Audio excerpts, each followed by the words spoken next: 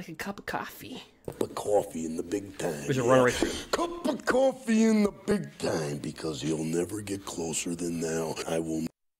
Yeah. So we're just going to run it right through like a cup of coffee. Hope you're having a good day. By the way, I really mean that personally. I always tell you Magic the Gathering, there's life gain in Magic the Gathering, but it's not life. There's a lot of things going on out there. Sorry, guys. I got very limited sleep, very tired. Been studying my butt off. Sorry for the late live stream. If you're getting notifications live, sorry for that. But anyway, we're going to be running Gruul. You're like, but there's black in there. I know. Because there's Sultai in the format. So, we have to run Aganozing Remorse, Kroxa, Robber the Rich, and Duresses. In Kroxa Unchained, you get a 6/6 for a 4-drop? Are you kidding me? Utterly insane. So we get insane value in the deck. We get Questing Beast at the 4 spot, a 6/6 at the 4 spot. Also, note that he cannot be killed with Heartless Act, because Heartless Act destroys a creature with no counters on it. So, also Eliminate does not kill Kroxa Unchained either, because it kills something with converted mana cost 3 or less. So, the main way they have to get rid of Kroxa Unchained is board wipes. Like, they actually have, like, Extinction Event, which allows you to press with your other creatures. We also have Questing Beast. He's a 6/5 for 4 mana, or 5. We have a 6/6 with 3 different triggers. It attacks or blocks. So, like, these are all really good things. So we're just going to run this right through here. So we have a lot of great quality in the deck. And what's really crazy is when you Embercleave a freaking Elder Gargoth, it's just utterly... It makes, like, Questing Beast and Embercleave look like nothing. Because, like, literally he triggers when he attacks or blocks. So you're going to have, like, a double strike, vigilance, reach, trample that can draw a card or gain 3... Like, it's ridiculous at that point. Also allows to get out the Great Henge very quickly. Because if you're dropping a 6/6 at the 4 spot, it allows you to drop the Great Henge. So it's kind of a weird deck. And also, we have 24 land in the deck. But indirectly, we have 31. Because we have 4 of these and 3 of these. So it's a very unique deck in the sense that it's very versatile and with 27 creatures. So I kind of like to keep it clean. Robber the Rich on the sideboard really helps to remove cards off the top of their library, right? To strip them out of cards on top of the library. And then we just try to dismantle their hand as best as we can. And with Toski, Bearer of Secrets, whenever a creature you control deals combat damage to a player, you draw a card. So essentially, we're gaining cards and getting a lot of value. And essentially, they're losing cards. Right? That's the idea when you play Sultai. Like, when you're playing the Sultai deck, the whole, Genesis Ultimatum. I think there's an Ultimatum deck for just... I think it's just going to come to the point where people are just playing Ultimatum decks. But, anyway, we're going to run this through. We're 1 win away from being Mythic. And notice I haven't been on MTG Arena for a couple days, again, to my studies. And it's just nice to take a break. And again, like I said, there's life gain in Magic, but it's not life. Play responsibly when it comes to that. You can tell I've not been on here because... Quite frankly, it said cast red or green spells, cast red, black or green spells. So I guess it read our deck pretty well. So we'll just hop in.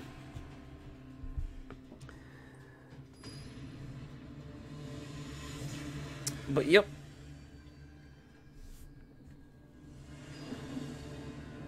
Jump right in. Oh, great. We're playing against a Sultai deck. What would give that away? They have Yorion. Q. Alright, we'll play first. Well, this is the good reason to main deck Harbinger. Like, okay. I will keep this hand. Should we put some music on? Just to... Maybe not for the first match. I'll put it on for the second.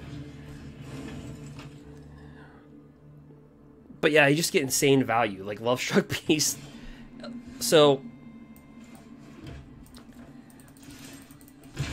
He's playing with Snow. I'm going to pass. I'm actually going to cast this, and I don't care if he counters it. I really don't care.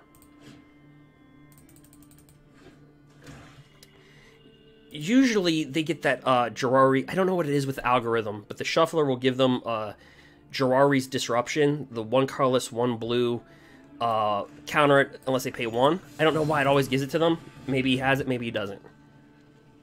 They have 80 cards, and they always have it. That's a negate. Well, at least it's not that. Alright, so this will allow us then to drop... now remember, we're like basically Gruul here.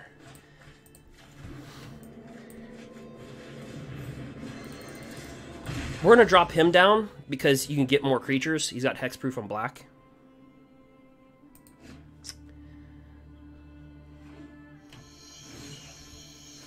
Alright. He probably doesn't know what the heck we're playing.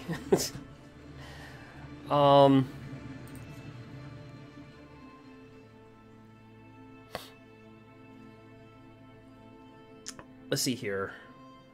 I'm just going to attack with that, because he could have a Shark Typhoon or something. Right?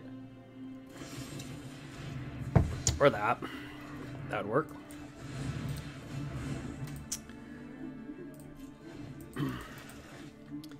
Yeah, I forgot about all the, the black removal. There's so much in one color. Forgot about that.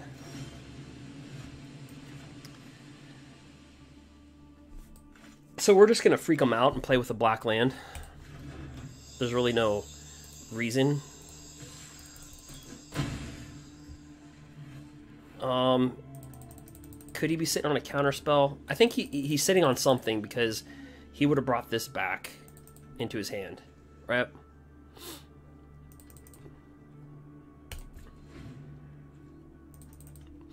Questionable if I could have brought that out or not.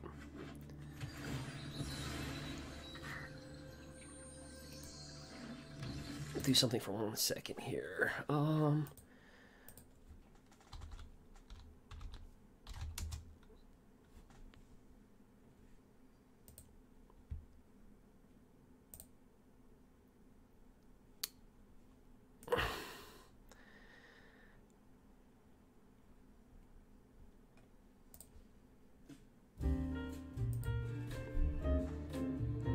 Let's start off with that. Oh, he did a board wipe. My bad, guys.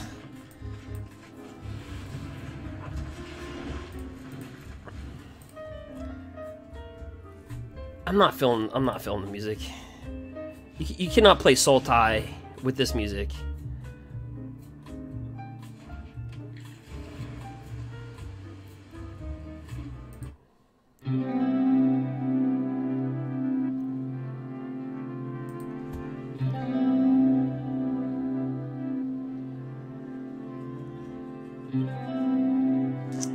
Here we go. All right.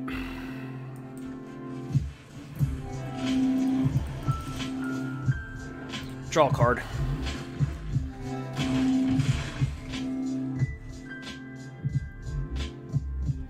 You.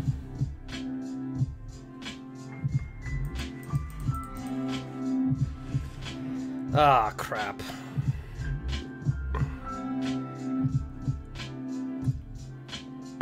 Well, he's going to get the free turn, valki, and what? Cure vorinclex? Is that like... I just talked about, like, I literally just got, like, guys, I literally, before, like, we started up this match, did I not talk about this deck? And then we ended up playing this deck? Boy.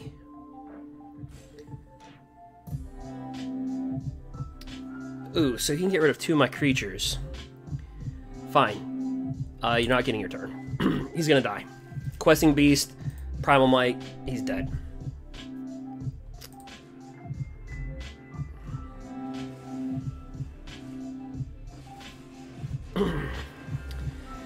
This is what Gruul can do.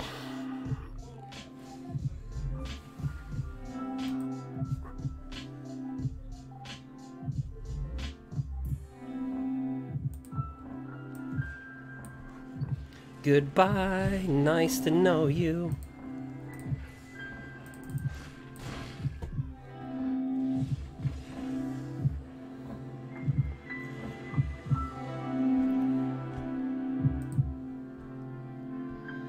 Alright, so how do we sideboard versus that? Well, we don't need Primal Mights, we don't need ram throughs. So you go through like what you don't need. Do you think we'll ever cast a creature with the Great Henge? They're going to try to kill every creature possible. So like Robber the Rich. We want to strip their. We want to gain cards. We want to be able to strip their hand. In the past, I have been known for taking out Bone Crusher Giants, but man, I have 32 creatures in here right now. All right. Before I've also removed Embercleaves. None of these are like bad moves, by the way. I think we'll board in Kroxa. Take out a few Bone Crushers. Putting Agonizing Remorse. See, it's different with my Robber the Rich board. I think I'm going to have to take out all Bone Crushers, to be honest. If I want to run my board how I want to run it.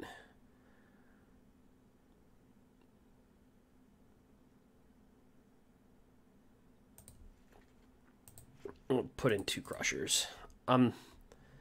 So my board is 32 creatures, 3.1, 32, 4, and 24 land.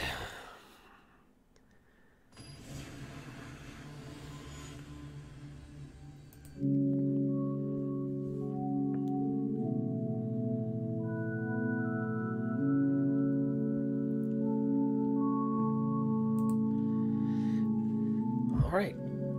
Well, our little Bone Crusher. All right, so not off to a bad start. I like to cast the basics first.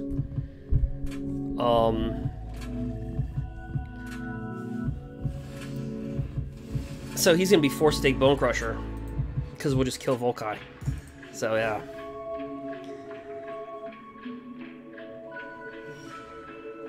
That was a big top deck for him, or good opening hand, I should say.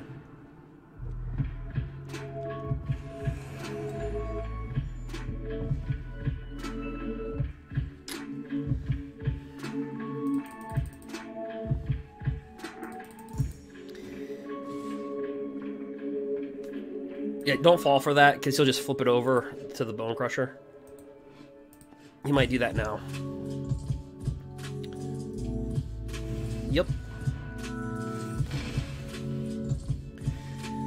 Do not fall for their tricks.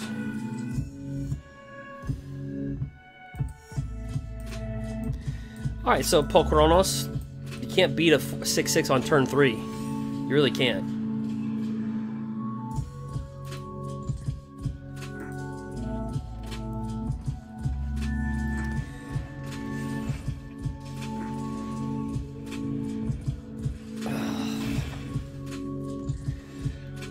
Yeah, so the Spider Heavy sideboard, we've yet to draw a sideboard card.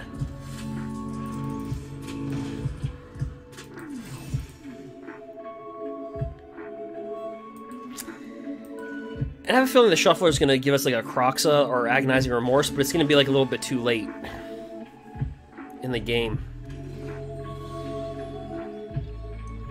We Kroxa their hand now, it don't matter. Doesn't matter.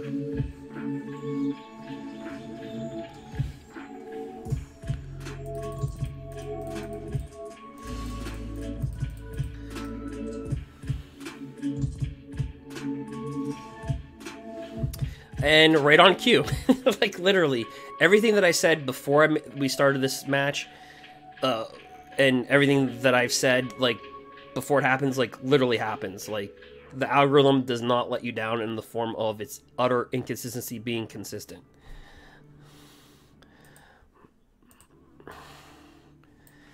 Alright, so...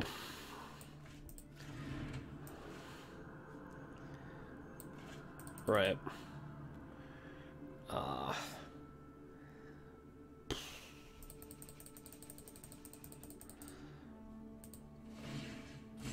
I guess we'll just fight that, I guess.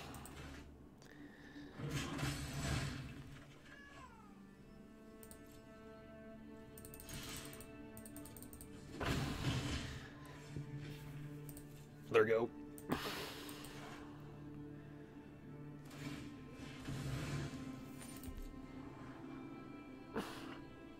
So did they get the ultimatum?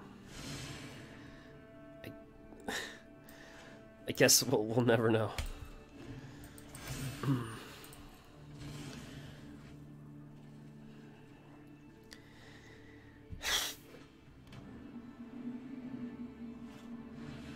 Extinction event.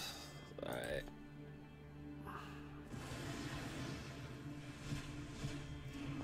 Like I told you, everything that I said pretty much come true.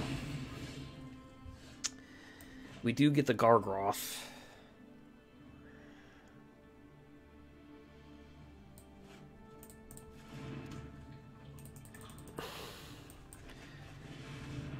I mean, at this point, you have to cast Gargroth here because we didn't get any sideboard. We top deck a sideboard card so late, and yeah.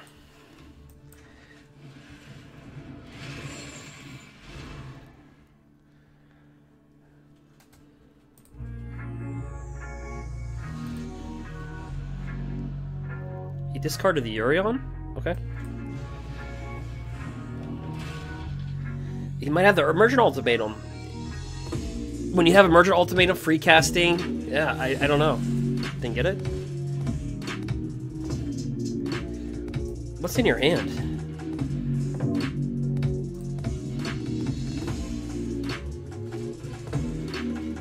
We'll just hold a card in our hand. Good.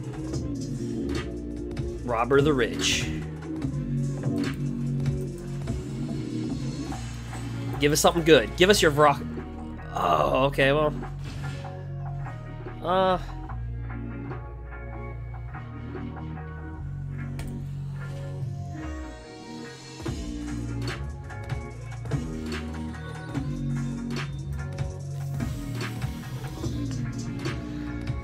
We gotta disrupt them at every level, from their library to their hand. Disdainful Stroke.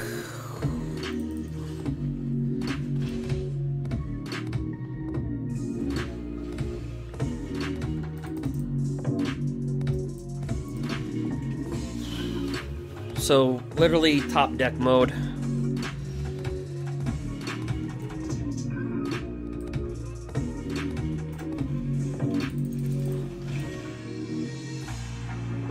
Ugh.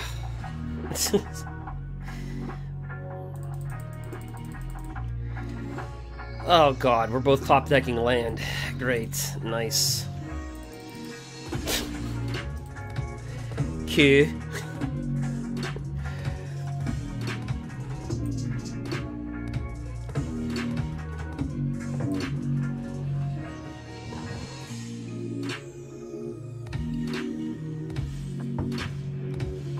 Yep.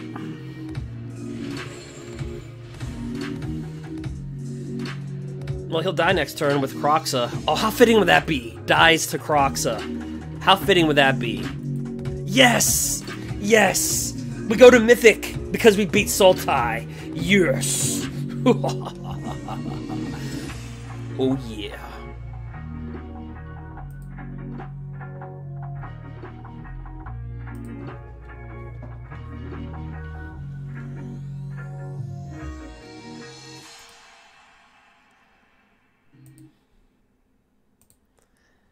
Yeah, and so that was pretty cool. You know what that was like? You know what that was like?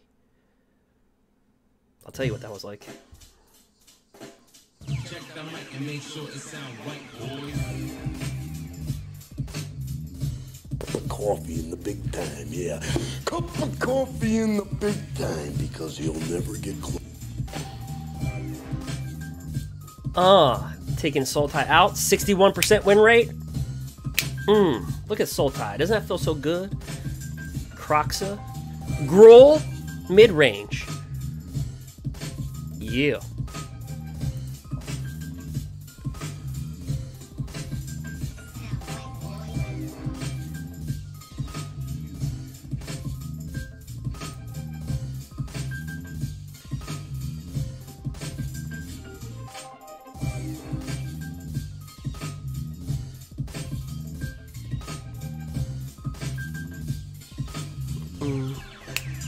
sound right, boys.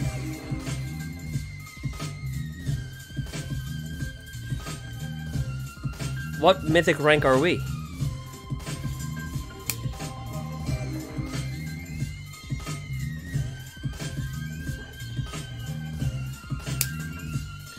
You know there's gonna be people like watching this that are not familiar with like my gameplay, and they're like, dude, this guy is so freaking nuts.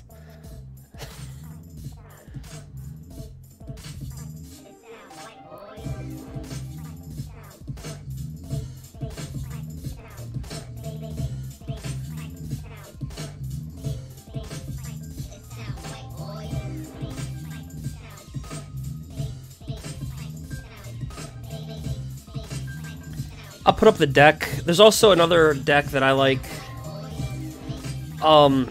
With Flynn. Is John Rogues.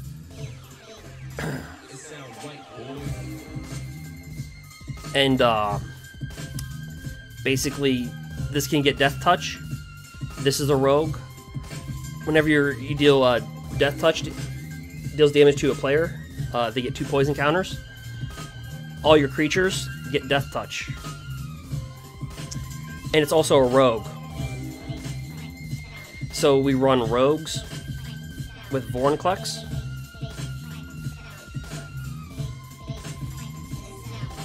This is also a rogue, that's a rogue, that's a rogue, that's a rogue. Then we run board wipes to get rid of like a white weenie. It sound right, boy. So there's a death touch Jun deck.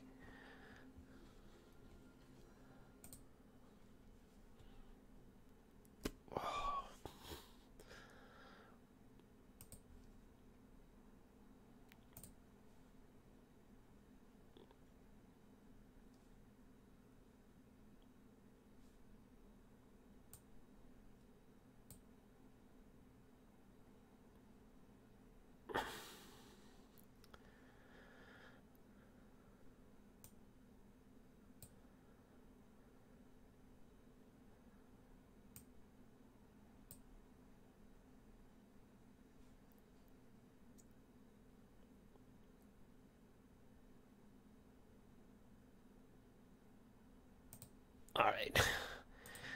So we'll go ahead.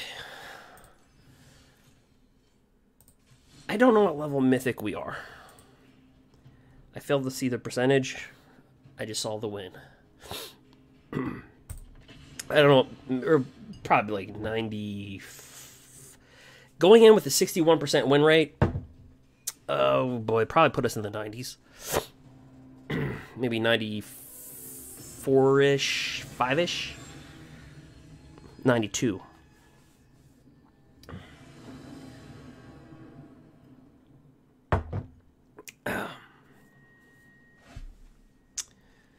Gigantha.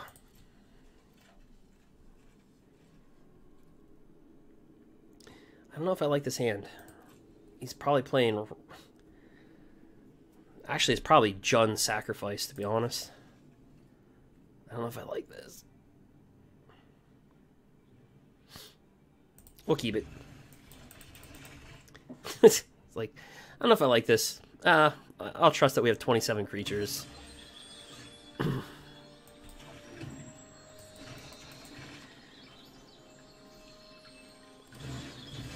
There should be like a land that you like copy, right? Like there should be like a land that says like copy target land, or like it'd be great if I could throw like a Sultai land in here just to throw people off. Like, oh, we're playing Sultai again.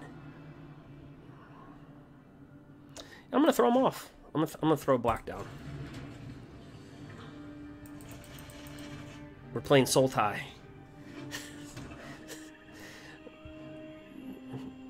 Emergent ultimatum. Everything that I said tonight has come true. Literally. You can't make this up. I literally say, like, go watch this video from before to now. Everything that I said about tonight has happened. Every deck that we've played is so funny. Alright, so I guess we're gonna we'll drop Harbinger.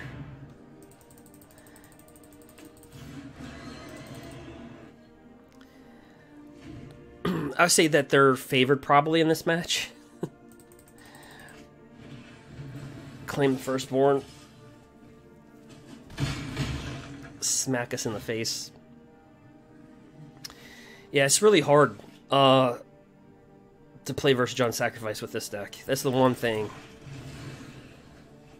Since we're so Sultai, like we just won our last match to get in the Mythic, playing versus Sultai. So that's the good about this deck. The bad is what we're seeing right now. So he probably thinks we're playing like Gall Gary.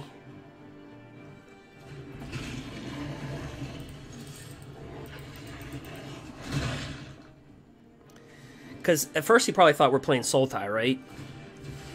And now he's probably like, okay, I don't know what he's playing. Gall Gary? Then we'll just drop a red down.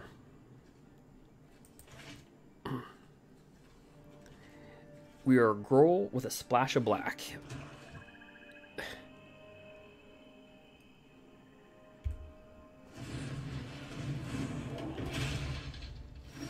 So here's what we're going to do. All right, we're going to drop the red. We're going to drop this down. Then we're going to ram through this and then attack.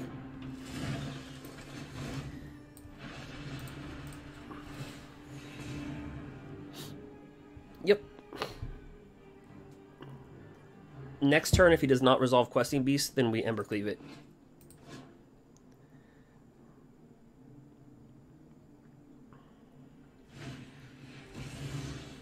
Alright, so, very good card. Those rights? Alright. Slide up in there for 4. Like we're sliding up in somebody's DMs with Questing Beast. For damage. Aw, dang it. You cannot have creatures in this format. They will die to a board wipe or get shredded. Alright, so now this complicates things a little bit. Because now let's see.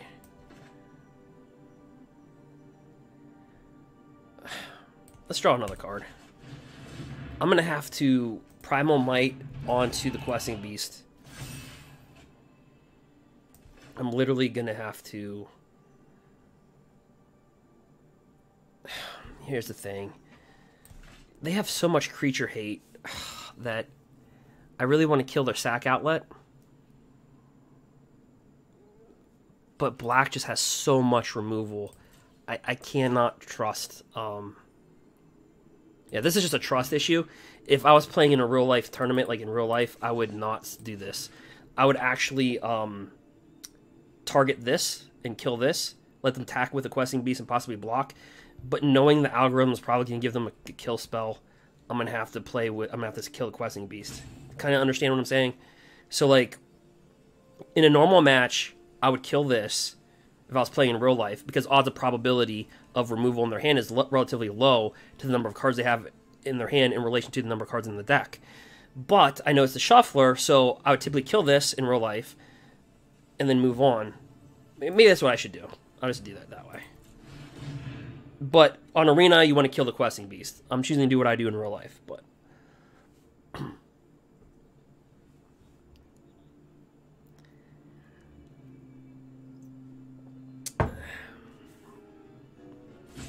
proving me wrong would be proving. I don't know. But anyway,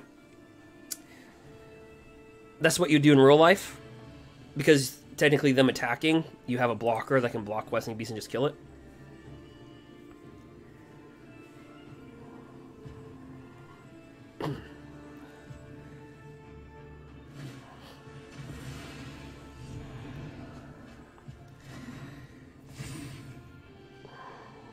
So we'll see how that pans out.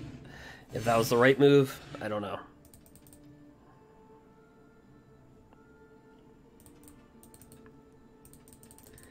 Nobody will know until the end of the game.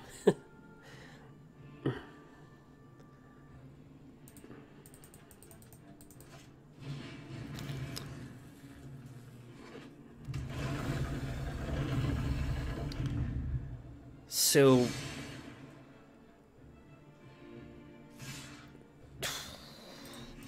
block that. Take 4.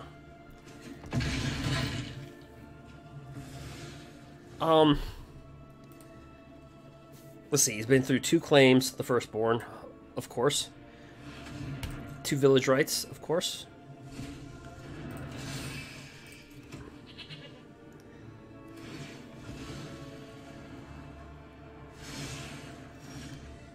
Gets the sack outlet.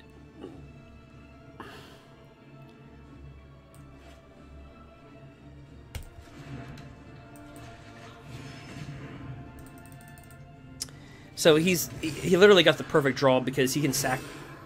He can I'll just let him do it. He's gonna sack this before that activates. He'll sack it.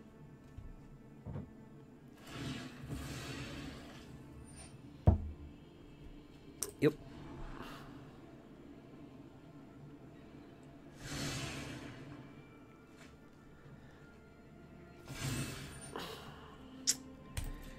Let that clear the air.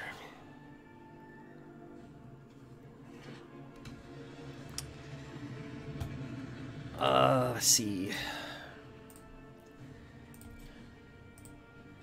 His odds of having black removal have gotten higher. Or just getting another village rights. Is that 3? Yeah, it's 3. No, he's got 4 village rights this game.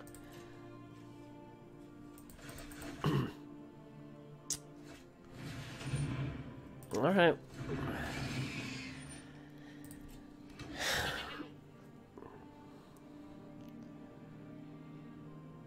He's hard to get rid of because, again, you can't Heartless Act him, per se. You can't eliminate him, and you can't claim the firstborn him. So...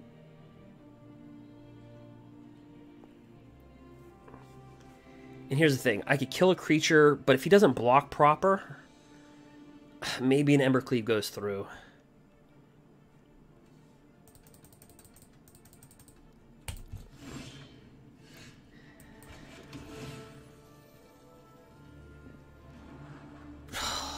I'll just attack. And sometimes when you don't have the cards in your hand, literally, you just let your opponent maybe make a mistake like that. If he doesn't have a kill spell.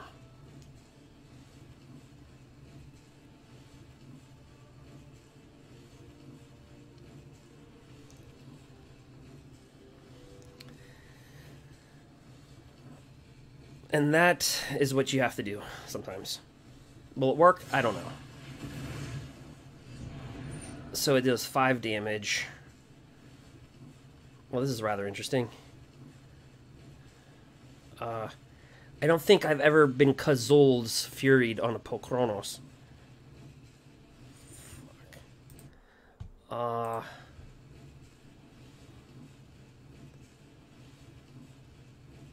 Fine.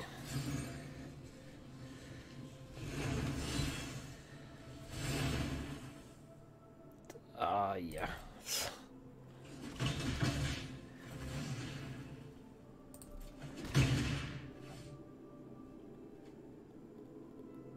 Okay, a little awkward. See, now I don't know if I want to bring this into play to draw it. I might want to save this to fight. But this has double strike. So if it fights another creature, it's going to win. Let's just check it out. Let's see how that works, actually. Oh, it doesn't work that way. I have double strike. It doesn't work that way, huh? Fighting a creature, if you have an enchantment on the creature or equipment, it doesn't affect the combat of the fight. A little obscure.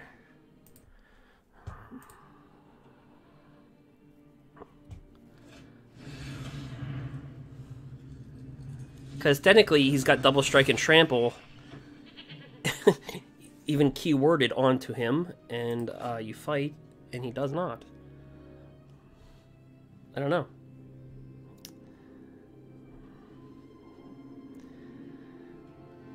I can't say I've Embercleaved too many Pokronos on chains, though. So, in all fairness to that.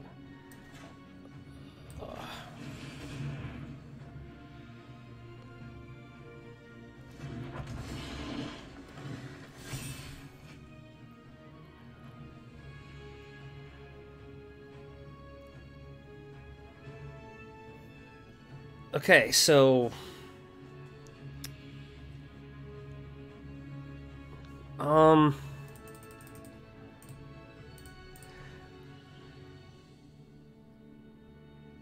so when you fight, the double strike is not a factor. I'm going to have to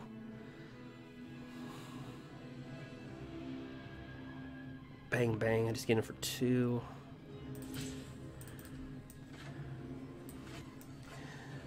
I don't know. I'm going to beat a guy when he's down. I'm actually just going to cast Pro Chronos.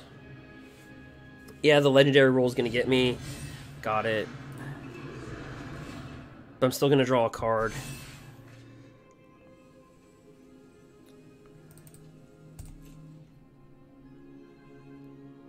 And I'm holding up a wall right now of, like, offensive line stuff. And again, they cannot claim the firstborn, these guys. These big guys.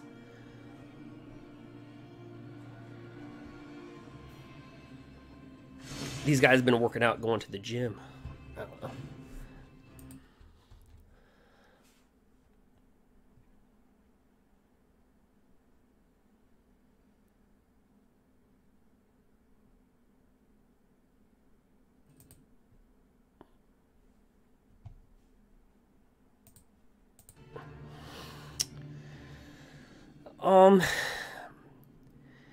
Well, they can't escape this. The only thing... they would have to get an Archon War. Right?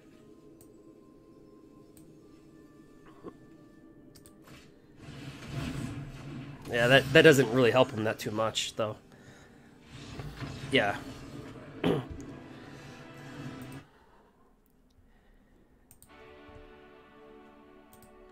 Actually, if I was him, I would have never casted that at all. Ever. Yeah, when you know you're going to lose, don't ever show your hand. Like, ever.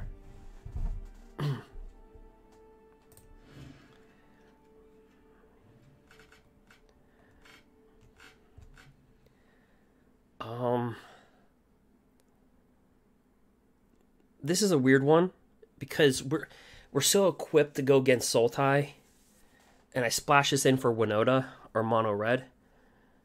We're so engineered to go after like 2 to 3 decks on our sideboard that we're not really engineered versus like, I guess we could like play like a Jun kind of like oddball match, or like we actually play Jun and we play with agonizing remorses and we play with Kroxas ourselves and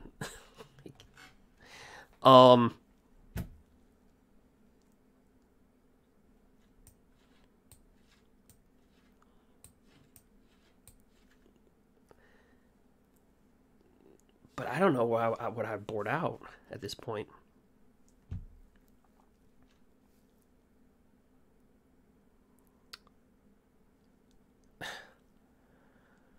I know he's going to board in more Archon Wars. That's going to be a given. I really want to see what he does on the adjustments. Oh, he's sideboarding like a madman because we took a long time. I was able to talk for a while. All right.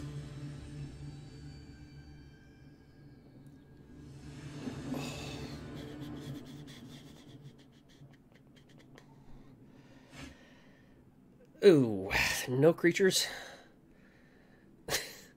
You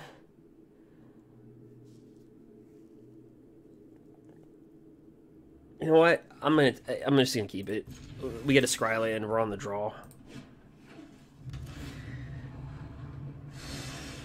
Okay, well that was a bad move.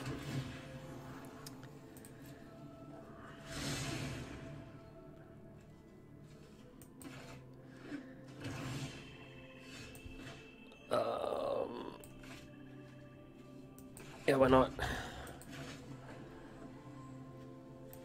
You have to get used to this land, by the way. You're primarily going to play this as a Gruul deck. And it kind of screws you up because there's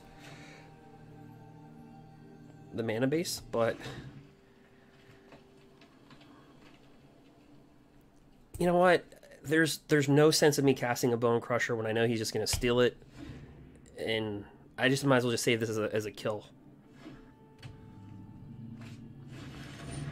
He's going to play that. Okay. Which is what we have on our side. Okay, so very interesting. Alright, so we're just going to drop this, and so this is indestructible. We have this on our sideboard. So I guess removal. The Archon Wars I know are going to be boarded in.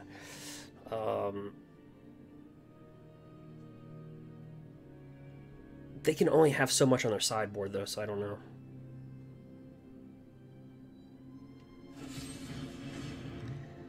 Gets rid of 3 of the Heartless Act, and that's what makes this a really good card. It's just really hard to kill. So, he had to use 2 Heartless Acts.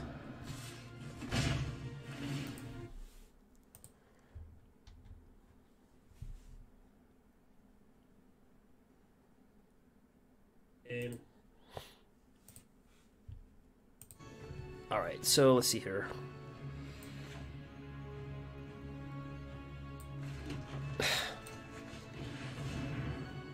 He's got hexproof from black.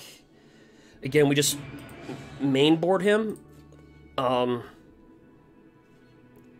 don't think you can realistically play in standard, play with green, and not play with Harbinger at this point.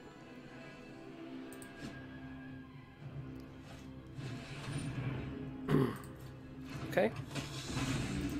So if he sacrifices another creature, it gets indestructible. Okay. So before he casts anything, I like to be able to cast this.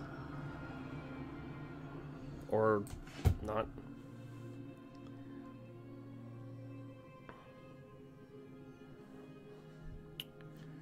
So we're going to ram through that. Okay, there we go. So he has to sacrifice another creature to keep it alive. Does he want to sacrifice Toski? It's a big question. Or just have village rights. That works too.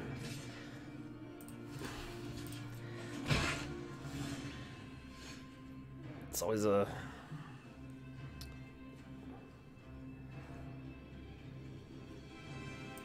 We'll just drop this for red. Get some card value. Ooh. Anything...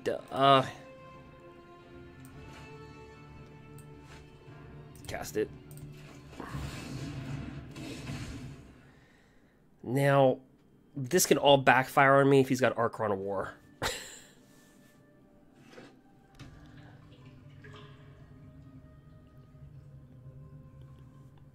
Again, we're trying to avoid playing into their deck.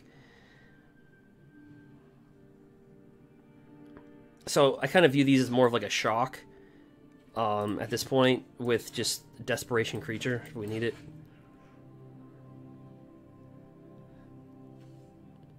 Because the odds of him sitting on... Alright, so he... Literally hard to cast that. We draw a card, I guess. Alright. And away you go. Okay, so this is really... Oh, God. Do we just... Oh, I needed 1 more mana. Alright, so I don't Ember Cleave. That's the answer. We just straight up attack. We can always ram through when he casts this. Battle Mammoth. Oh, but we were having such fun. That's what she said. Okay.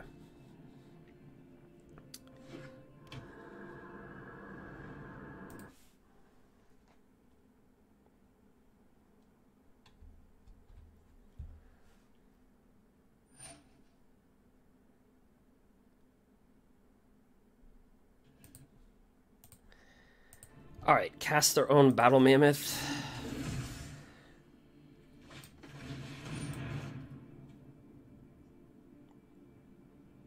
I think this is a win for us. I think we win. Let's cast that before he brings out the sacrificer, so he can't sacrifice our own creature.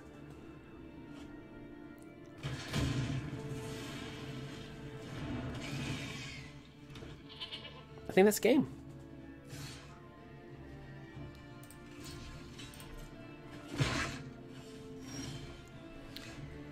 Yeah, pretty easy. I mean, not easy, but in relation to matches that we could have had, yeah.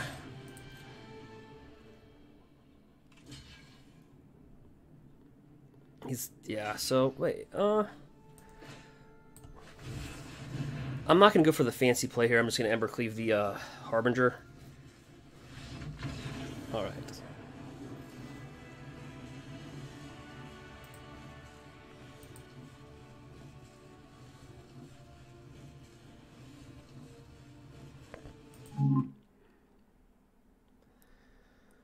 Oh.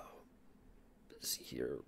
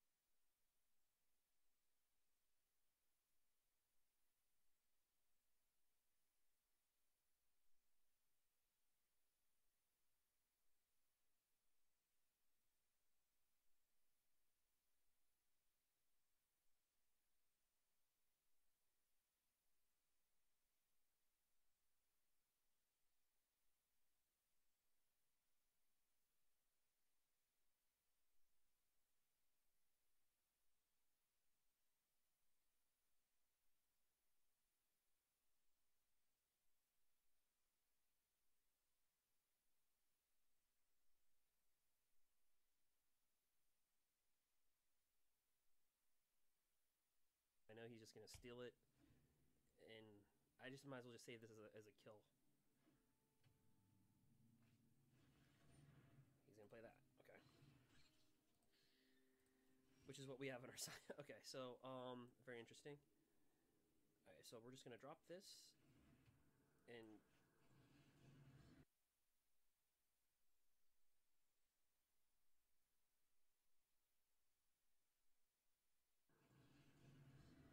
so this is indestructible. We have this on our sideboard.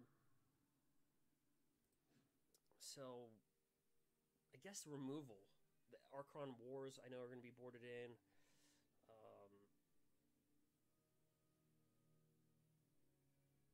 They can only have so much on their sideboard though, so I don't know.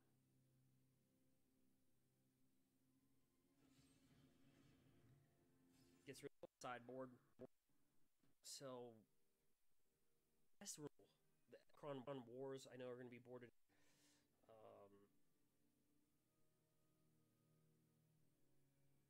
They can only have so much on their sideboard though, so I don't know.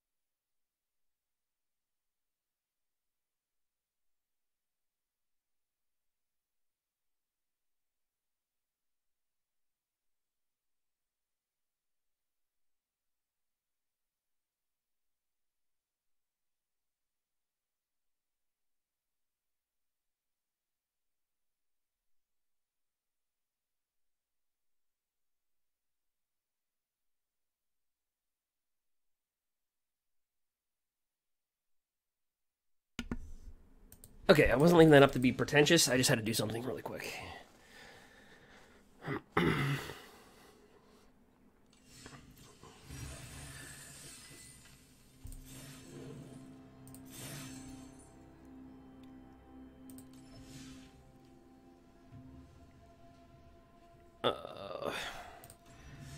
Okay.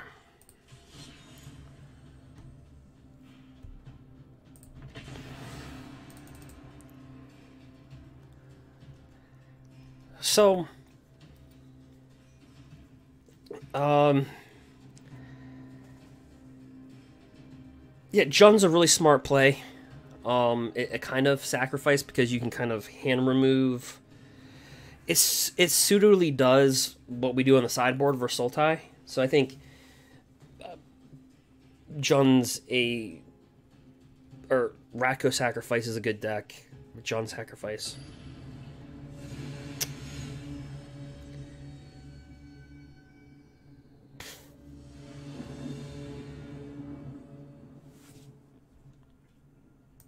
All right, I was trying to find here.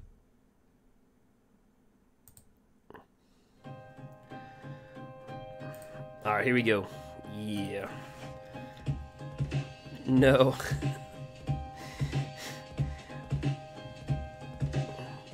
Embercleaves can like make you or just break you.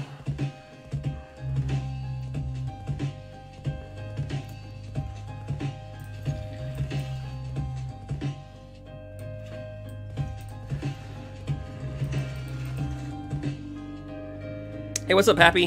How you been?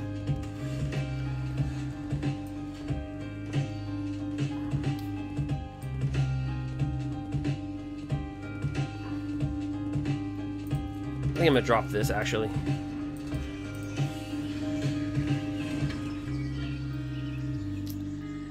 All right. So we play Sultai tonight. Jund. And he's gonna think we are, I don't know what he's gonna think we are.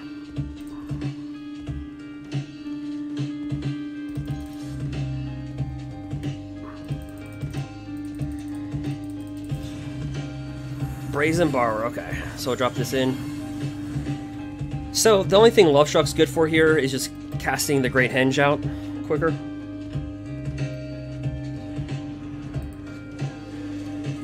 The Haunt of Hightower. What is that?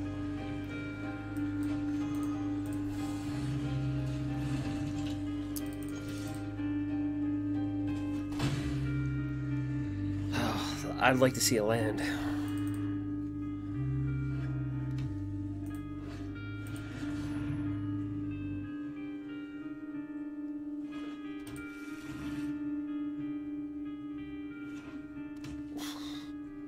The Haunt of Hightower, is that like a card I'm not thinking of?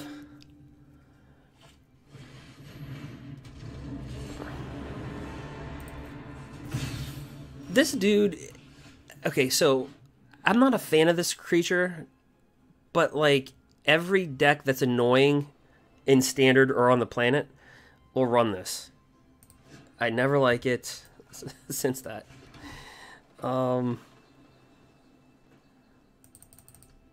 Let's cast the Great Henge while we have a chance, right?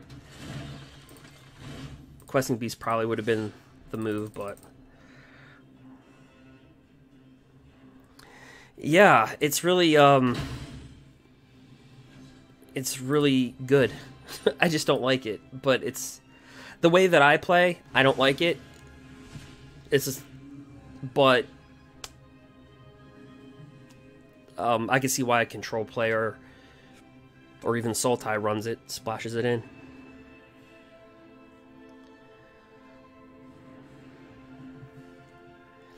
So both of our decks are obscure, right? I mean, he's running kind of, you know, Simic with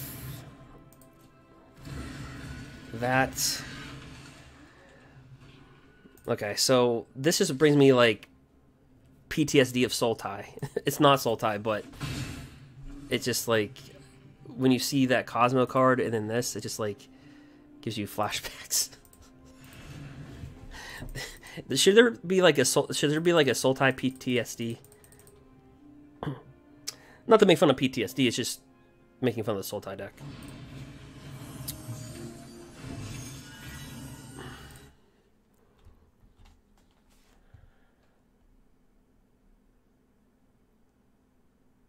Bring me. Yeah, we'll just take it.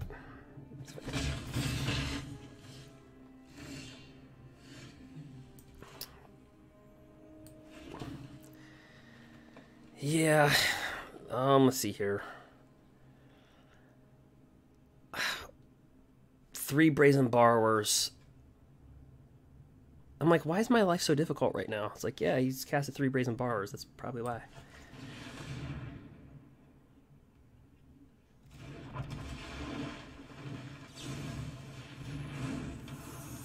I have no intention of blocking, so I'm just going to attack with that. I'm not saying it's the smartest decision. Probably not, actually. If I think about it.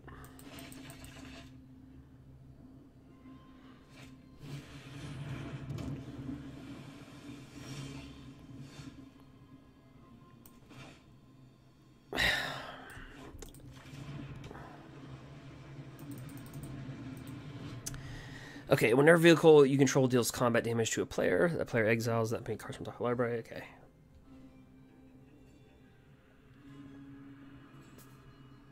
Well, this would be one heck of a draft card. Yeah.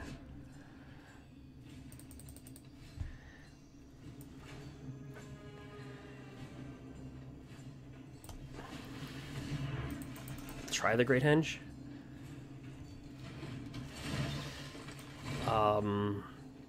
We'll try Questing Beast.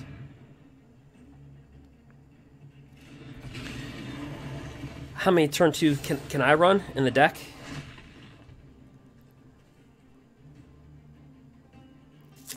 We got Bone Crushers, but Ram Through wouldn't be played on turn 2.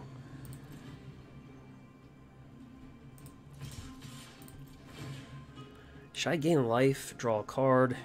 Let's draw a card.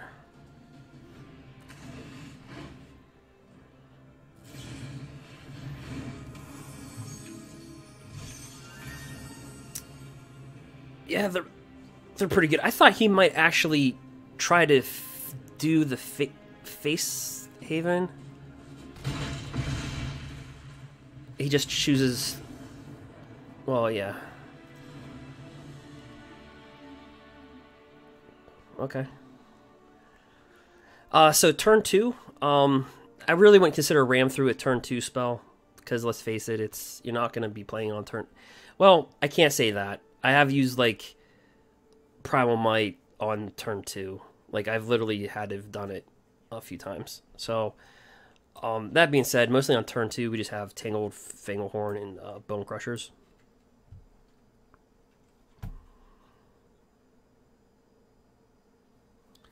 I'm pretty much trying to draw out your opponents a little bit. And if you're playing versus Sultai, we try to get them through Robber the Rich, like we did going into Mythic. If you just rewatched the video earlier, we peel the top of their library off, rip their hand apart, and try to draw cards. And we just try to pound them to death. I felt if you just it's like throwing the kitchen sink at like Sultai. It's like if you don't know, like because you can't just rely on stripping their hands. So it's like, you know what, we're just gonna strip everything. Just so Robber the Rich can be played turn 2. Kroxa can be played. No, it depends on the sideboard. The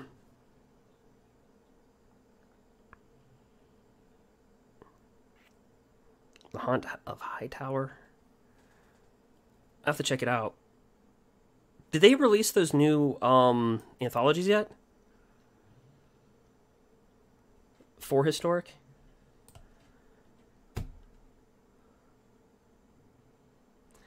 I think we can take out Primal Mites, Ram Throughs. My opponent's probably like, what is he doing? Dropping Toskis. Embercleave will take out, put in the Robbers. I don't know, I'll just do that.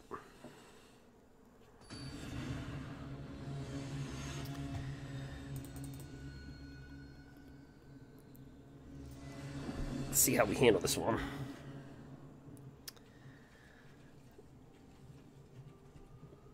Well, we have 24 land, but we have 31 indirectly through 3 of these and 4 battle mammoths, so...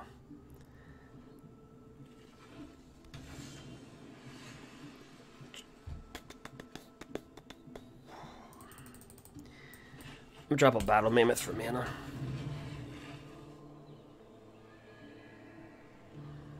Oh, okay, I didn't know if that was like a card that was, that just got released or something.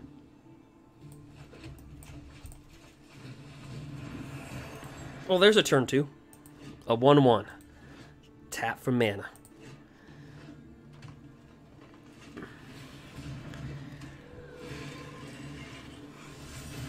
Of course, we're going to take the damage. Of course, he knows he's going to get through.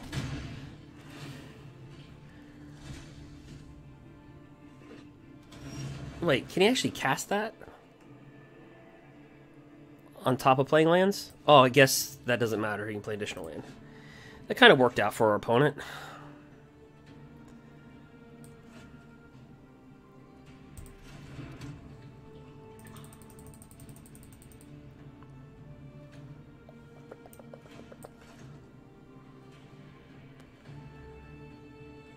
I could bring out Toski.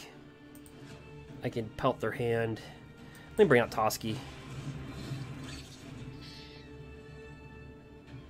Yeah, I actually forgot I was sideboarding too. When I was talking, I sideboarded really quick at the end. I even forgot what color we were playing against. I was like, I'm just gonna board in I'm just gonna put in Robbers of the Rich really quickly.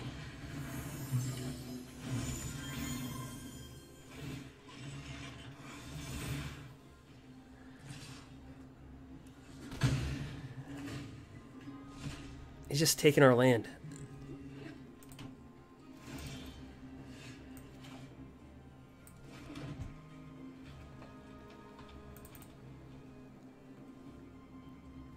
There's a lot we can do. We can agonizing remorse him. Drop down Toski and draw.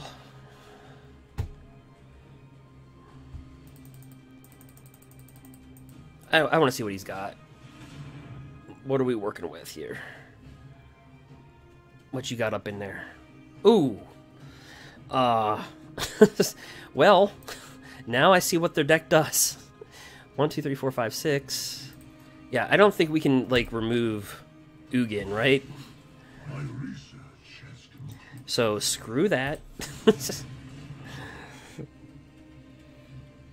Yeah.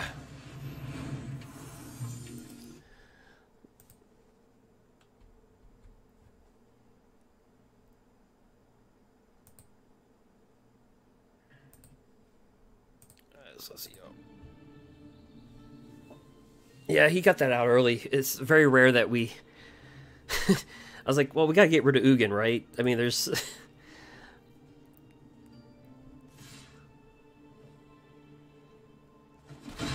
He's slapping us around a little bit, but...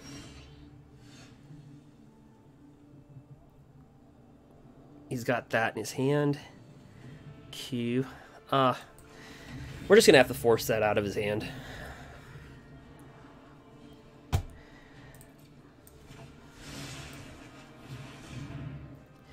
We want him to counter this. Dang it.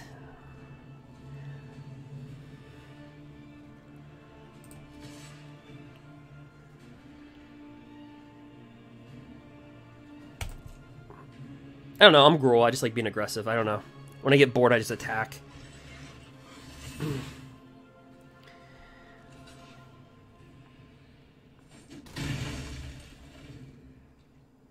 Yep.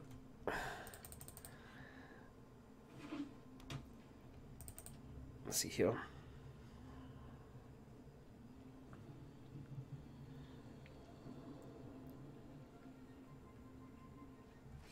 Hey, what's up, Diocese?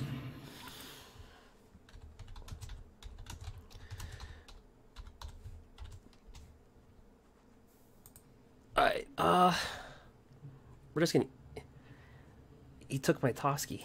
We're just gonna eat this, right? He took my Toski. You don't take another man's Toski. That's just... You just don't do that. I'm just joking. I don't know.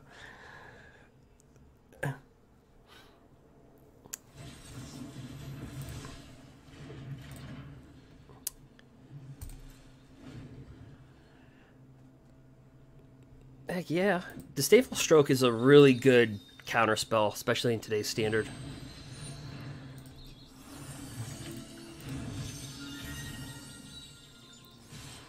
Just get slapped around.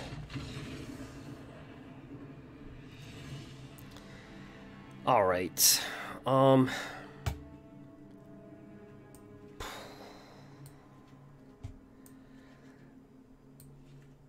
So he runs his Simic is blue-white, or it's just blue-green. Control Ugin. I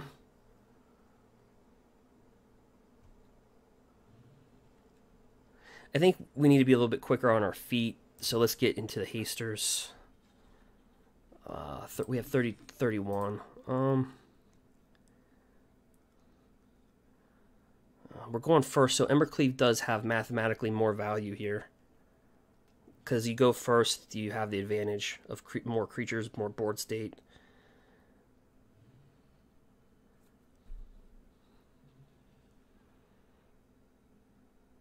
That being said, the Great Henge is like a make or break card in this spot.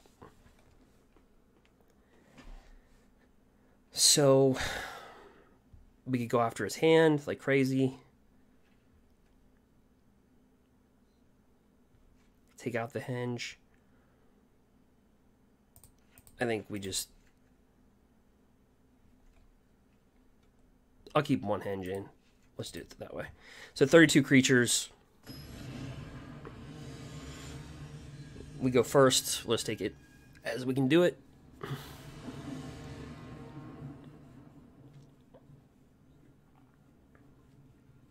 Let's see here. We're going to have to mulligan that. Ugh. All right, we're going to keep that. Yeah, and this just comes down to...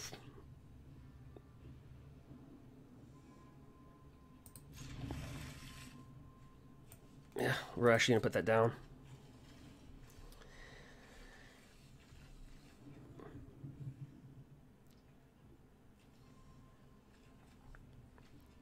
Let's see here. So we'll do this, go that.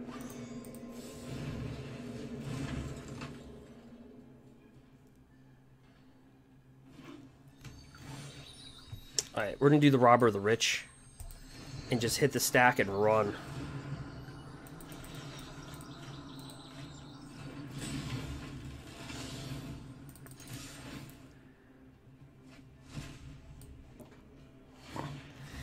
So again, it's all about getting the value.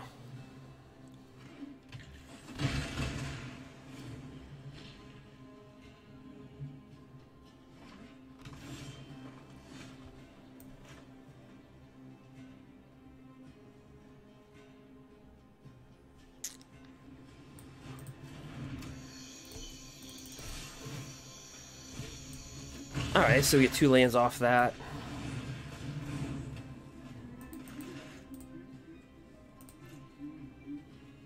Robbed him of 2 lands.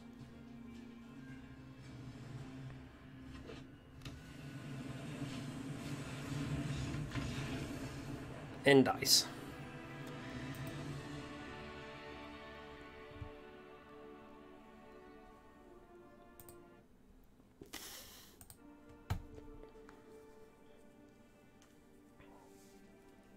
So far tonight we're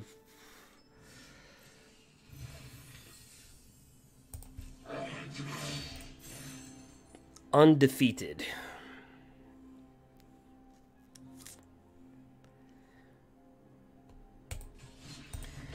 All right. So Sultai, Jund, Simic, Sultai.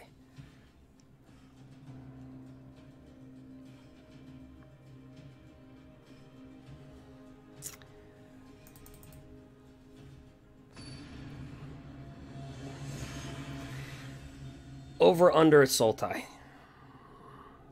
We can start literally betting, I guess, if there's Sultai decks. Like, just see if there's Yorion.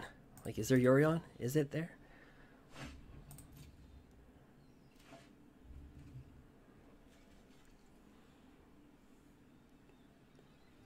I'm going to keep this hand. It's a little obscure in the fact that our mana's off, but...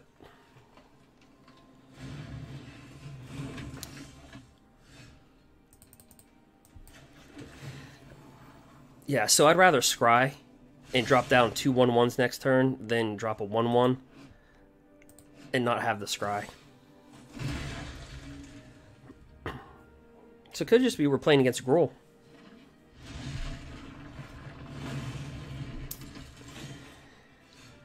Okay, so all I know about Edgewall Innkeeper is that you just snipe them all the time.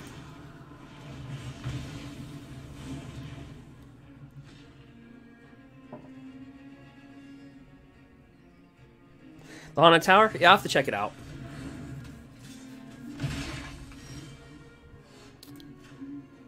I will definitely give that a look.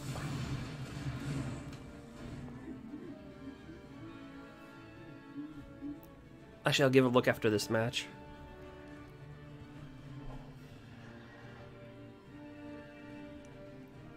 The Haunt of High Tower. No blocks.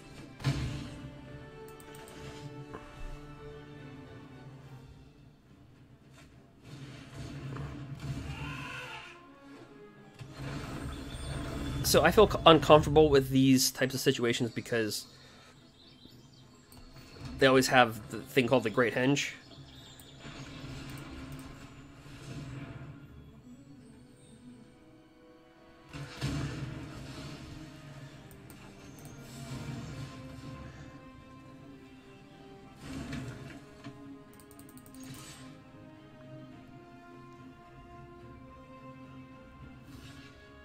Okay. What they like to do is they like to drop a land and then Great Henge it. Or if he's sitting on an Embercleave, that would be horrible.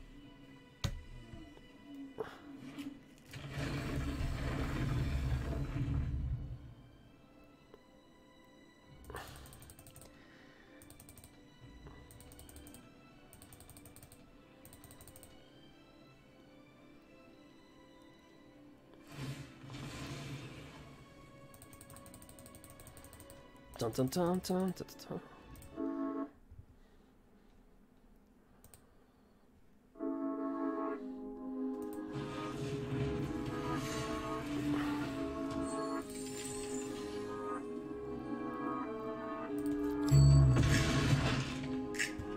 So we want a Primal Might or a Ram through? Okay. Nope.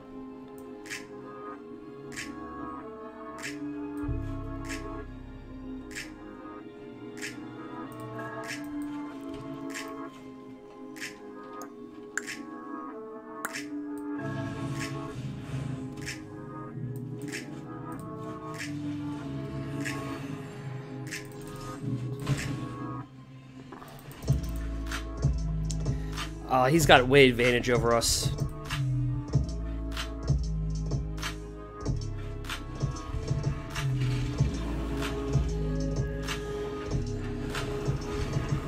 Advantage confirmed.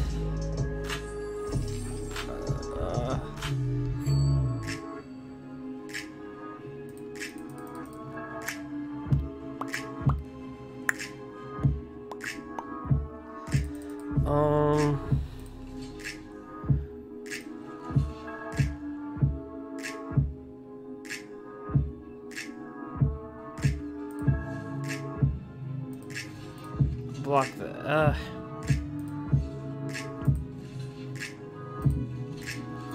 screw it.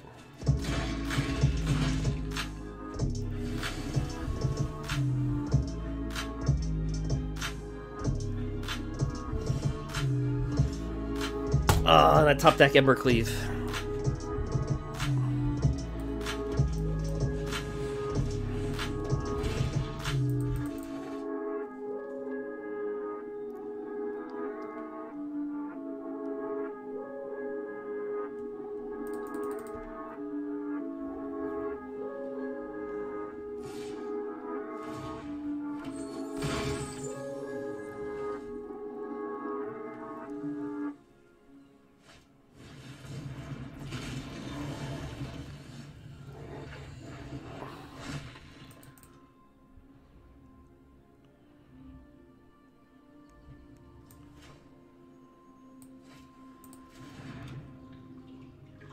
There's no point in showing our hand at this point, because we're going to lose game 1.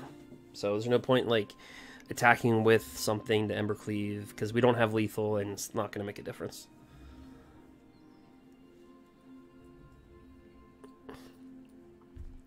So, yep. And I'm trying to play this out to see if he's running Embercleave, more than likely. So, I think that was our first game 1 loss tonight. Alright, so he's playing with Gruul.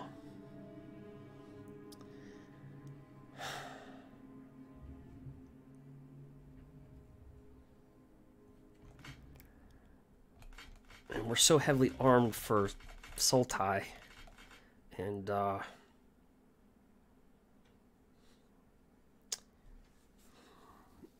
mono red Winota. So, the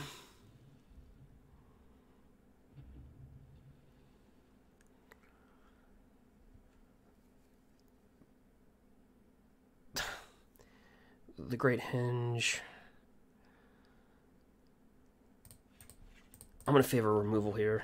I'm just going to go with that. And there's really no, like, Gruul sideboard that I have. Like, unlike my Sultai sideboard or, like, mono red. There's really, I don't have a sideboard for Gruul.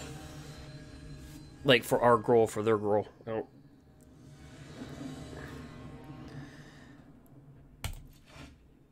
Alright. Because we're positioned so heavily versus, like, a couple decks. Alright,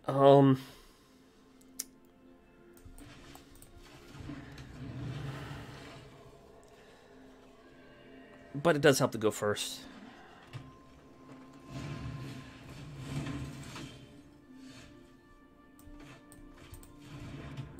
And a turn 3 questing beast isn't bad. When you top that off with a turn 4 Gargoth, depending upon what he plays, of course. Like, I was gonna say, if he kills that.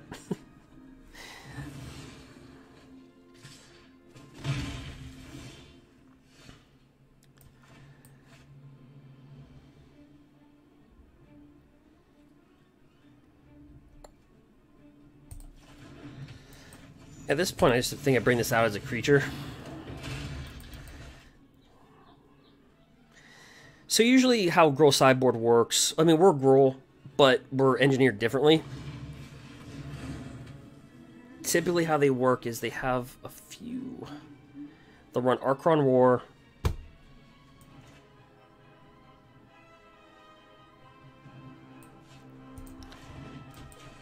So they'll run like 2 Archon Wars on the sideboard, some removal.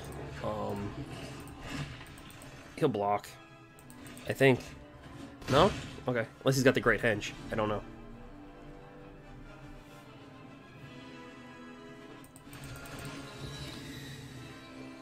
So they're positioned to take on more creature decks.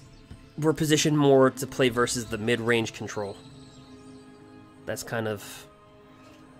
Yeah, so as I've just illustrated, they typically will board in Archon. It's a deck that...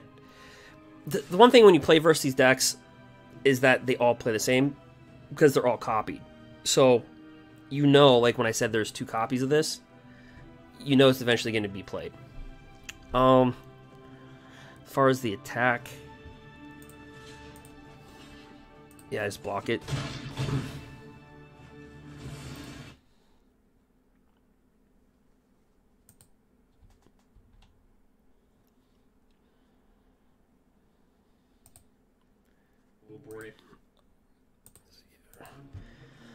We'll slide him with a Gargoth.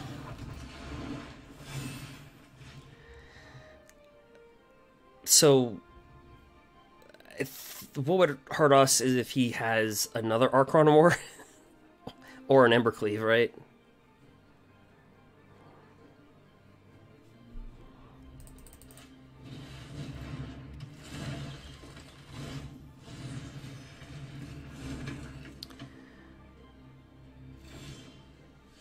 See here.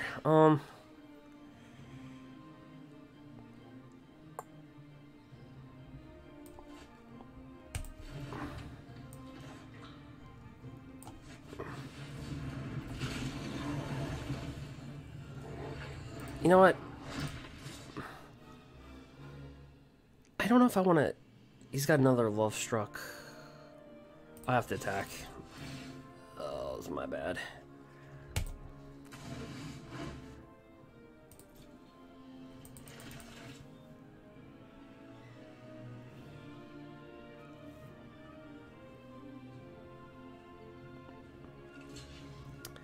So we'll just red cap Malay. One of the... That was actually a really weird block. You would like almost have to know that we have red cap Malay in our hand. Or like a kill spell, because...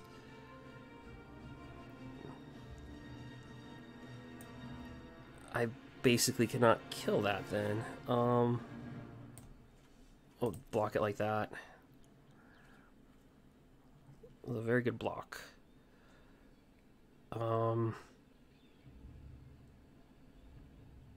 Yeah.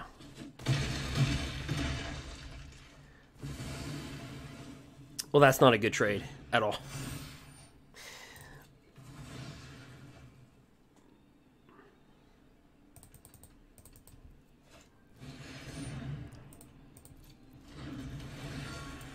So you want to kill it before they can put that +1/+1 counter on there. Just... And it doesn't matter with what deck you're playing with. It always comes with a Great Henge.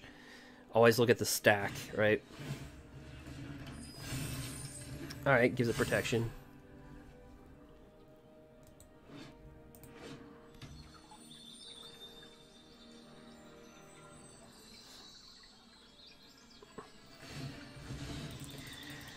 So again, so their deck that they're playing is a true Gruul Midrange deck, right? I can recap our deck really quick after this.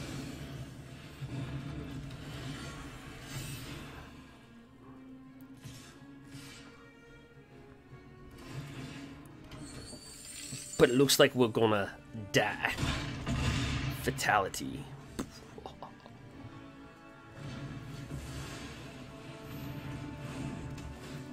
He's like, darn right you're gonna die. Alright, so... I just let him get his attacks in. There's no point. But, so... Our deck is... I'm betting on people playing more Sultai, White Weenie... then I am betting that they're going to play with Gruul. Now, when you're a Gruul, like when you're fundamentally a true Gruul mid-range deck, you can sideboard, and even with that loss, we're still at 62%. So, I mean, I'm not even, but a true Gruul deck can board like Archon's of War. They can, like, we're kind of really hedging our bets on people just playing like rogues and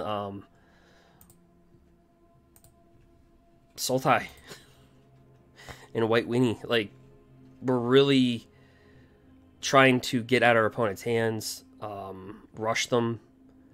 Like, Sultai, there's really not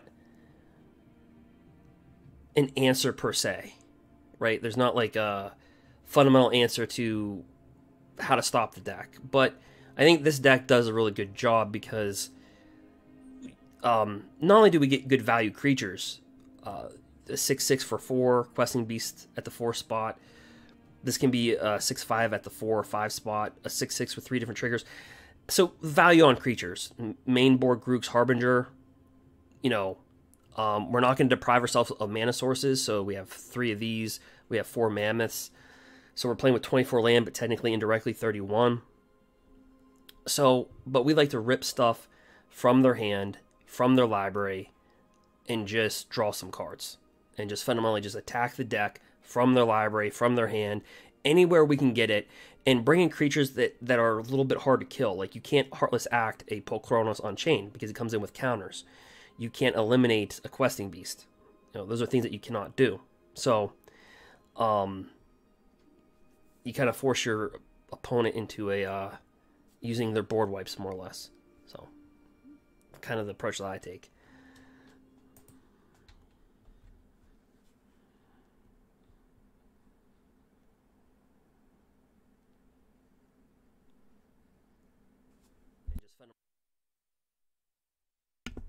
But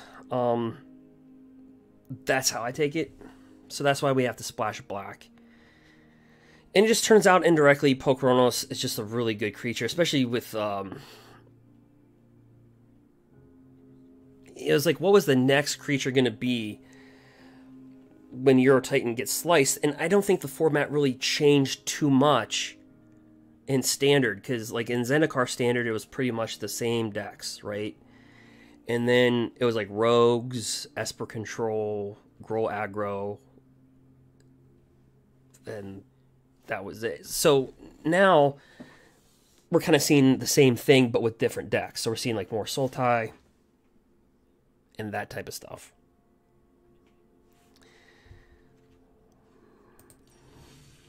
Now, it doesn't mean we're going to win every match or every Sultai match, but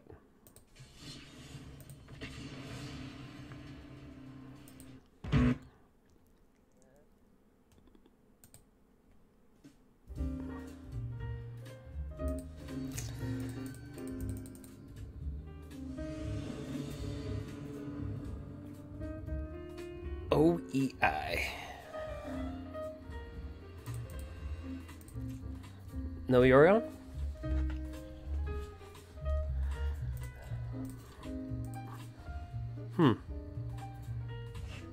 Wait. Oh, no.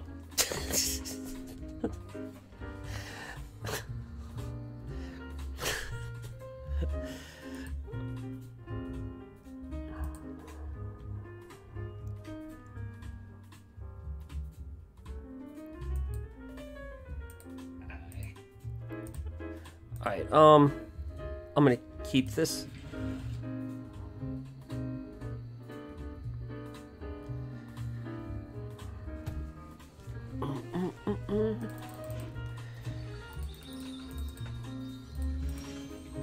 Fable Passage. I mean, he's playing Sultai. I don't think a creature if I bring this down, I don't think it lives.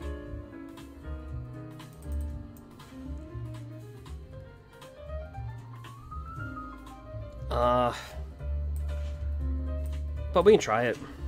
Doesn't hurt. I like to cast my basics first, because again, we're just splashing black for the sideboard and just 2 Pokronos, so.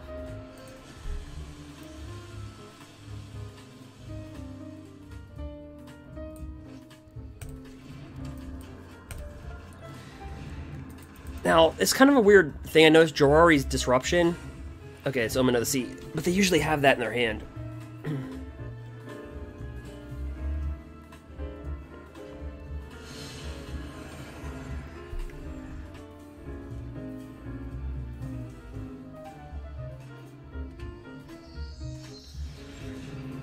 Okay, so he's just probably just getting ready to ultimate.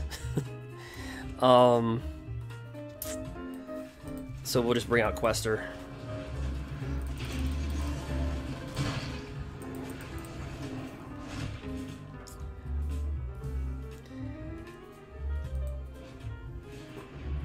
Yep, they have a lot of removal.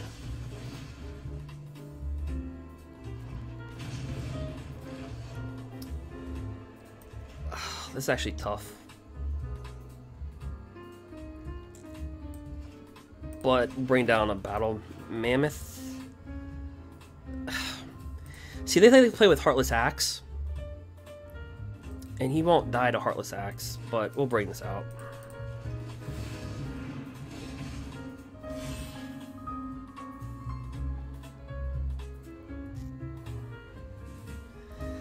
So far tonight we've been good versus Sultai, but it looks like he's got a little... He went first, but he's got a lot of headway with Cultivate and hitting this. And a double deuce.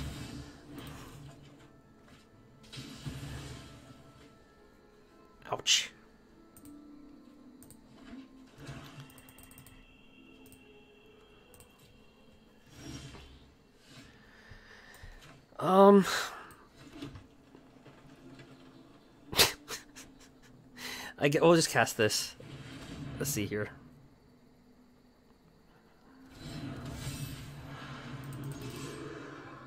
Attack with a... I'm laughing because we're just attacking with a 1/1. That's why I'm laughing.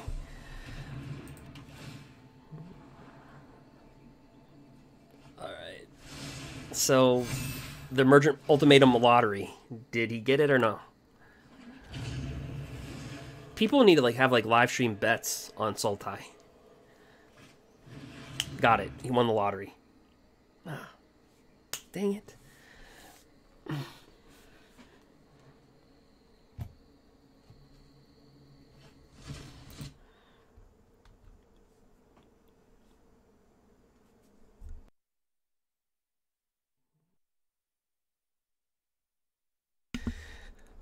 All right. There's really no good answer here. It's like the perfect stack.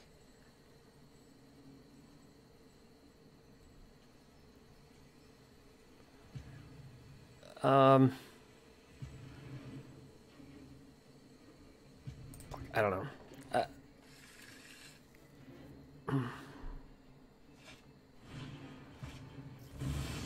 Actually, that was a really bad play by me. I should let him have Kiora. Actually, there's really no good play there.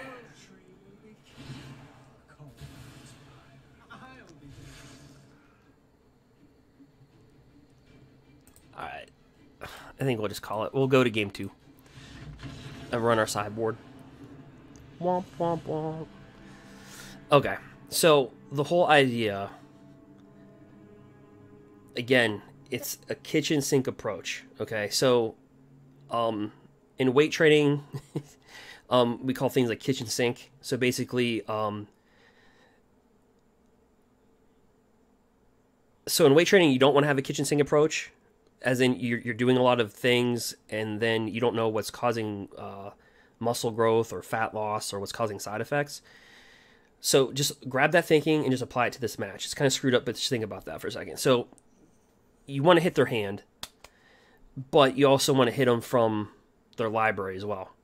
With like, you want to peel stuff off, you want to rip them off, draw cards, and so these are dead cards, pretty much.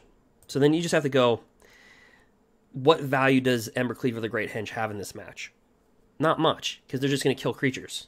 I mean, so you can almost like completely bored and just go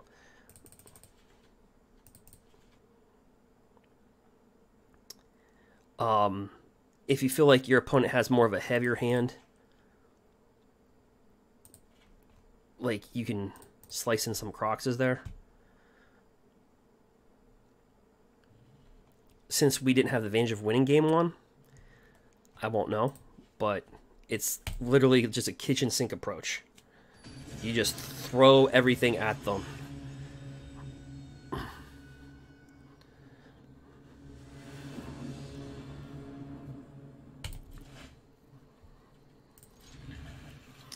We'll keep it. Scry. So it's just literally just you throw everything at them. I'm like literally not even joking. You have to. If you want to consistently have a good win rate versus deck, you have to.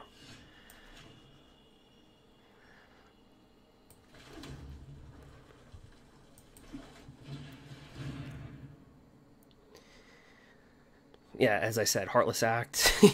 Like, what value does a creature have? You know, so you can take out your Embercleaves. So if you needed like as like an evidence by video, this would be it. So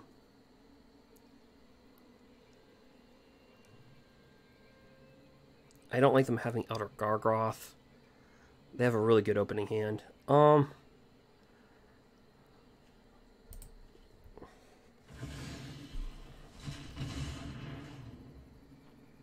So that's kind of what we gotta do.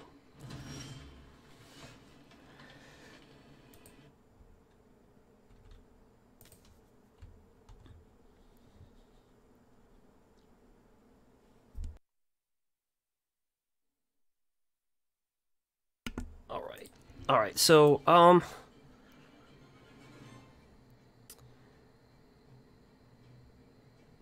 yeah, I'm just gonna throw this down for mana.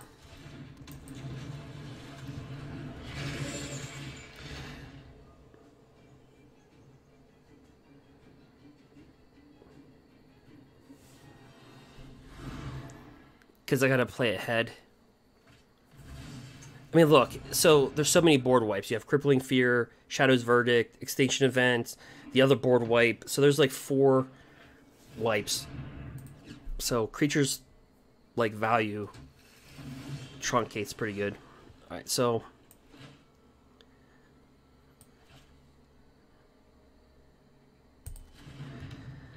alright.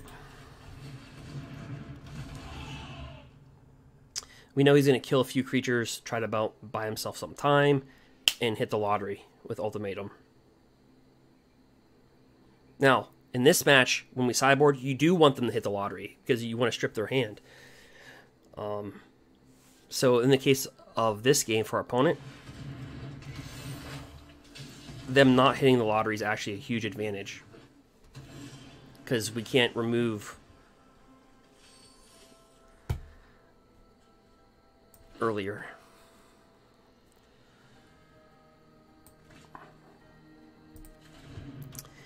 I'm going to try to see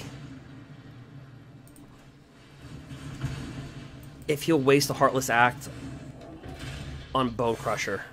I don't know. I'll have to try it.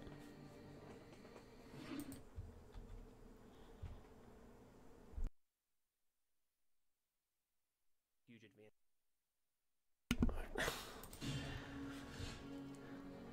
So he doesn't bite on that.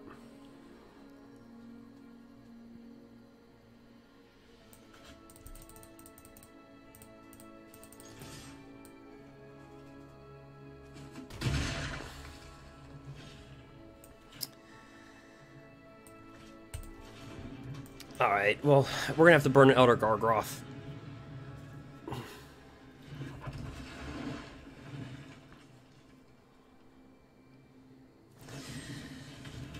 Didn't really want to, but I try to bait him with to get the Heartless Act out of his hand.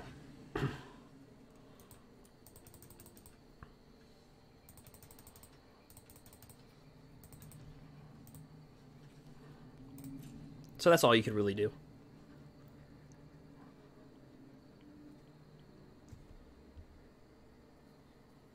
And you just play your hand, and wherever the cards fall, they fall. And he won the lottery. Dang it. Do.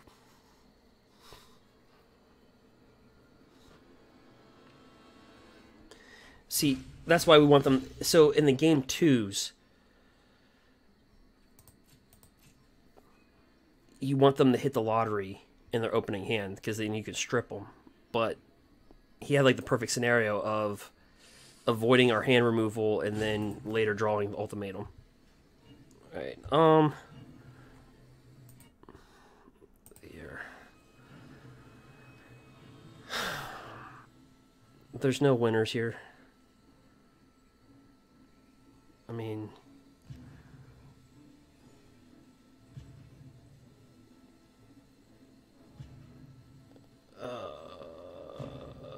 yeah, I don't know. There's no winners in that one. I mean, that's a good, solid lineup.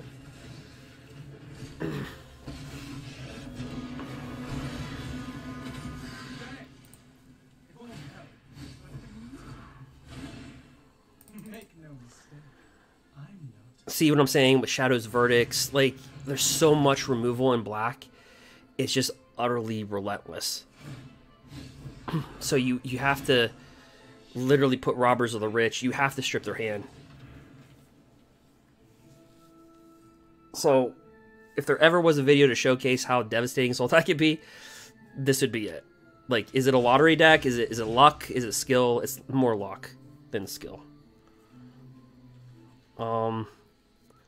That being said, it's a very good luck. Like, even he knows it. So this would be like a good game to like reference somebody and be like, okay, here's like, it's luck.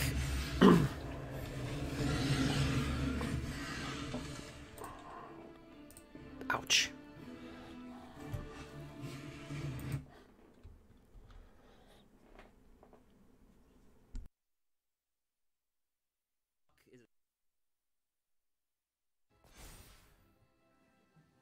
That being said, we survived 2 ultimatums. We're not going to for that long, but... Let's play a little game.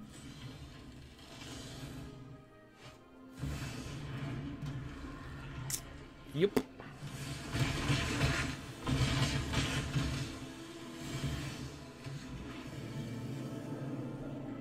Just out of curiosity, how are we still alive?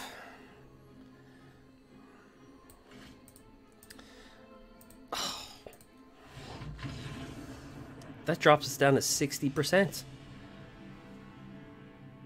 Win rate and 92% Mythic.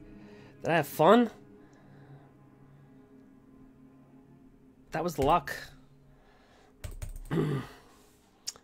Roll the dice.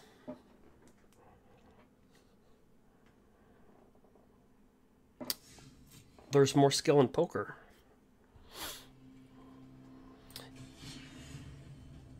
We'll fire it up. So, like, the best hand in poker on a seat of 9 is ace-ace, and you only have a 33% chance of winning. Fact. So, technically, right now, you can say poker's more skillful. Because the best hand only has 33% on a table of 9. That's why you'll see some poker players, they'll bet the way they bet.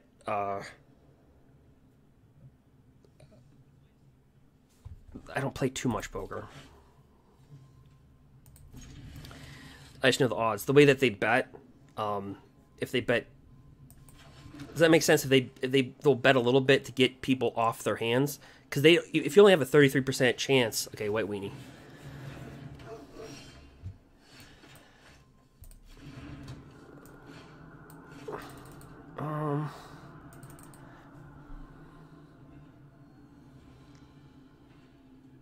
We Bone Crusher, he's just gonna sack it to it, and this will die. But it could be a good trade.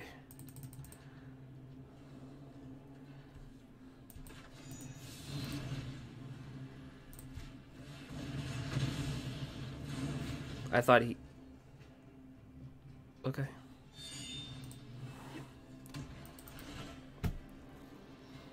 White weenie.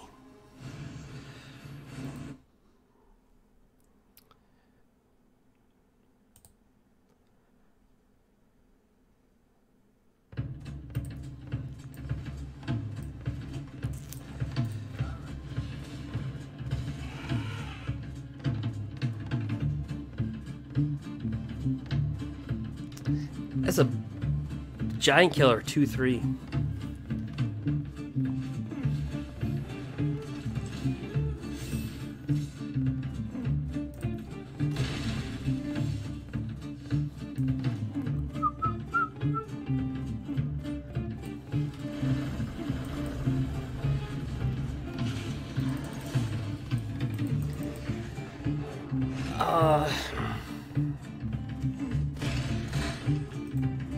Tap target creature. This card is a really good card, Luminarch Aspirant.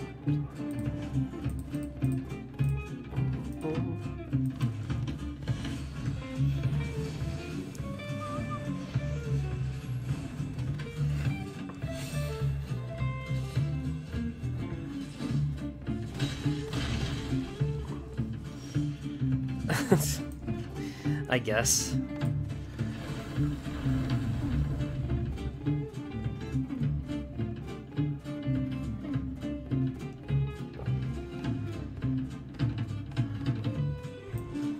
I'm gonna drop... You know what?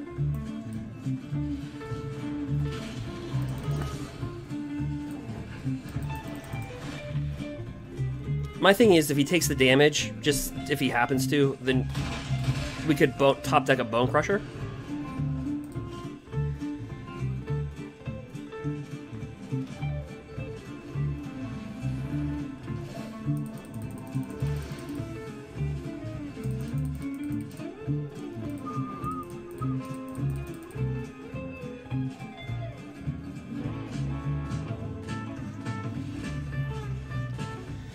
Yep, so they can load up on a creature.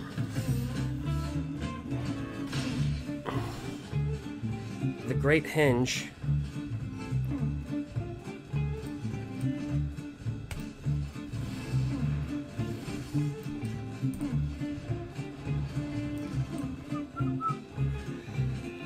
So what makes white really effective is that for cheap removal, they have really cheap removal.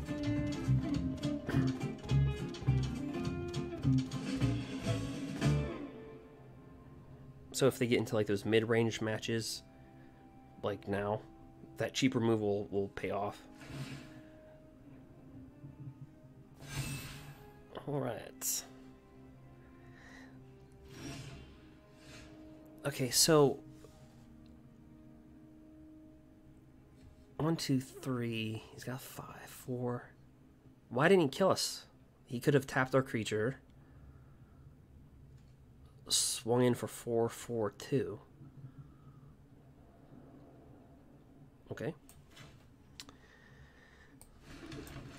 I think, right? Pay 2, tap, have 3 extra, create that into a 4, 3. 4, 4, 2. Okay.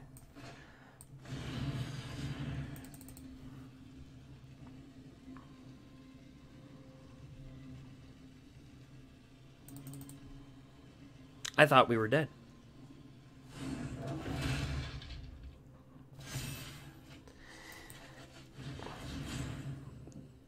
That was a big mistake.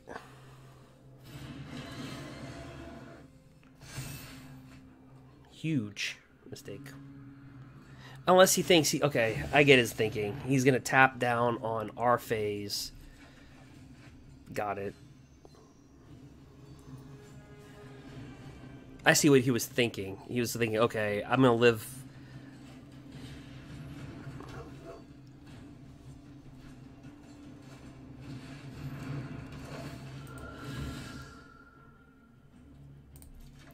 Draw a card. Heck of a lineup.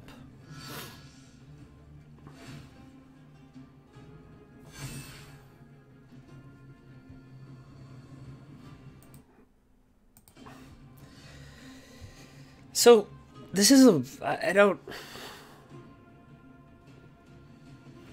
I understand his thinking, but why is he... Like, he's keeping us alive. Like... It's not... good. Probably should have killed that. Luminar... Or, never mind.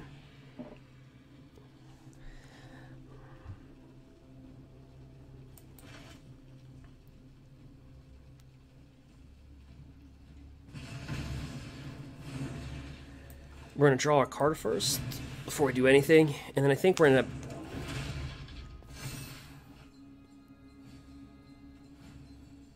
I was going to fight that. He's selfless to that. Alright, so we're going to drop that down.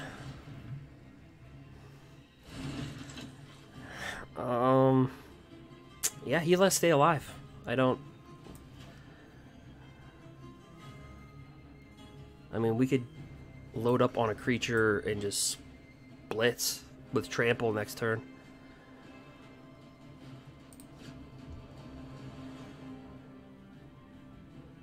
Yeah, I think that's like what I'll do.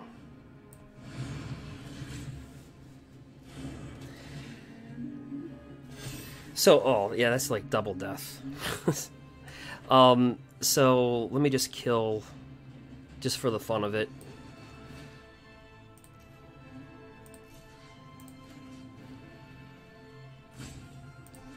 Get a 3/3. You can sacrifice Selfless Savior.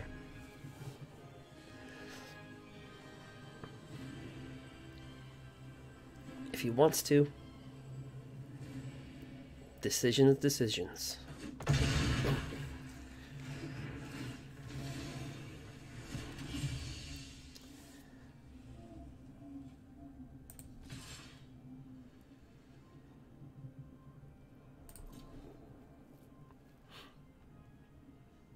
He can protect and give this indestructible, but it'll die. This will die. So, I know what his thinking was earlier. If you look back, he was thinking he's got giant killers on the board, so he's thinking he can tap us down on our turn and then attack on his turn, but he should have tapped us down on his turn and just turn this into a land in full swung.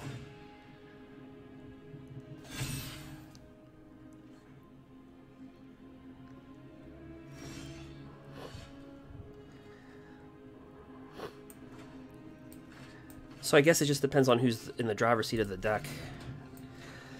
We're going to load this up for 5, 6, 7, 8, 9, 10.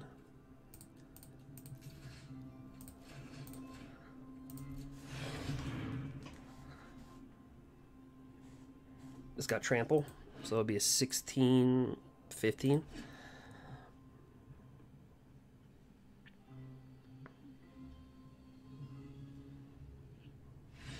Okay.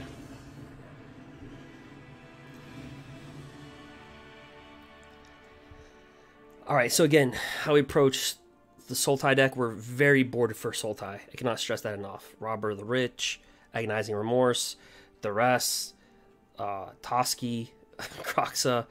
So, and mono red Winota. That's why I just put that in there. Like mono red versus mono red, and then versus Winota matches. Just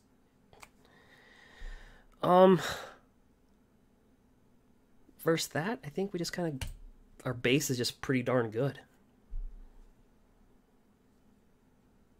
Really, I'd like to say there's something more fancier, but there's not.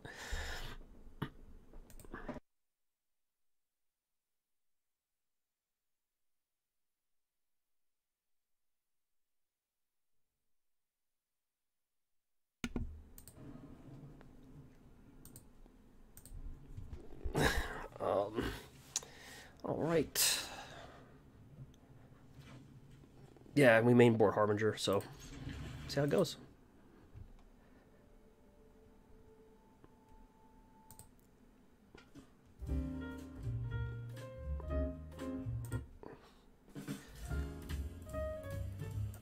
I'll just do that. All right.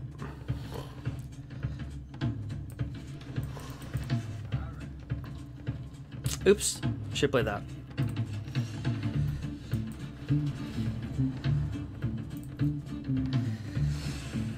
So we have a lot of value on our creatures as well. Harbinger, Questing Beast, Outer Gargroth.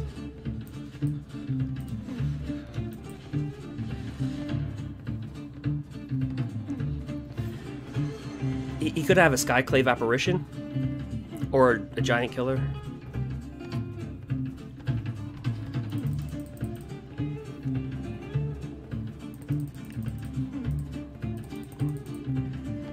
White Weenie, as illustrated right there.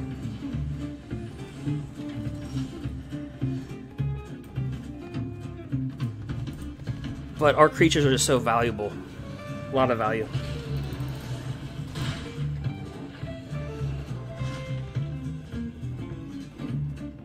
Even Pokoronos Unchained, 6/6 for 4.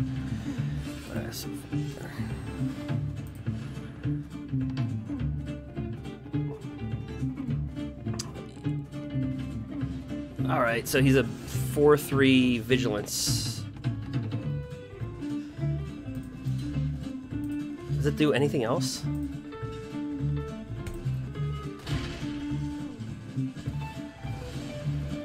Oh, that's right. I totally didn't read the card properly. It goes back to their hand. Okay, I forgot about that. I should have read that part.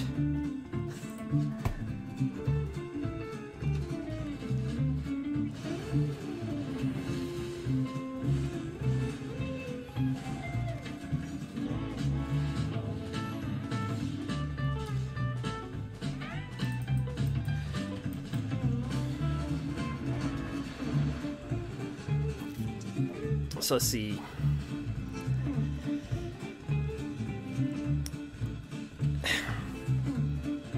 Stacks the Giant Killer.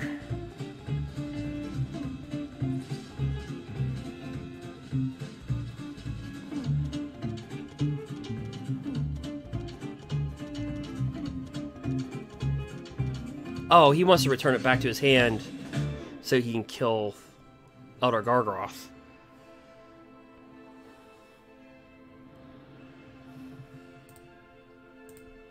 He wants to snap this back to his hand and kill Elder Gargaroth.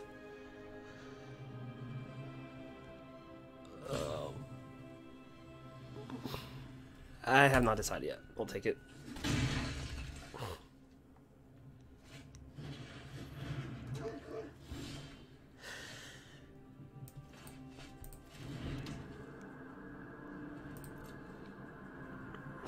He could just, yeah, he's gonna tap it down. Okay. Bring that down.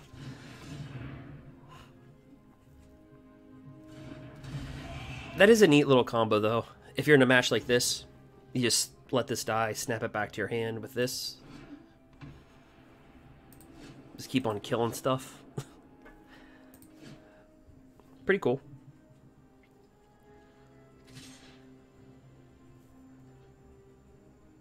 And has the luxury of to keep on doing that. Okay.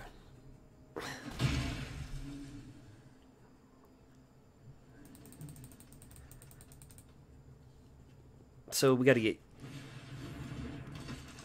And that makes sense why he would run that, because Foretell card, Sultai, a very good card to play versus Sultai as well. Your opponents can't cast spells from their hand. Or anywhere other than their hand.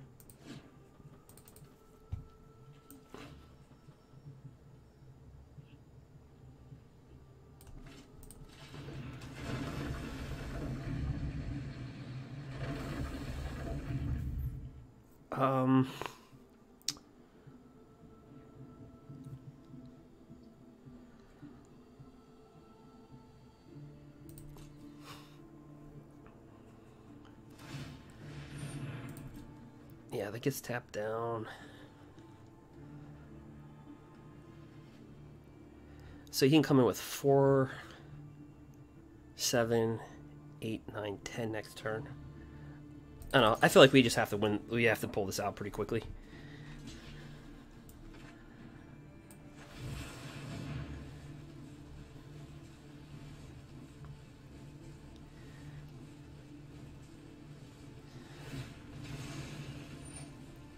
Got it.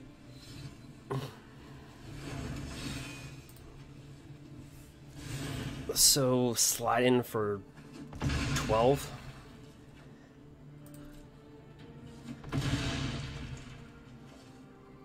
And then if he makes this to a creature, we can ram through.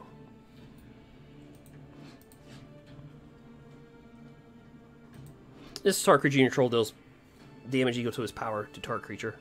They don't fight each other, so... And we have a lot of trample in this deck, so excess damage that is dealt to a creature's controller instead. Which means we could kill our opponent right now. Because we'd have lethal, I think, right? Yeah.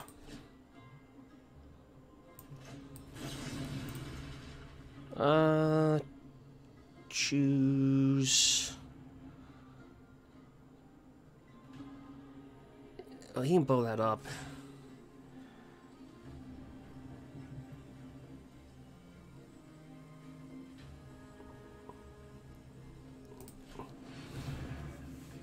He's dead either way.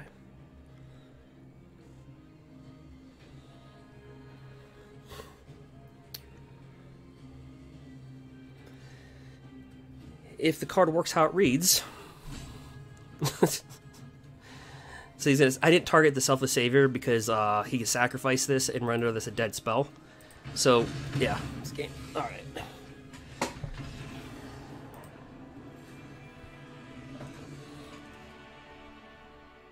Kind of like a backdoor hat trick.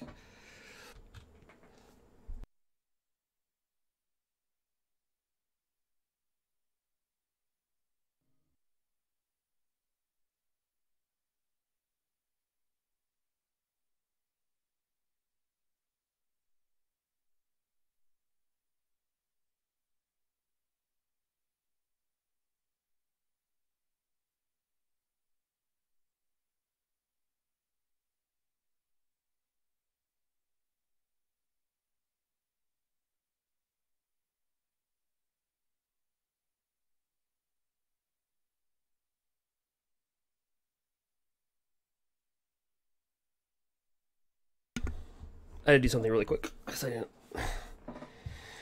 So, Sultai, kind of seeing the same stuff.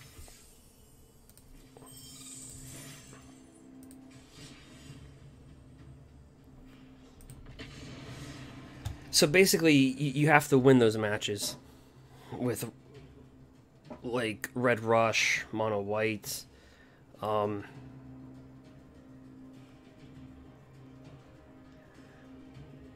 then versus Sultai is just a kitchen sink approach. Like I said, robber the riches, strip their hands, and so over under, is it going to be Sultai? People gonna start hedging bets.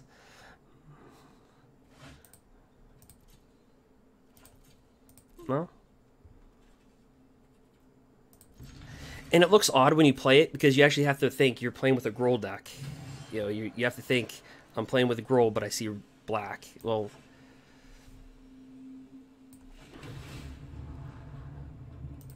it's versus for Sultai with splash black. And also Kroxa Unchained. Hey, what's up, Dark? How you been? Good of Ember, I know. Ember's a really good card. How you been?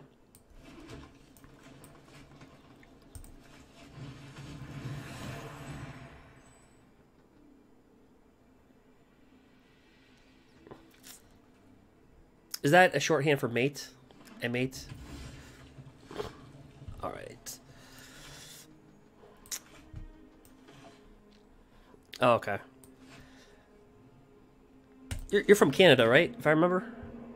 You have that,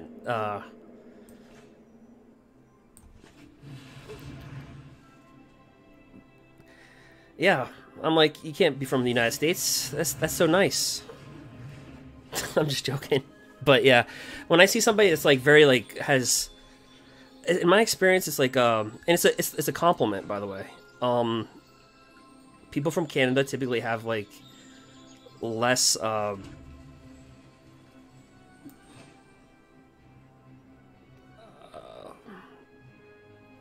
what's the word I'm looking for?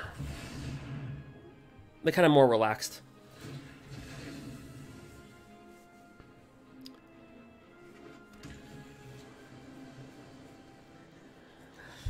Battle Mammoth. He's like, you should have saw that coming. We did.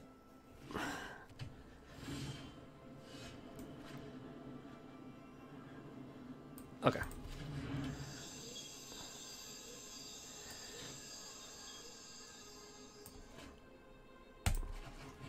Battle Mammoth.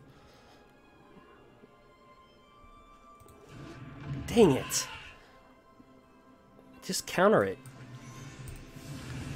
Counter it. Do it. Get it out of there.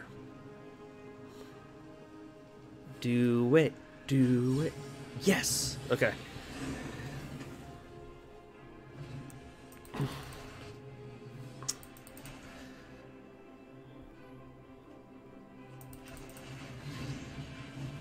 He's like, all right, buddy.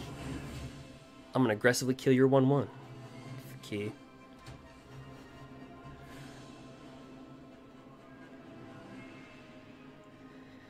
I'm not gonna lie, it's been a while since I played blue-red. I'm like a Sultai, White Weenie, Jund. I'm like, okay, we're playing those decks, cool, and I have to like recalibrate myself for this.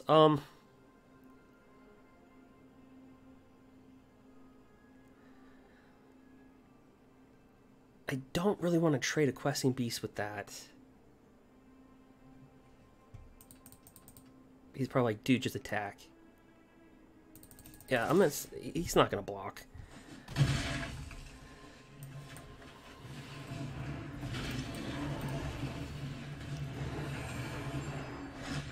If I get an Ember Cleave or something like that, I value questing beasts a little bit better because if we top deck like Ember Cleave or something like that, then I get no value out of trading. Or Kroxa Unchained.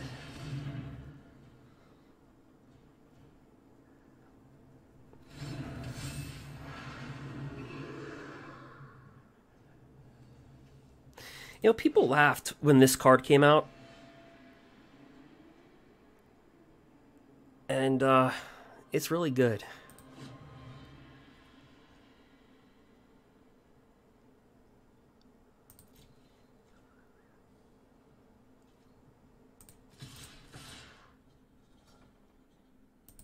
Is one going to come out to play? Do you have a Brazen Borrower in your hand? Because I'll wait with 3 mana. You can fight another creature for 3. I'll just wait. I'll just wait. I mean, so yeah, so they do the whole Brazen Borrower, kill you with a dragon thing.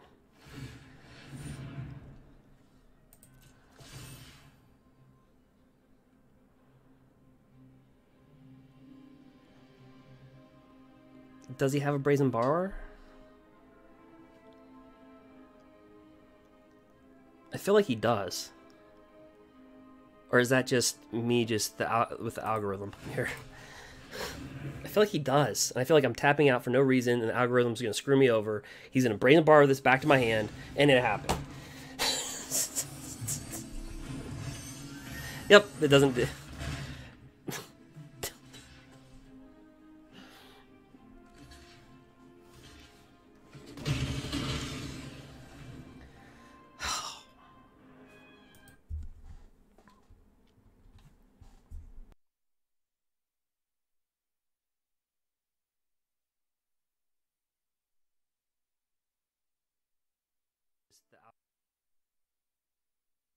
All right.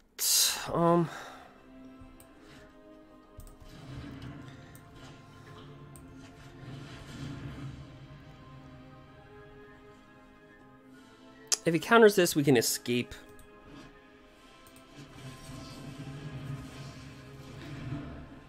We're not going to block with this, so might as well just...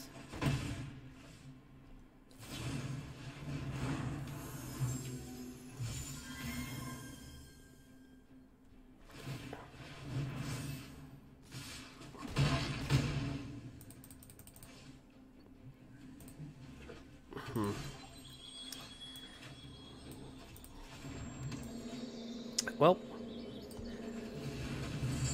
let's see if he's got a counterspell. Only one way to find out.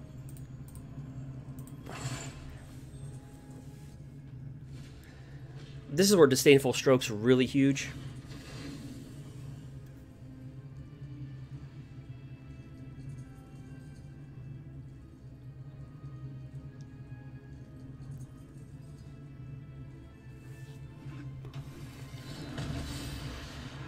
Well, he's a...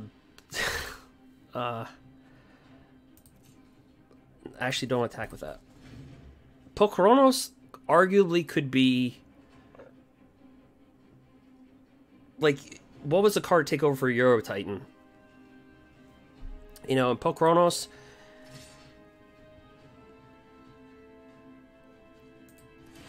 doesn't let me down too much.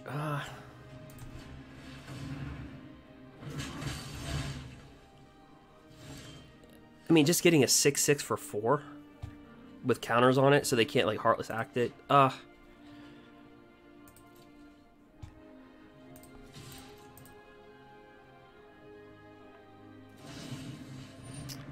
Okay.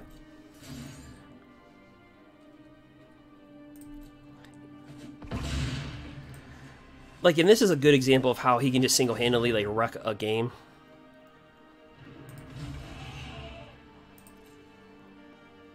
That's why we main board.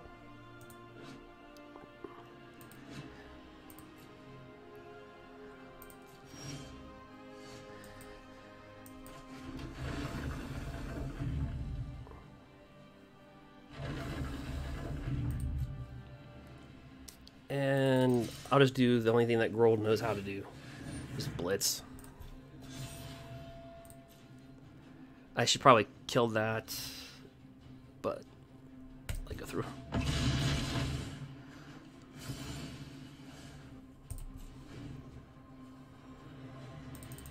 So, Pokronos taking over the game.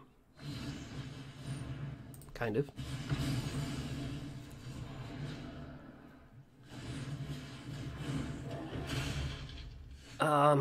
Okay. my turn.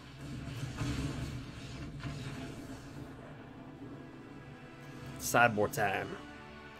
Yeah, so this is, again, for Sultai. Robber the Rich, Kroxa, their hand, agonizing remorse. It's a kitchen sink approach, but we're not playing Sultai. So, yeah.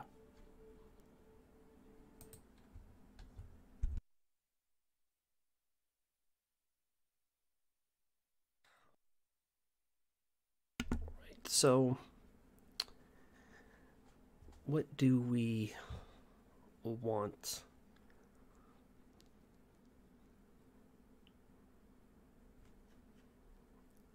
Yeah, these are kind of dead cards. Well, Ram through's still good. Can't be countered.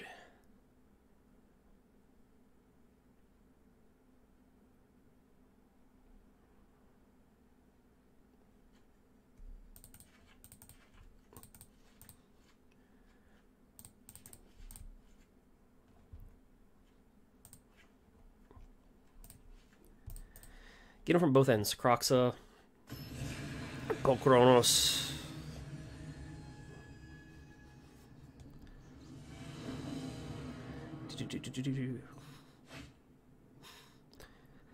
Yeah, and then we also main board Harbinger. So you can tell I'm very prepared for our opponents just to completely just net deck the entire format.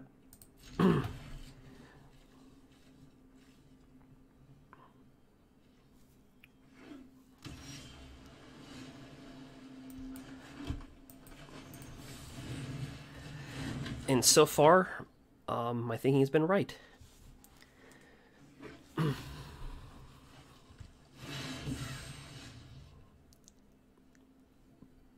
But it doesn't mean I want it to be. All right. I'm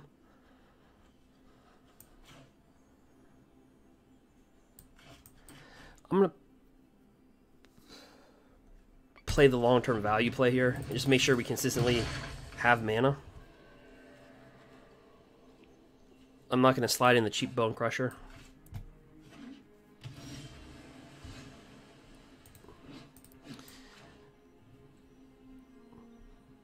Okay, so our whole goal is for him just to waste counter spells on creatures we don't care about. Like, we don't care about Lovestruck Beast, fundamentally.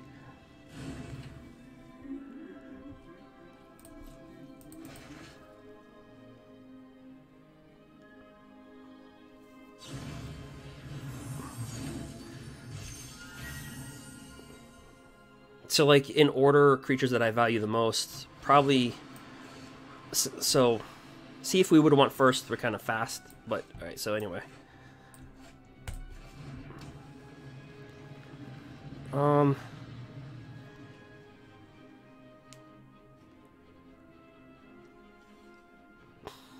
Does he burn a counter on...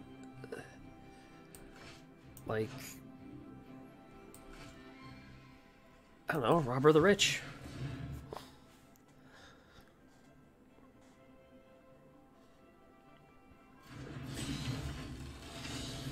Try to get those cards out of there.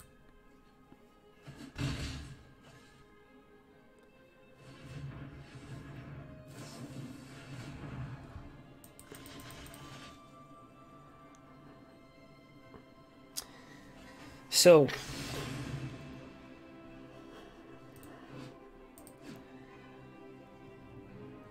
kind of in order of creatures that I value, I would say Kronos at 1, Harbinger at 2, and Questing at 3.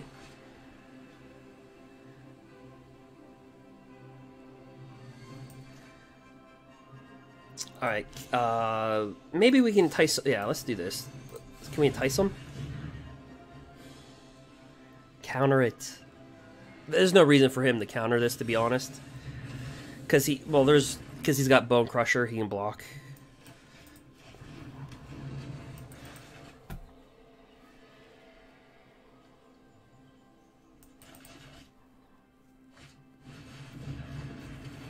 So this is a really great card in this deck because it's a 4/4, and you can hide behind a counter spell. So you can tap out because when it attacks, you get a token that adds 2 mana of any color. So you can hide it behind a counterspell and tap out. That's what allows those decks to do, or these decks.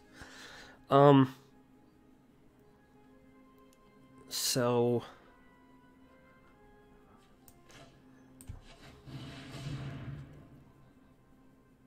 we'll try that. It didn't get countered. Q. He might just bring this out and try to rush us. We're gonna snap this. All right, so, and that's just where. That's why you want to hold your bone crushers. Sometimes.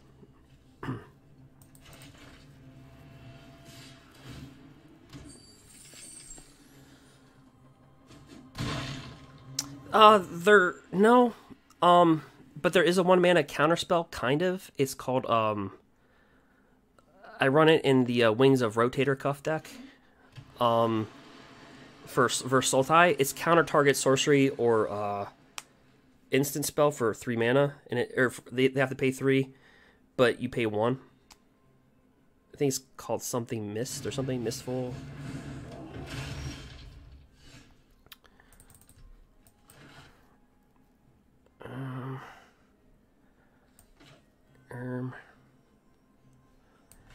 Well, he's a 1/1, and he does provide Lovestruck Beast with an attack. Because you have to have a 1/1 to attack with Lovestruck Beast. And then for every creature that deals damage, we draw a card. He'll block Harbinger. Because if Harbinger gets through, then we look for a creature. In verse... Oh, he just had that.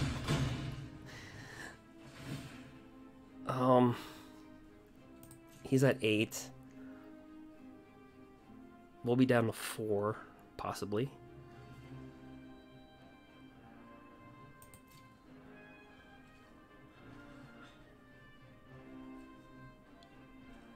Maybe I'm gonna try to tap this game out. Yeah, the dragon, it is not legendary.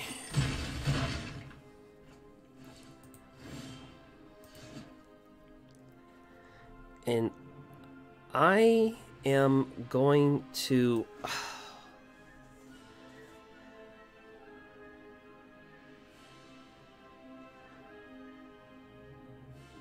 Wait.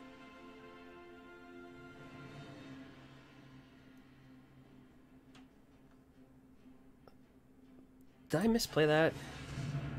Did he kill that? I totally forgot.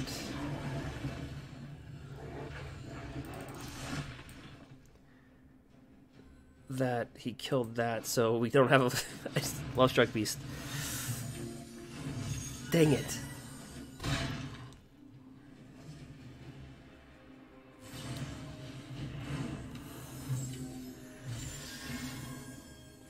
But no, it's not legendary, but it's a mythic. I don't know. Game 3. Alright.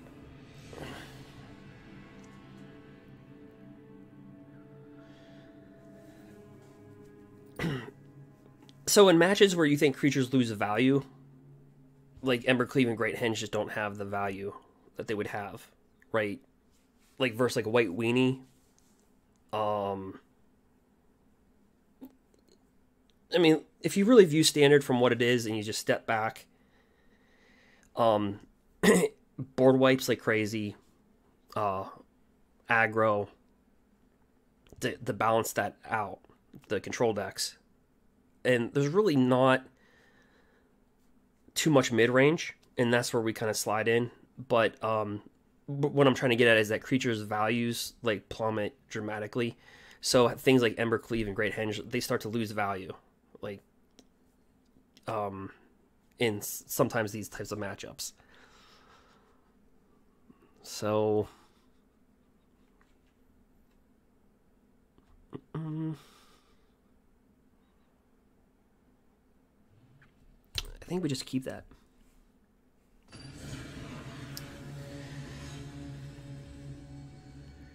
But between Shadow's Verdict, Crippling Fear, Extinction Event, Witch's Vengeance,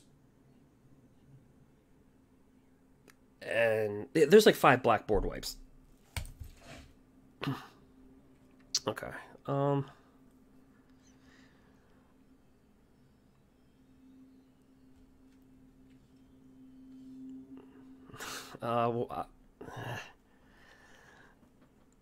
I'll keep it.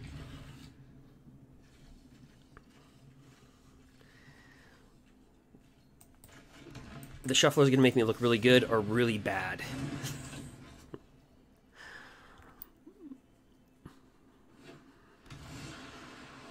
And we're going for really bad. Cool. Well, thank you.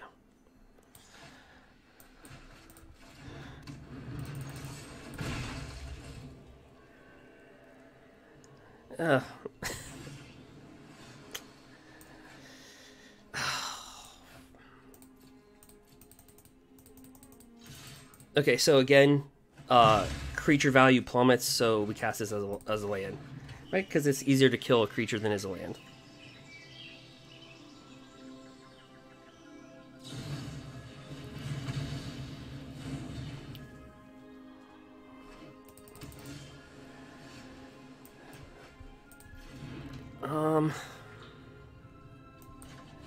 What do you got up in there? Slide up into your hand like DMs. Slide up in your DMs, right? What you got up in there? All right. A really good hand.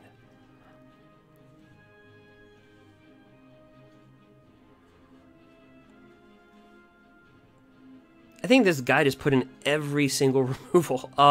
Okay.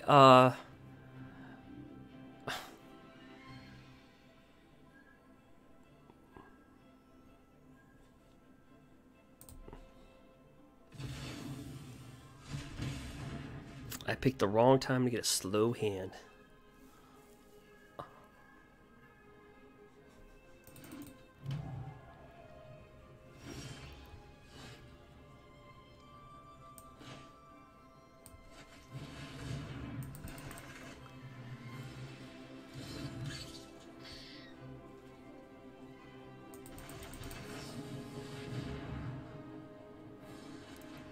All right.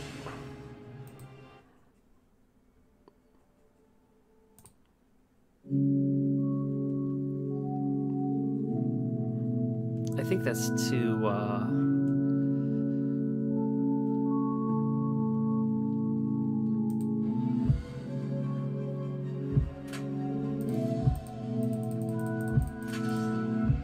actually, I don't like that slow for here.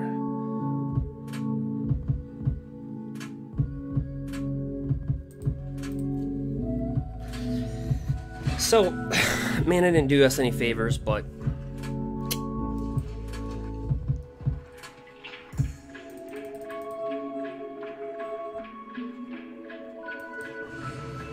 he's got Lofty Denial in his hand.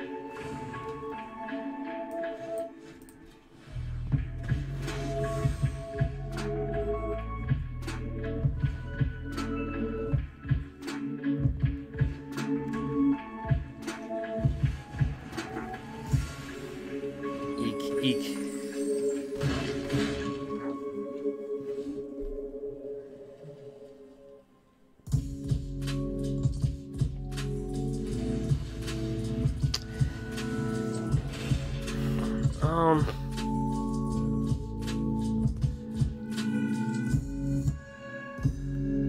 He's got a counter spell. I don't think there's any way we win.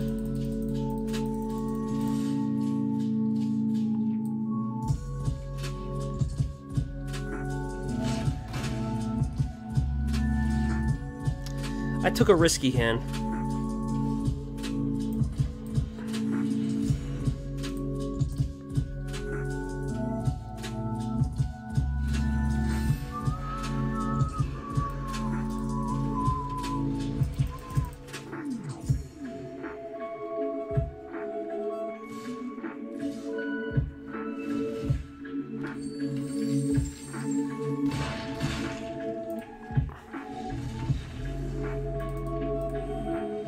Defeated.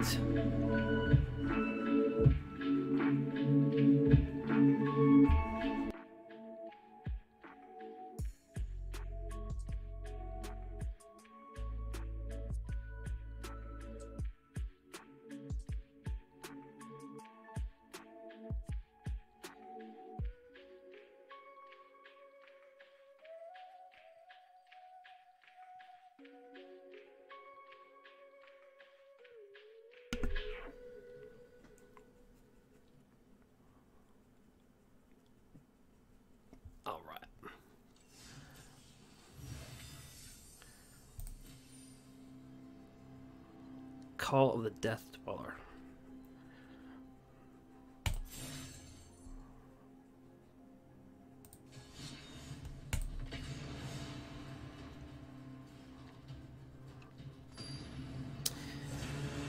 I don't know if anybody likes the Kaldheim drafts. I've played in a few, and I think it's a pretty good draft set.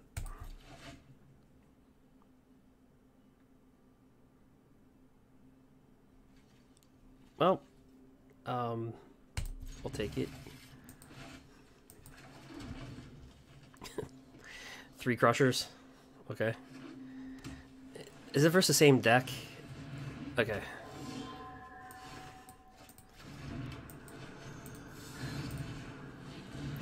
This is the thing that,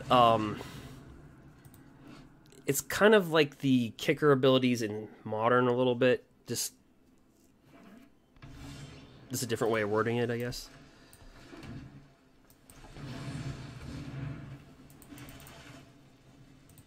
Where you pay 2 snow, it becomes a 2/3.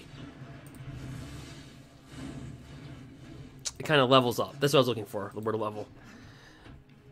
In Modern.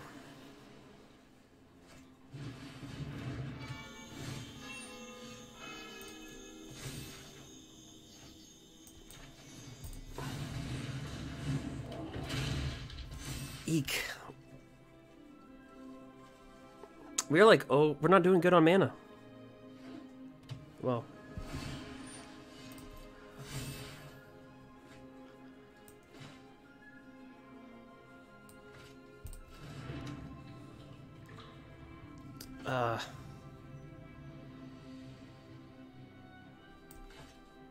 Let's attack.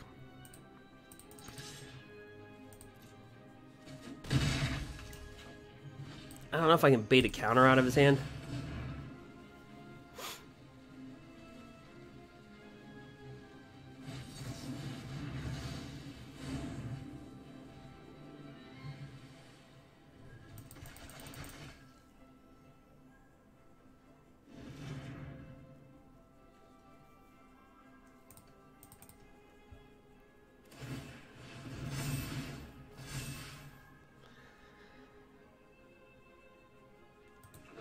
So this is going to be mono blue counterspell.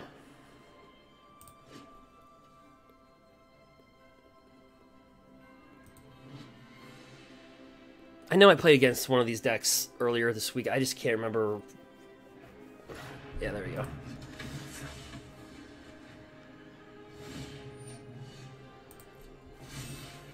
Ah, we missed another land drop again. Because if we would hit a land drop, we could drop the Great Henge and blasted. I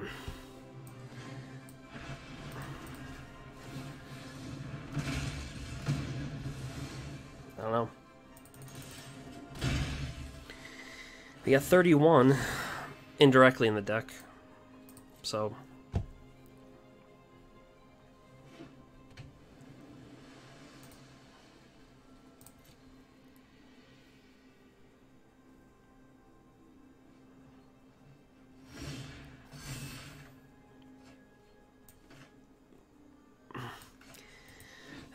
he just, yeah, so it's basically just acts as a time twister. Just for him. Okay. I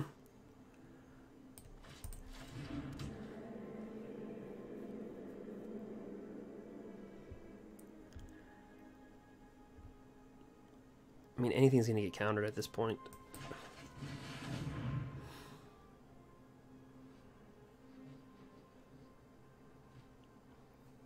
Maybe I should have held it.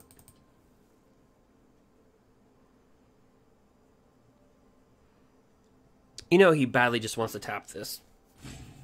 But he's got a lot of cards in his hand, so he's not getting a lot of value out of this.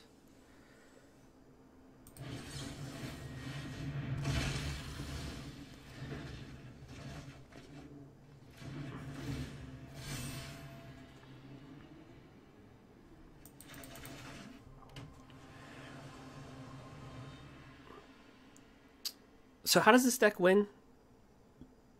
Oh, hey, Sig, how's it going, man?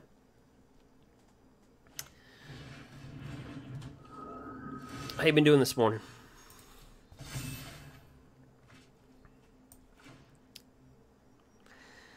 So they just win with these spirits? It's not boring us to death? I'm just joking. Alright, so, oh,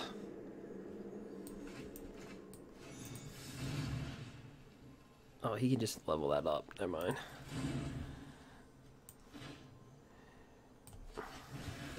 We'll try to cast it. Oh, you just got up? Oh, okay.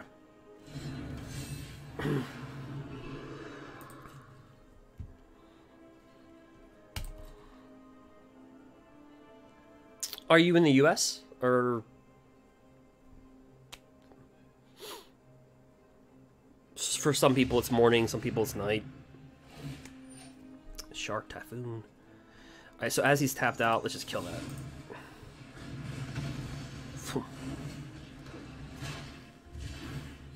Oh, okay.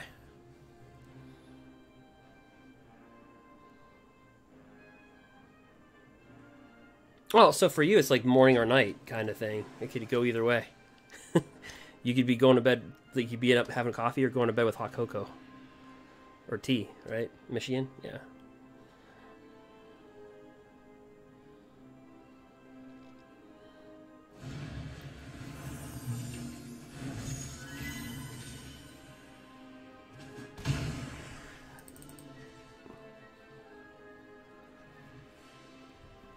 So he's going to draw 7.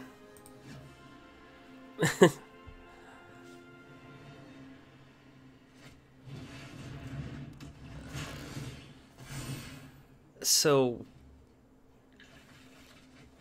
yeah, it's just he wins by Shark Typhoons and that thing. Okay, got it.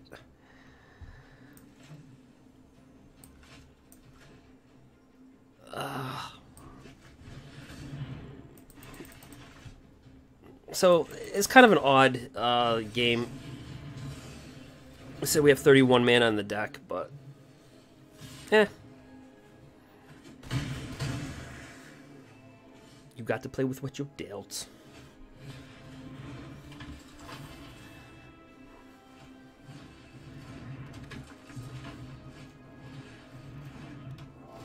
He's like, I am going to triple kill you.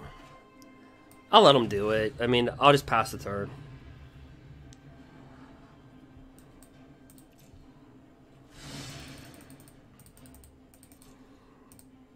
Good game. He's like, no, I'm not done yet. I'm gonna really kill you. He's like, I am going to utterly kill you. He's like, you have those USA flags. He's like, I don't like the US. I don't know.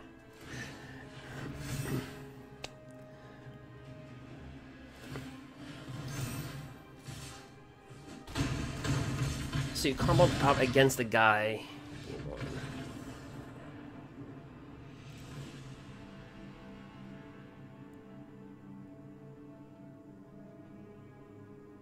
You comboed out against the guy in game 1 from last night.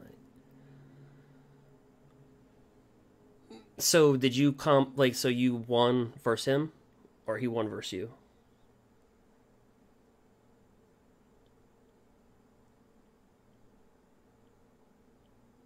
I'm taking it you won versus him.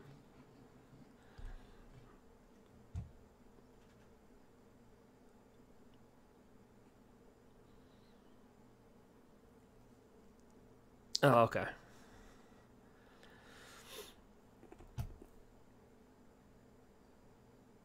Oh, okay.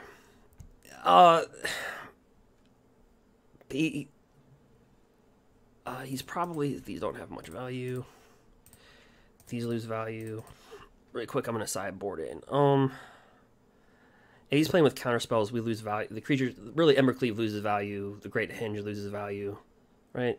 I mean, put Toski in there. Slip those in there. If we think we can be quick on our feet, we can get them with Robber the Rich. It's kind of like the kitchen sink approach for Sultai. Or we can board in Kroxas. So it's kind of like half dozen one the other.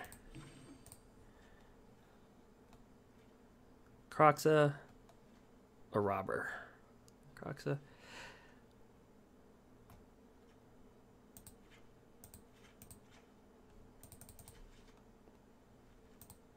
I'm greedy. Let's just do both.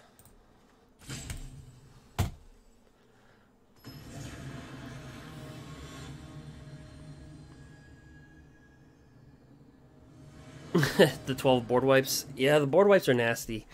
Like mono black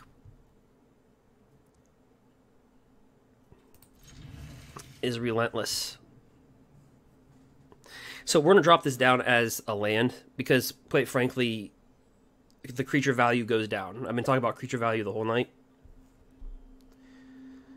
So the creature value goes down because he's playing counter spells, obviously. So it's easier to, you know, counter a creature or kill a creature than it is a land.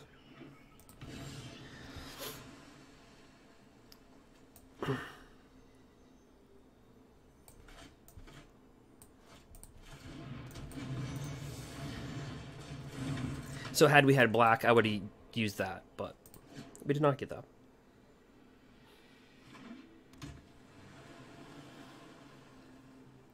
But yeah, with Shadow's Verdicts and all that type of stuff, a lot of board wipes.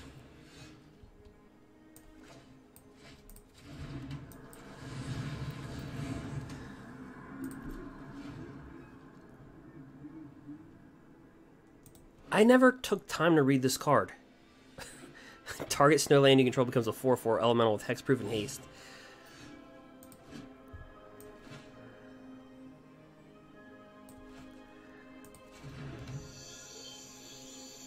Yep.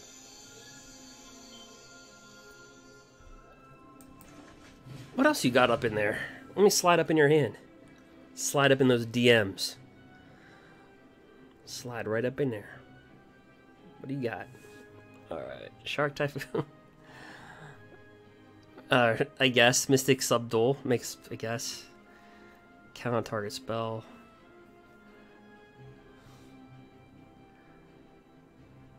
You can have the Shark Typhoon, I don't care. For right now.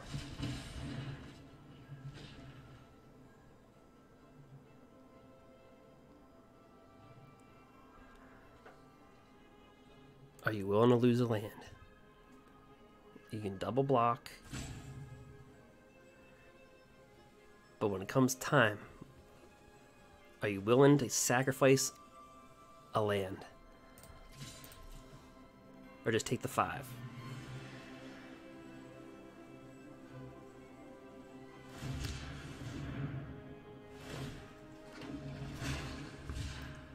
Or that. That works fine.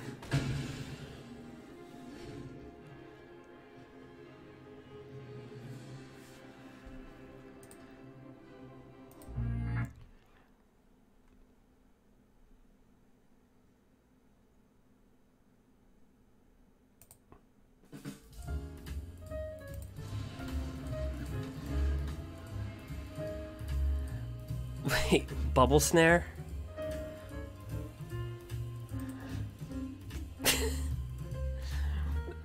Actually, you know what? I'm not even mad. I don't even care. This is kind of funny. Mystic Subdual and a bubble snare. It's working.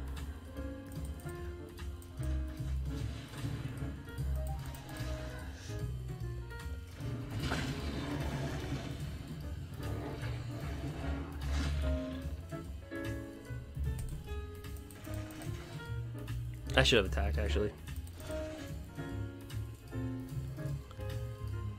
I should have attacked. It's got flash. Never mind.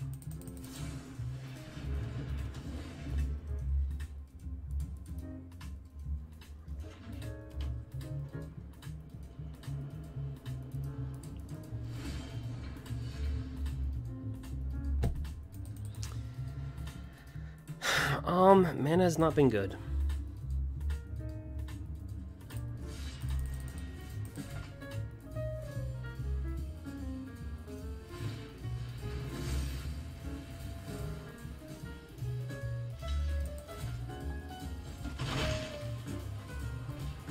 He's indestructible, that's right.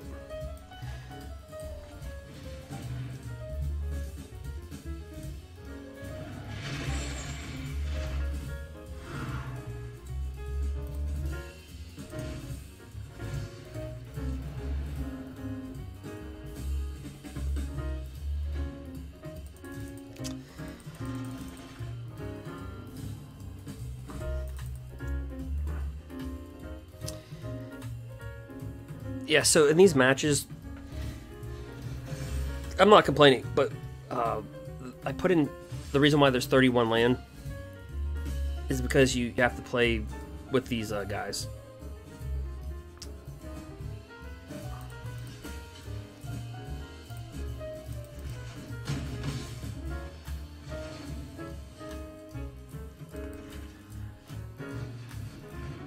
Alright, so turn their snows.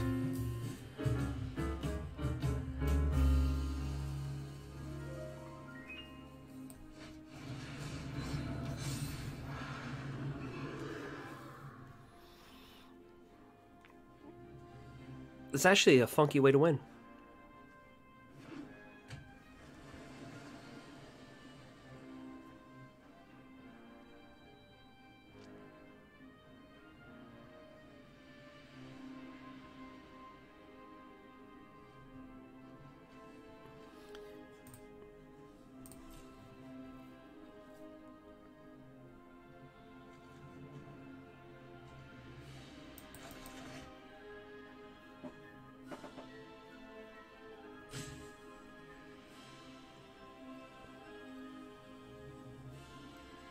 He has haste and hexproof.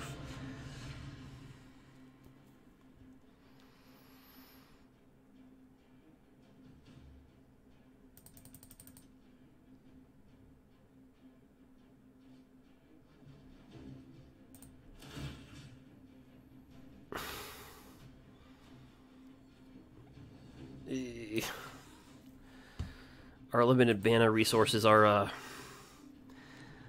not doing us any favors.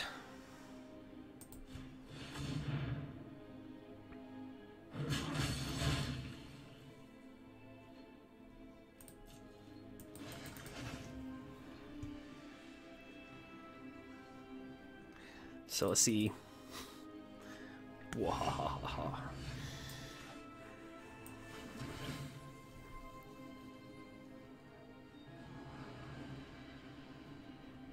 I can kind of move around that.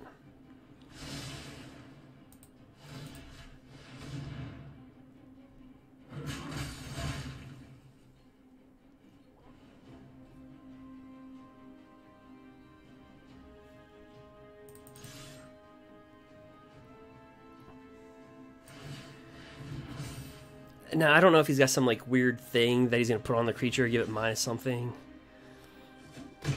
No.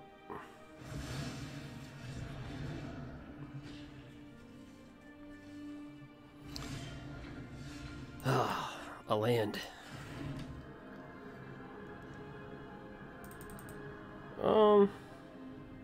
Let's throw out Robber. See if he wants to counter that or not. No counterspell. So whenever a creature deals damage, draw a card.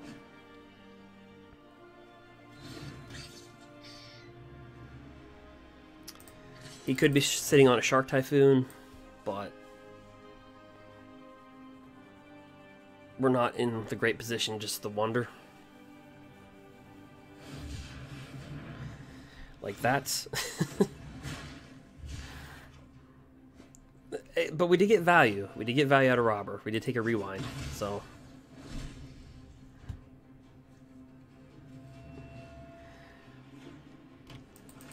It's something.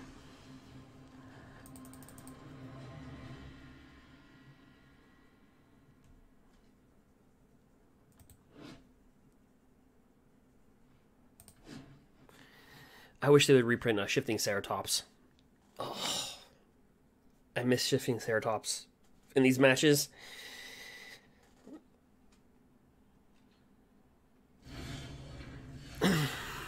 All right.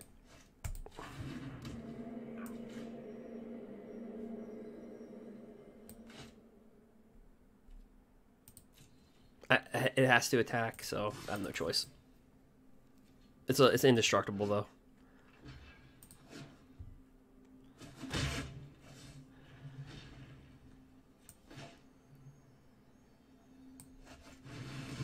Elder Gargroth. The odds of this going through, I don't know.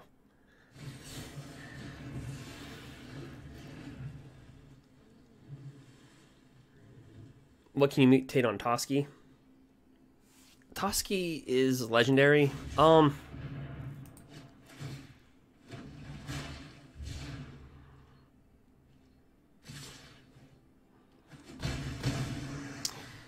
Usually for everything mutate, I just think of Sterix, but I don't think it'd make it.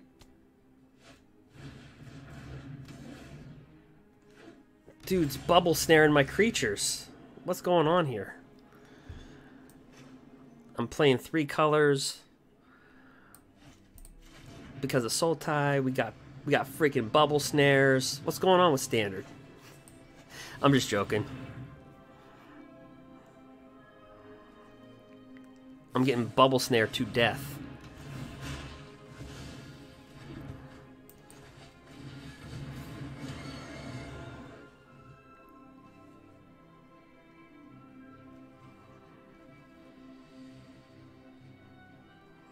Like, if you're my opponent, let's face it, you're laughing at this point.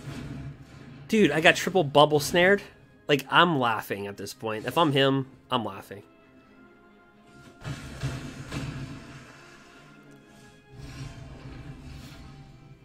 I'm actually going to clip this because it's just funny. Triple bubble snare. I'm not slowing my opponent down. I'm just... Alright. There we go.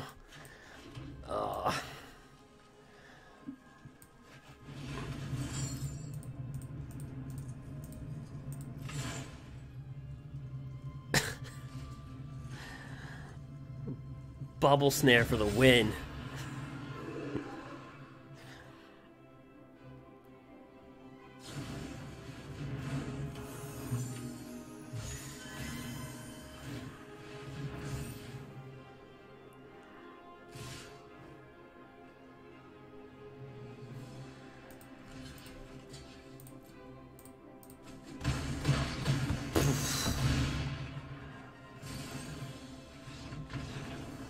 He's like, that's right, dog. You got bubble snared. That's right. 91. Lost our last 2 matches.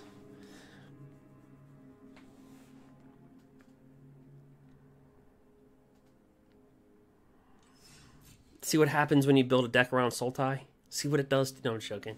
We just got... Our mana just really got...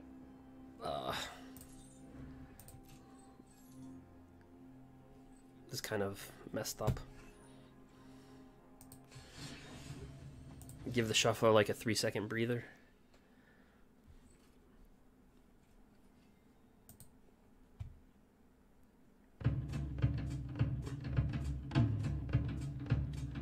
This sounds like good gambling music, you know? They have Genesis Ultimatum, the shuffler.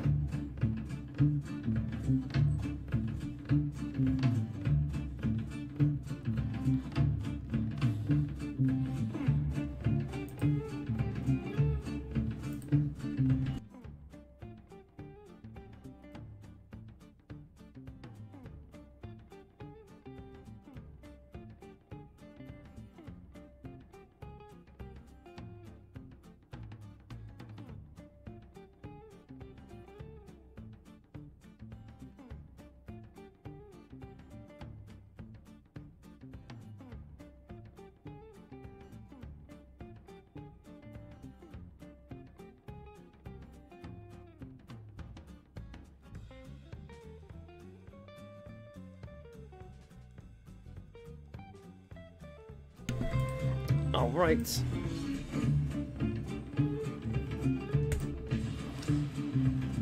Get Sultai.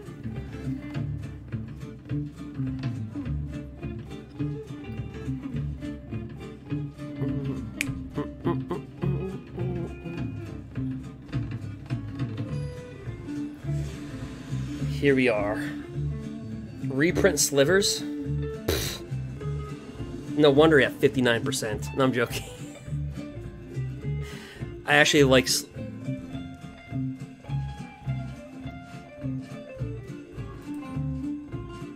Funny story, really quick. So the username is reprint slivers.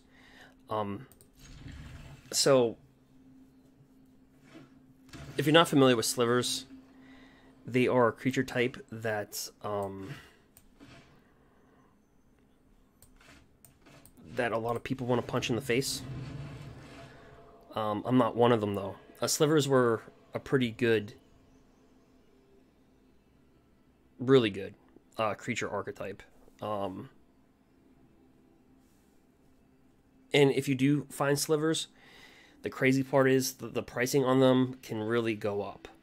Like, I know last year somebody sold their Magic the Gathering cards. I paid, like, I just saw slivers in there, and I said, screw it, I'll just gamble. You know, so, I mean, I paid $20. Really had not much knowing of, like, what was completely in there. Turns out, $280 worth of slivers. I'm like, whoa, when is slivers, like, they were good, but, like, when did they, like, shoot up? This is before all the artificial price spikes that you saw this year. We're talking about, like, last year. Well, right around this time a year ago, kind of.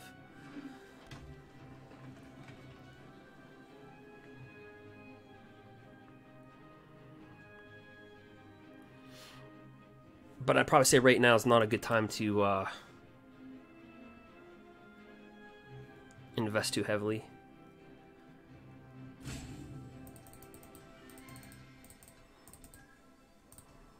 Because everything's going to go up. Because in the U.S., and I'm not here to have a debate, minimum wages is going up.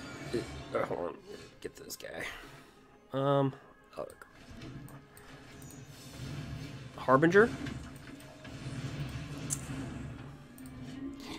But so people are putting their money into things that are, how can I word it? People are preparing for the dollar to devalue, basically. They're expecting it to devalue. So they're putting their money into stocks, cryptocurrency. So you're seeing all those price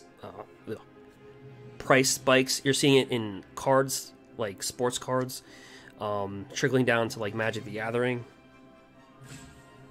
So people are moving their liquidity, their liquid cash, like just cash you'd have in the bank.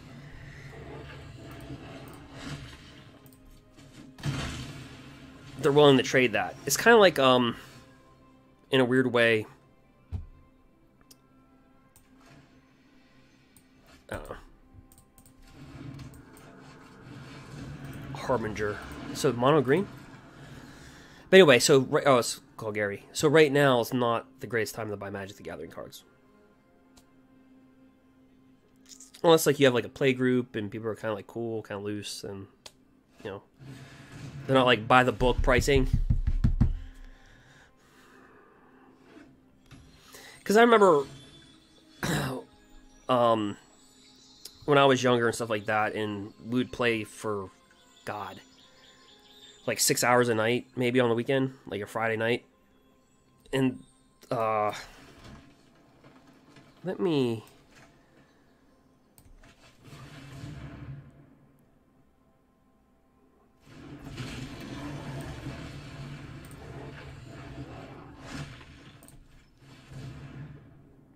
Harbinger, you're going down.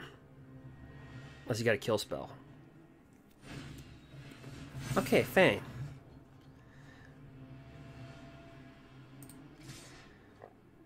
He's got hexproof. Okay.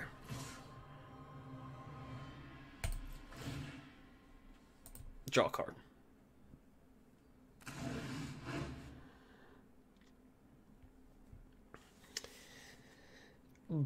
But right now might be a decent time to get into Modern. Like, nobody in their right mind talks good about Modern. I don't think people that invest in Vintage and Legacy are going to really jump into Modern. And right now could be a good time for Modern. Like, if there was a time to slide into the format. I haven't checked the prices out, but Modern cards might be, some might be artificially spiked, but others might be really low. Like, I know, like, there was a Dark Confidant selling for, like, $30, like, foiled. I don't really care about foils. But it was selling for, like, half its value from what it was last year. If you look at the card Surgical Extraction, it's like, it was like $55, $50 like a year and a half ago. Now it's down to, I don't know, like 15, 20.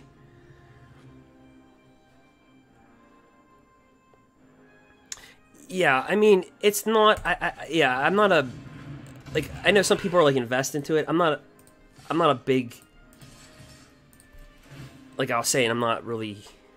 Draw a card. I don't know if it's a smart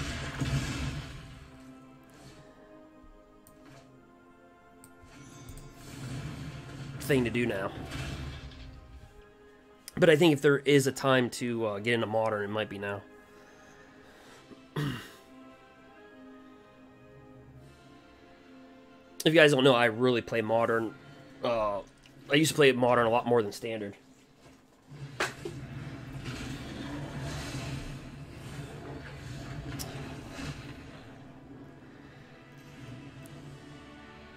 Okay, so at the tail end, did you guys catch that? When you're gonna die, is he playing 3 colors or just 2? I think he's just putting that in for Golgari land.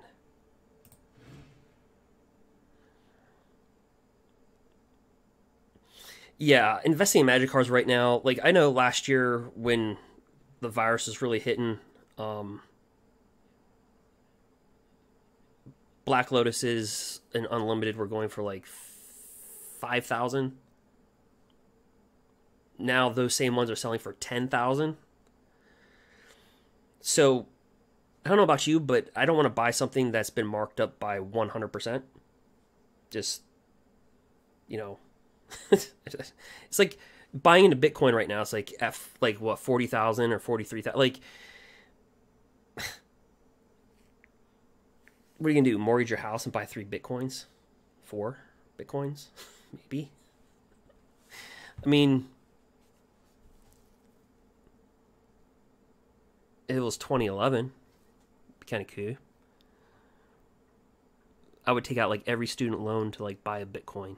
Like, I'd buy like try as many Bitcoins as I could. Like, you're going in debt buying Bitcoin. 2011, 2012, yeah, I'll do that. All right, so I think we're playing versus Golgari, in which we'll just play this.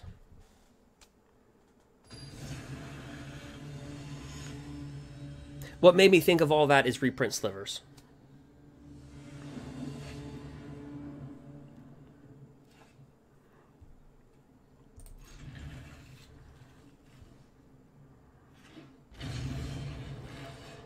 Dude's got Sultai triomes. He's got all the triomes. Okay.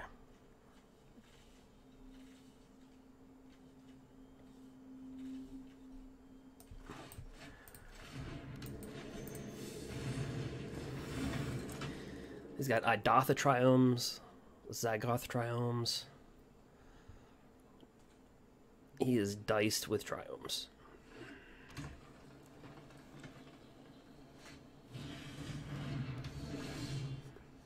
What?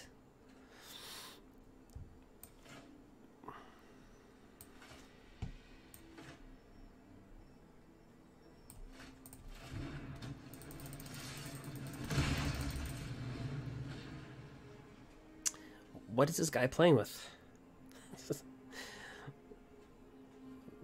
Zagoth, Idatha. What's going on? Okay, Castle. Okay.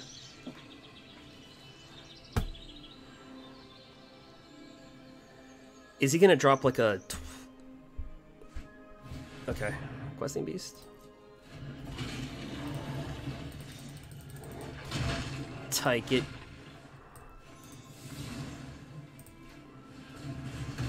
Yeah, we do the whole Bone Crusher thing. Yeah, we're gonna cast it, block with it.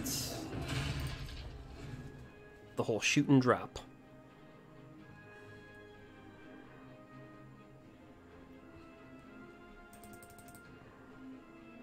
Are you willing to trade? Because I am. We can trade. But yeah, as far as like going to Magic cards right now, yeah, I wouldn't. Maybe Modern. I think right now, like again, could be a decent time to get into Modern.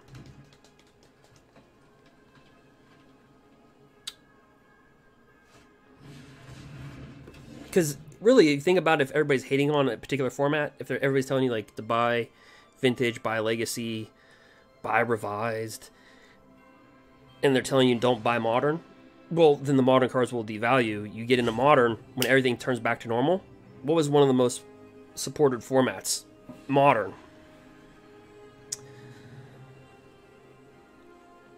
Supported by the players, I should say.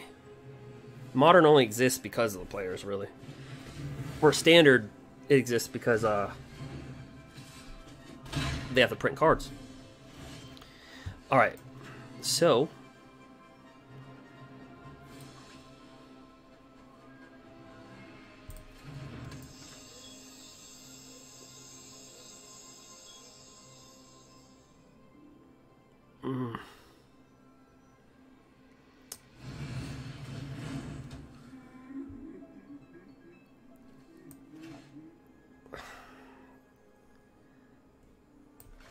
We'll just hold that.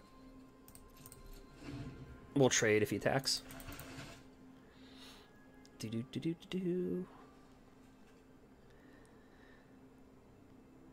So, reprint slivers. I like the name. I don't know what deck you're playing though. it's like it wants to be a creature deck, but at the same time it wants to. I mean, it's effective in this game. I don't know what it is. All right.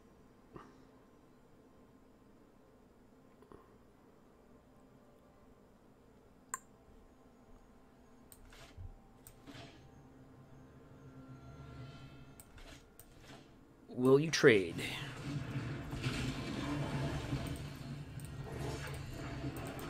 Do you want to trade? All right, we got to trade. Woohoo!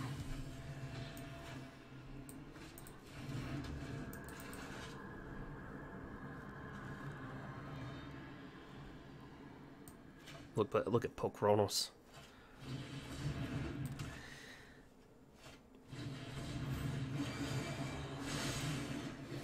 Alright, so whenever a card, if it's greater than 4, he draws a card. Creatures he controls have trample.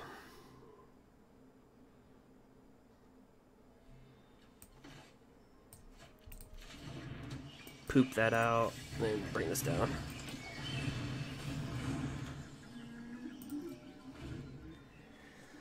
So reprint slivers. Maybe with a game 2 comeback.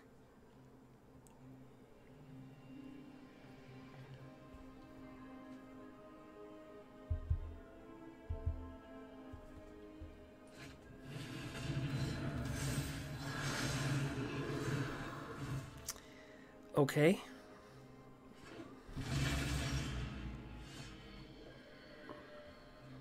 Do you guys ever notice when these lands come in, they just flick you off? Like, alright, so...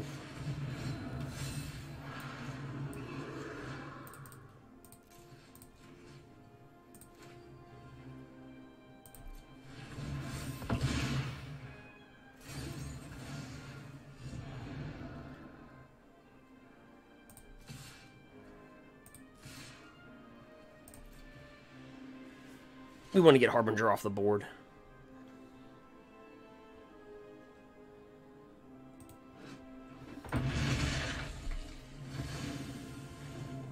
Let's see here.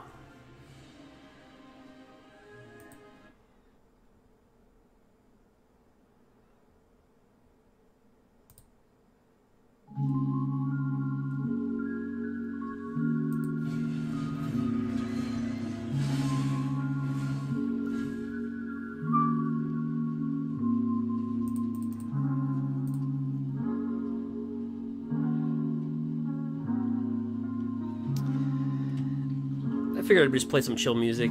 People are going to bed or waking up.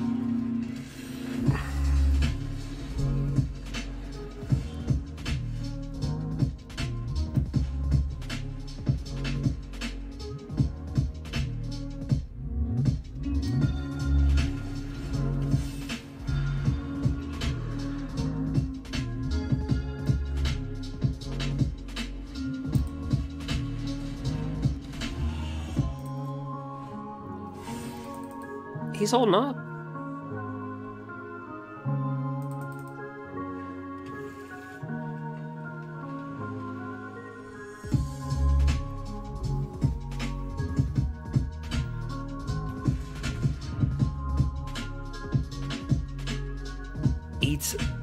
Eight mana.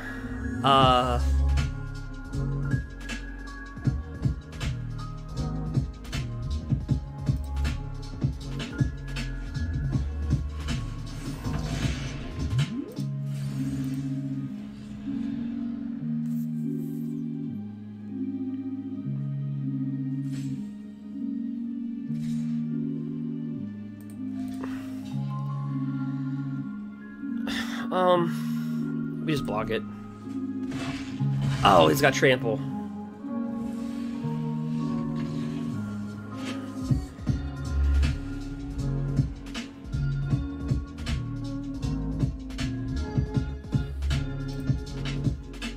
Just play it.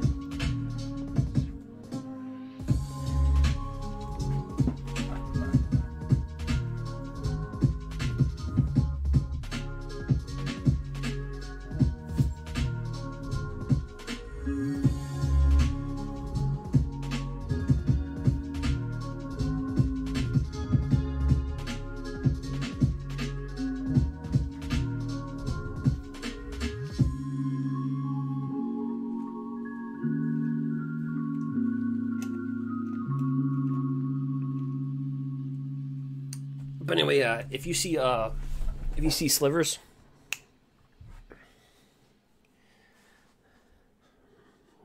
buy those babies up. It was like Sliver Overlord. But yeah, the slivers I bought for $20 were like $280 last year.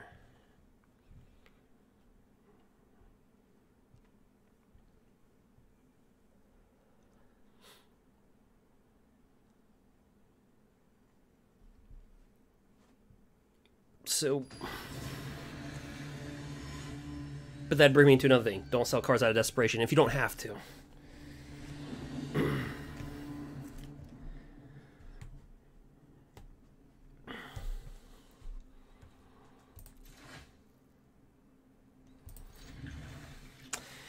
All right, so I guess we'll just drop that. So I didn't sideboard anything because I just didn't feel... I just didn't feel like it. I'm not gonna lie. Like, I have no rational explanation.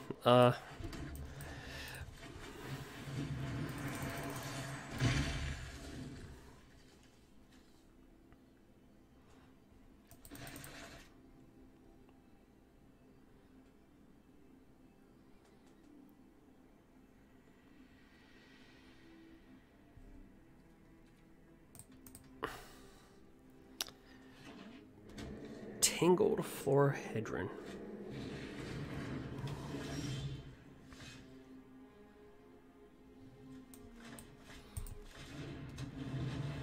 We'll drop that down. Swinging for one.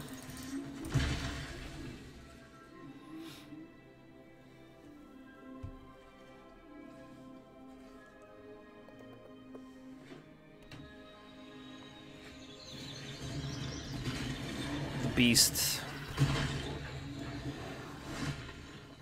The cleavage. All right. I don't want to fight that, so let's ram through. They don't fight. It just deals damage.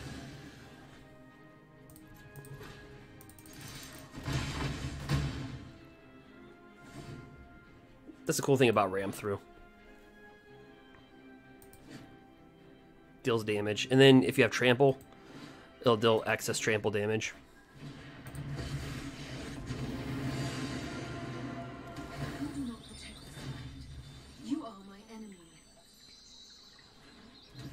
Nissa of Shadowed Boughs. Boughs.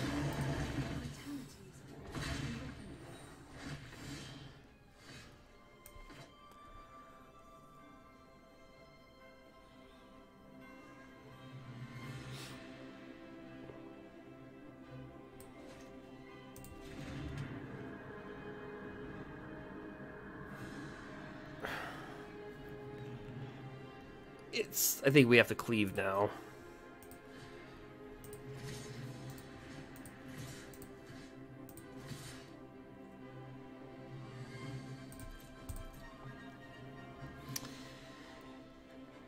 Got to respect the cleavage.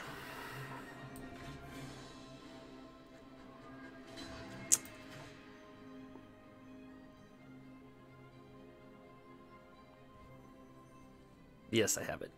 Wow.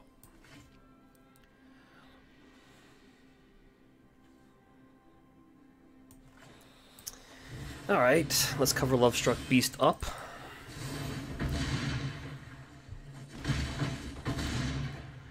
I don't know. What do you guys think is a more powerful card, the Great Henge or Embercleave? I think it's like a Gruul debate, like Embercleave or the Great Henge. Stronger card.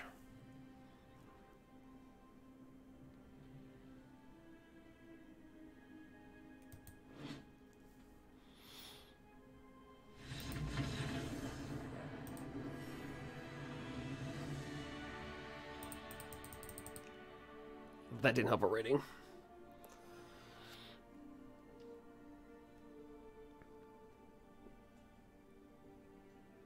It might be Embercleave.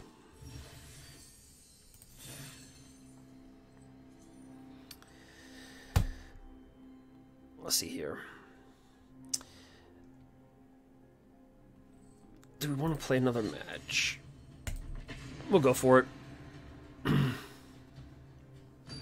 Yeah, but if anybody drafts, I think Kaldheim's a pretty draftable set. Like, Giants are easy.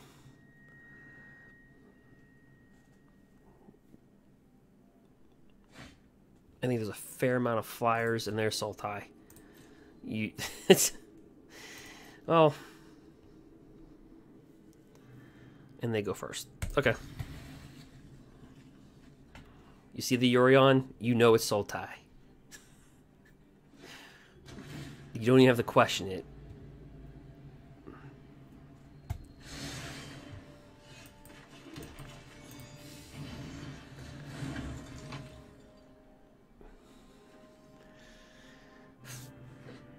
It's not Sultai, it's Esper Control. That really caught me off guard.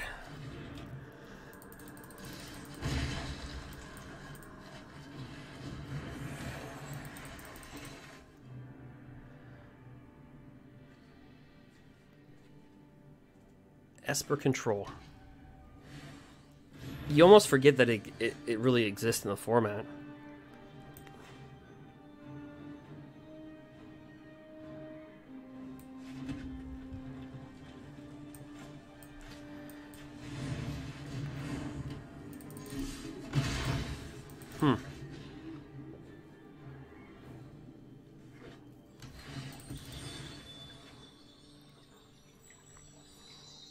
But Esper Control has a lot of access to board wipes. Wait, it's not Esper, it's...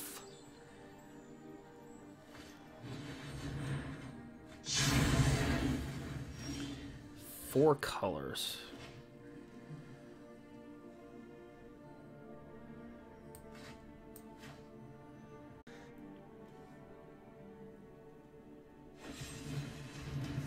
Just destruction.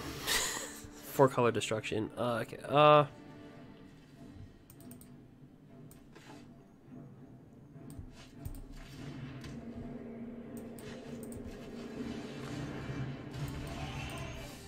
Bring down a battle mammoth.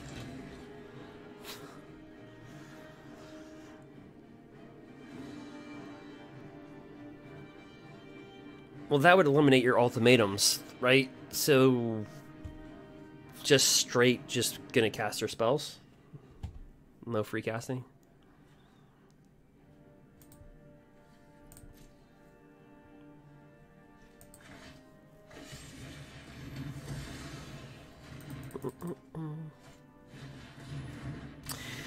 Well, so far what we know is that this deck hates creatures.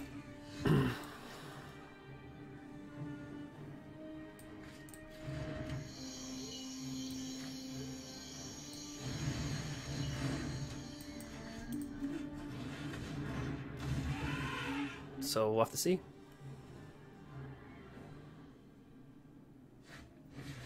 It definitely hates creatures. Oh, it's gonna be one of these games where it's just like board wipe after board wipe. And he just flickered this.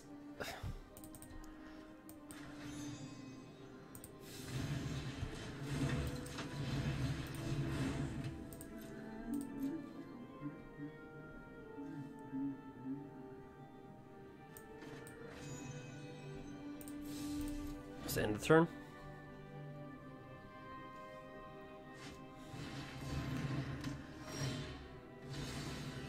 This.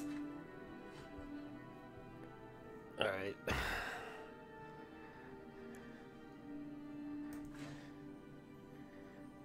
Yeah, I can't. Doom for.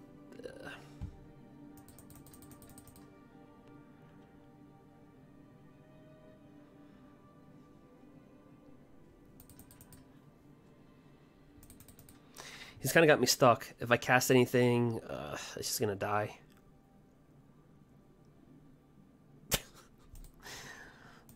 Take one.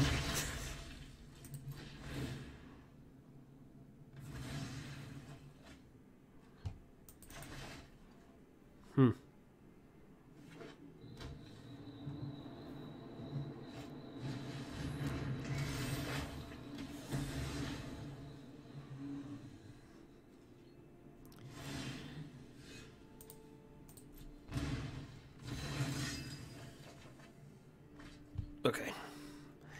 Will the Elder Gargoth live? We'll never know.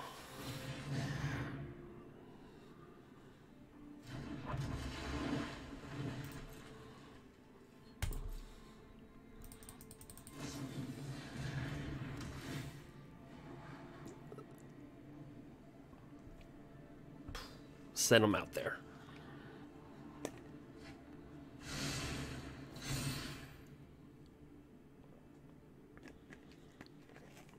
We got creatures? What? We win with creatures. He's like, this deck is like, it's worse than Sultai in the form of killing creatures.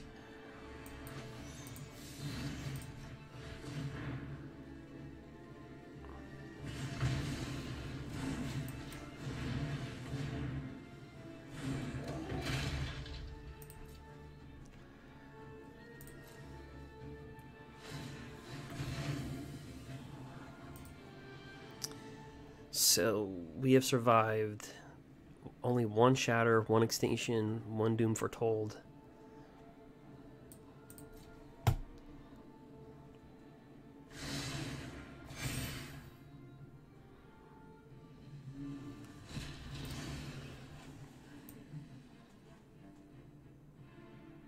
Ouch.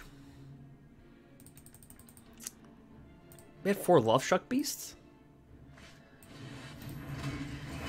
Okay, well that makes perfect sense. We haven't seen this deck in a while. Dance of the Mance.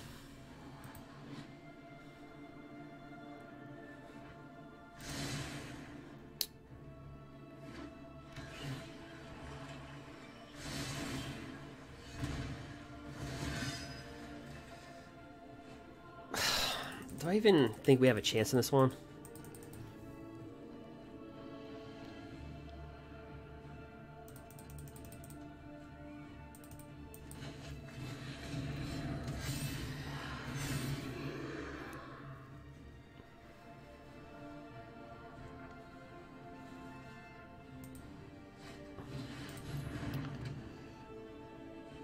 Eek.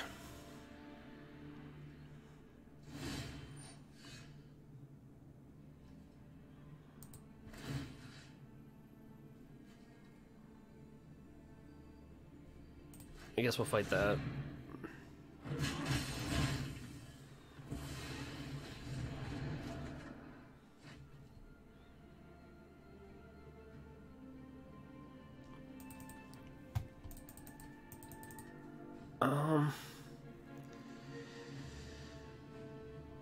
Either way, we lose Questing Beast to Doom Foretold, so I have to cast it. Slide up in there for 4.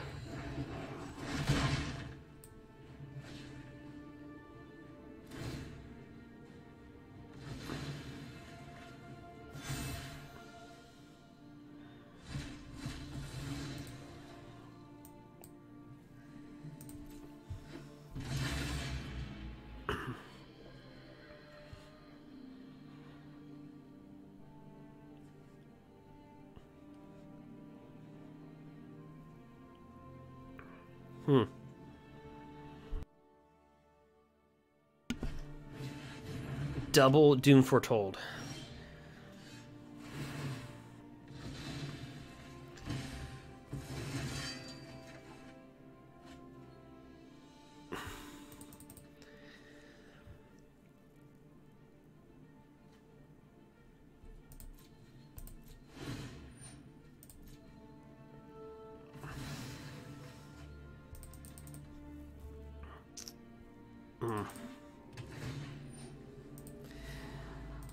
So why is the green in there, though? Like...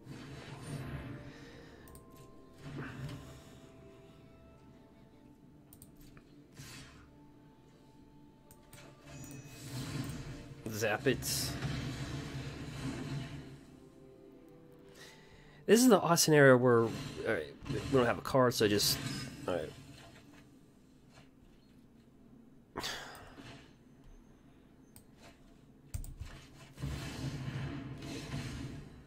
Battle Mammoth, 6/5.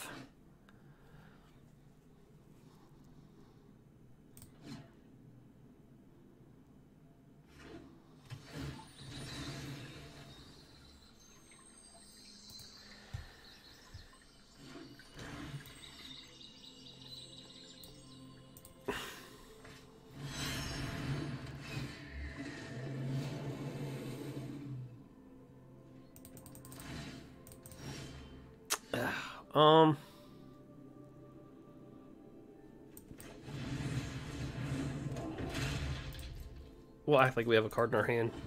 We can't do anything with it. Just the forest.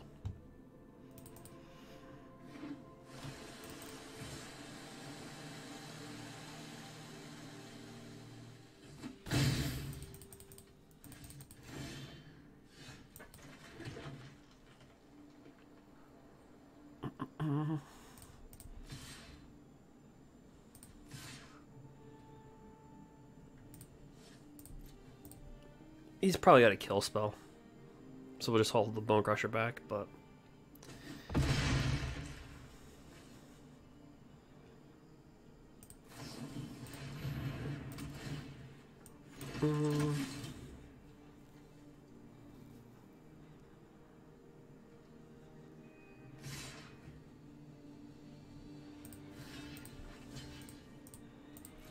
Alright, so...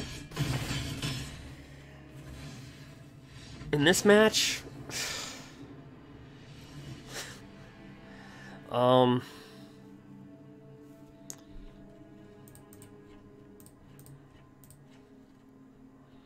don't know if our creature value is going to be really good here.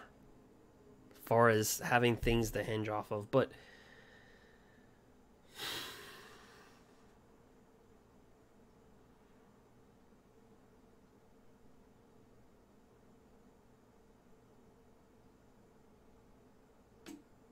I don't think there's a lot here.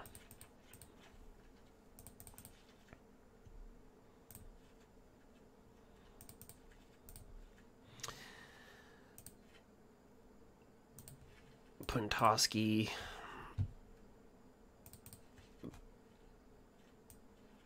So what do we have? 32 creatures. Is it going to be like the Sultai thing? 32 creatures. Yeah. So it's the same as Sultai. Just we're boarding slightly differently.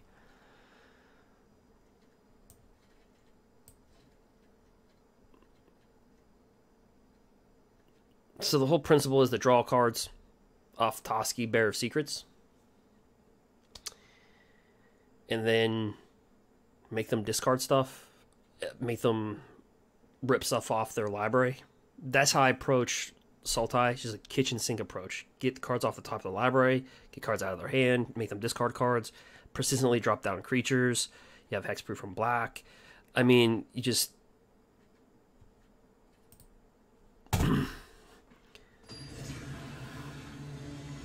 So I guess we kind of treat this the same way.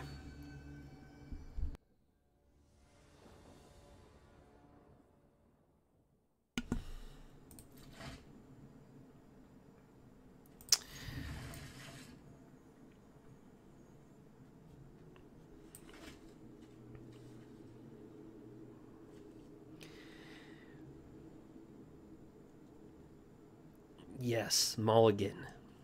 I'm just joking. All right, so we'll drop this as a mana.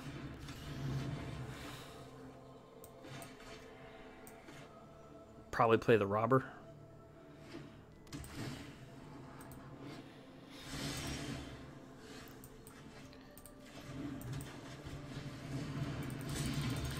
Come on, Doom Foretold. Okay, Skyclave Apparition. I just want to see how far our creatures actually go. This deck does not like creatures.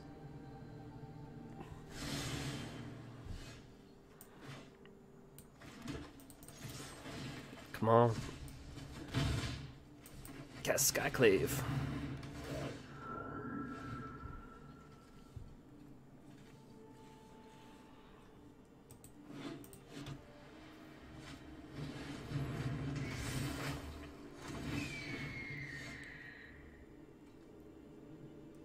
Create a 1/1. Okay, whenever one or more creatures you control with flying deals come in, draw a card, put a land on it.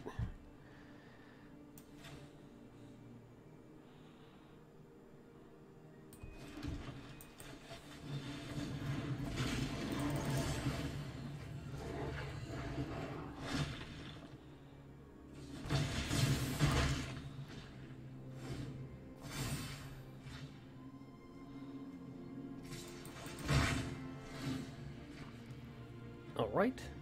This is a pretty good saga.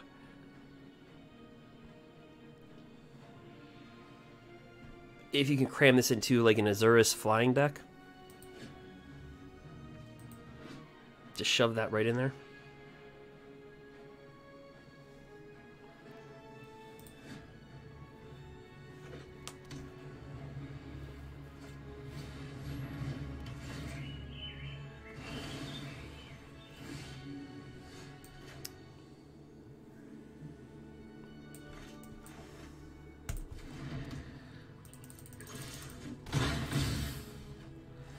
Alright, we'll try Gargroth.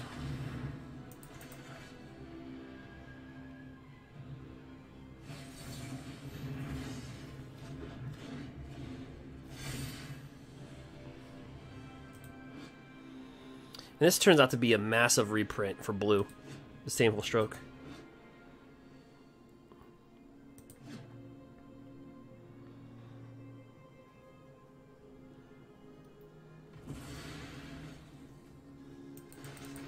All right.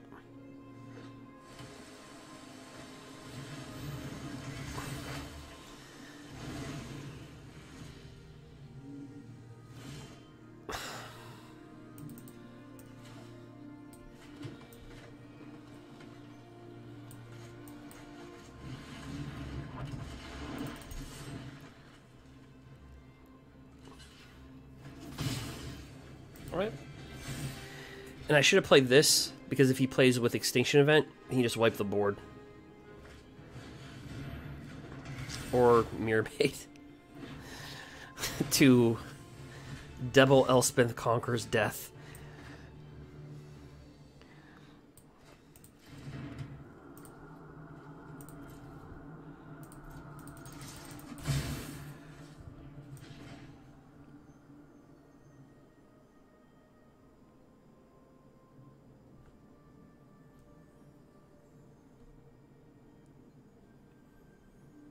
I think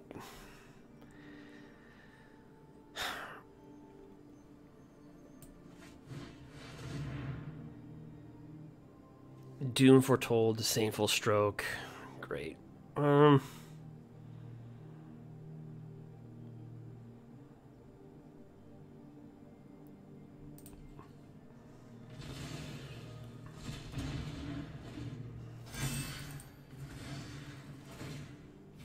right.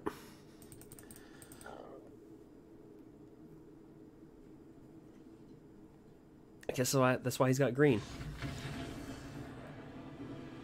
Oh, I didn't realize he didn't have a green mana.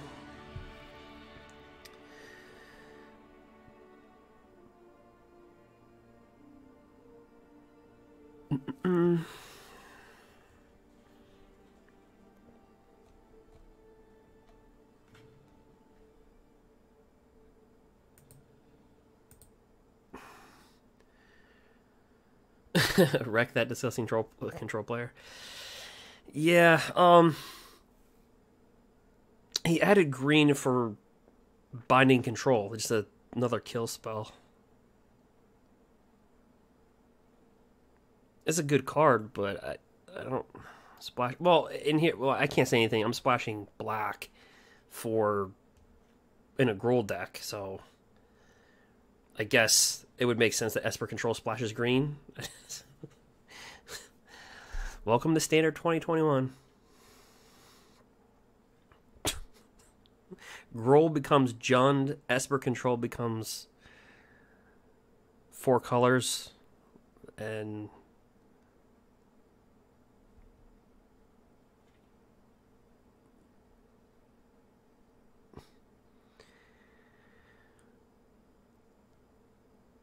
I find myself boarding out Embercleave and Great Henge.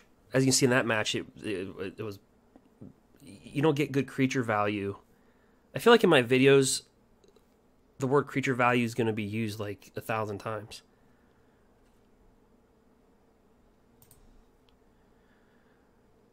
Because it's like, how... You know, when you have the Great Henge and you have Embercleave, you have to understand... Like, you have to be able to... you can cast them, but you have to have creatures left. And, there's a lot of hate for the creatures. So you have to actually estimate, like, when is the worth of a Embercleave or Great Henge.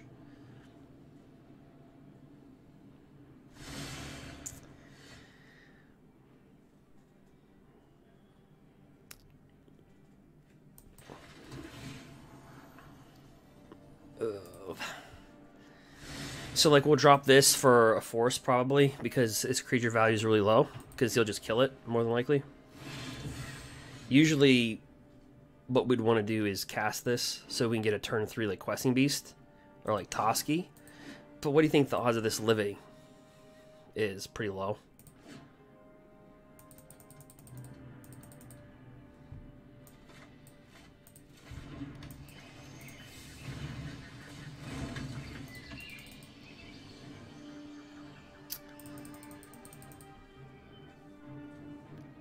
Added green for binding control.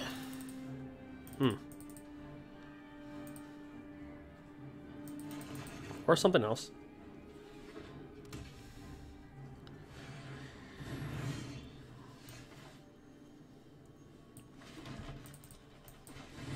What's cool about Toski is that he gives Questing Beast, or excuse me, Lovestruck Beast, a 1/1.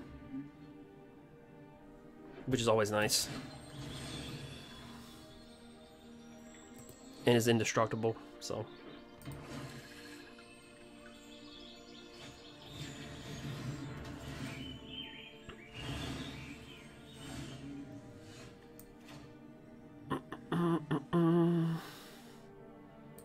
Toski to the rescue. Come on, Toski. Get us that card value. Draw some cards.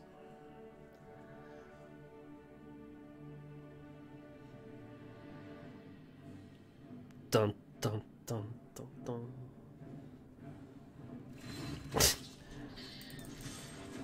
Ooh. Draw that card.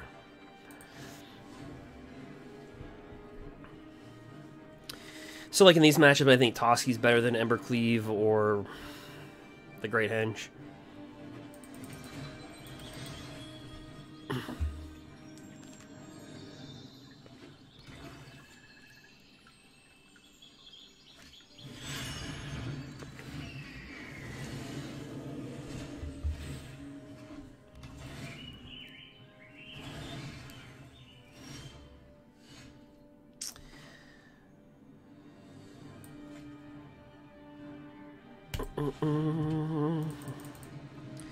It has to attack every turn. It just has to. Let's see here. Battle Mammoth.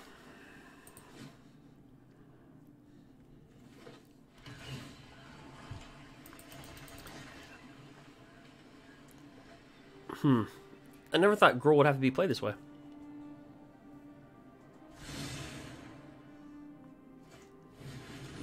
There's the Binding of the Old... Okay, I named the card wrong. Binding of the Old Gods.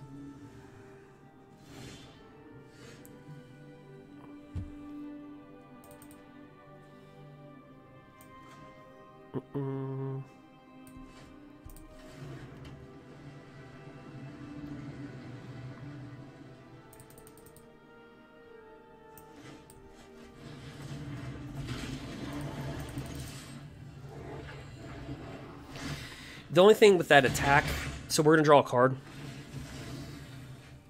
That's the one thing with that attack. But the one thing...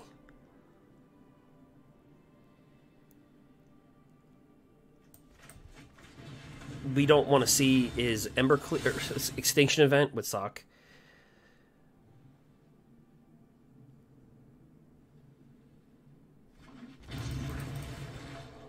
And I kind of dropped him down just in case he drops a Doom Foretold. Or that board wipe. Alright, well...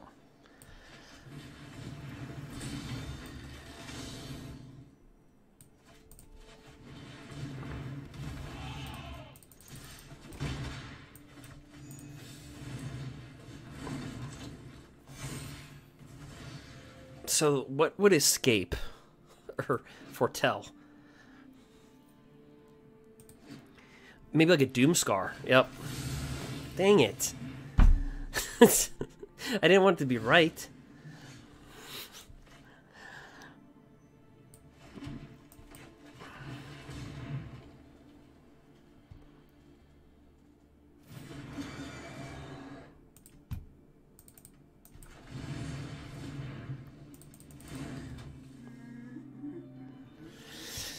So you see what I'm talking about, like creature value? Like an Embercleave in this matchup is like,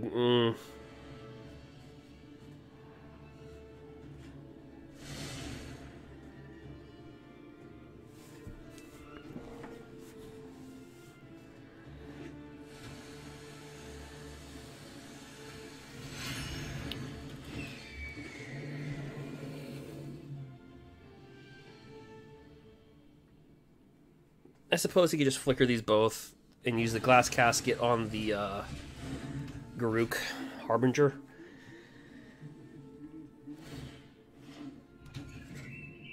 But if we top deck a Lovestruck Beast, a Toski, a 1/1, I think that pretty much seals it. I think it's gonna be really close. So we have 2 Lovestrucks out, right?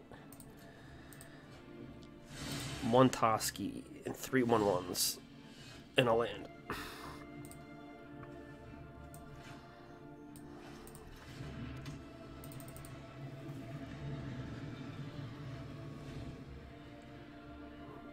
Oof.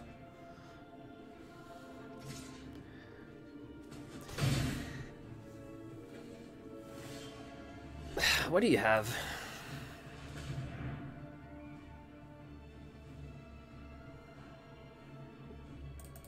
All kill spells. Probably 3 kill spells in a land. No.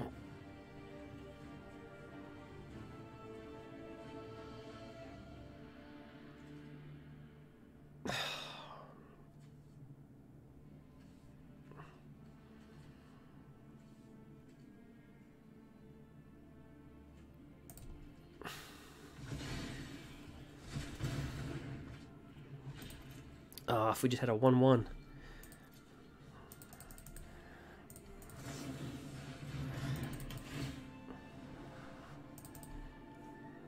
Q.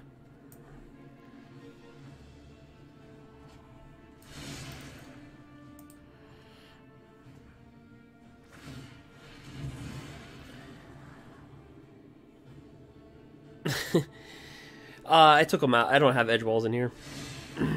I have the 1/1s that tap for mana.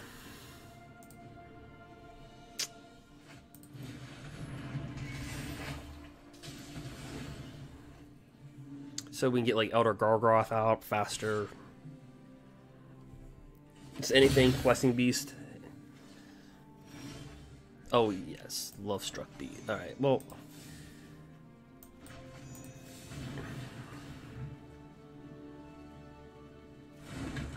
I get 1 turn of satisfaction. Because he's just going to kill it.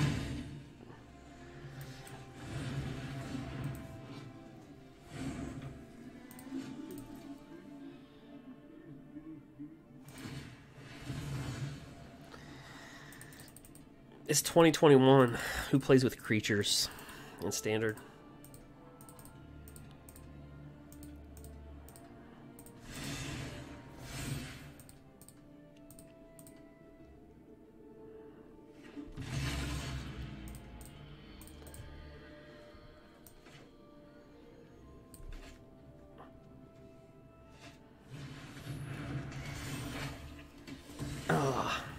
But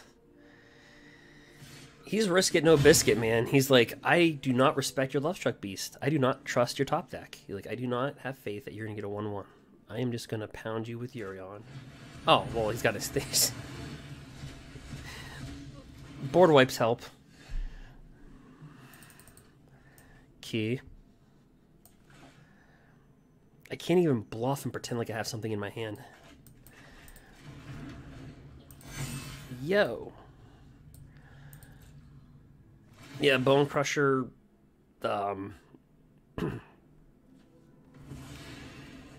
Another Garruk's Harbinger.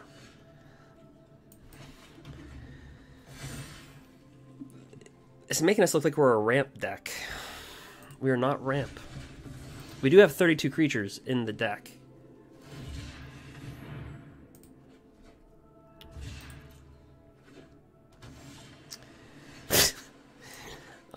They're here. He's got Disdainful Stroke in his hand, right? Did he cast that? Or he's got that. Screw it, it's a creature. Yep. Let's pretend like he doesn't have the Disdainful Stroke. Oh look, we're casting Outer Gargroth. Oh no, what is it gonna cast?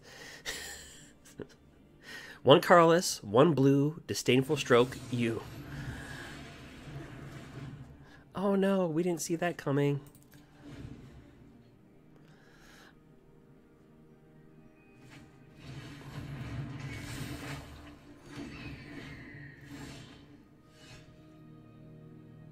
Key.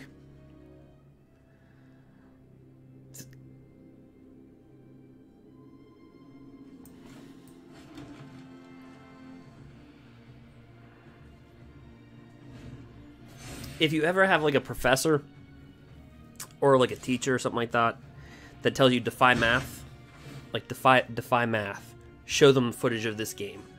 Like he drew 500 land.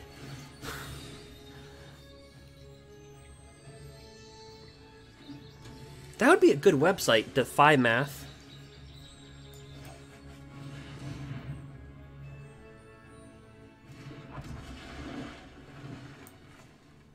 It's kind of catchy. Defy Math.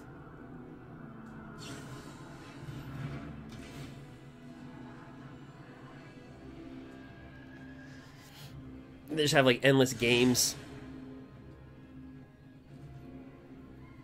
of people just getting ticked off and have like compilations of like the shuffler.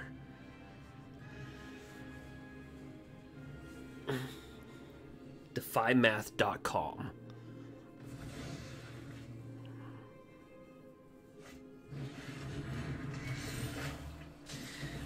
We're gonna die to a freaking bird.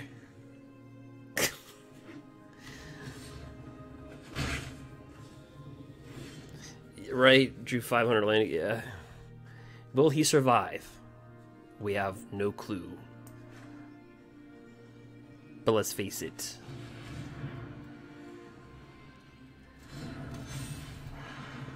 The question is, will he survive a turn? That's like the thing.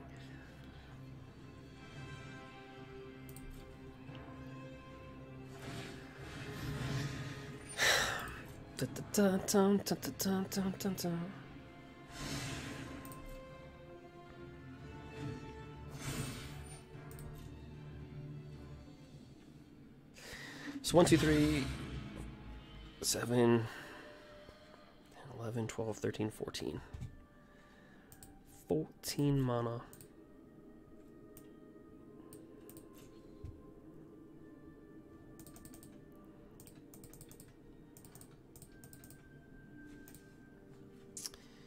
He's got Dance to the Manse. Oh, God.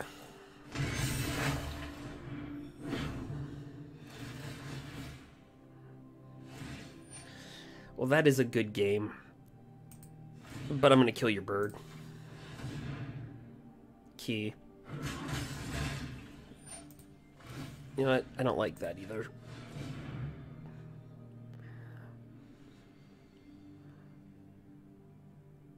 He's probably like, why is he tapping? Like, doesn't he just quit?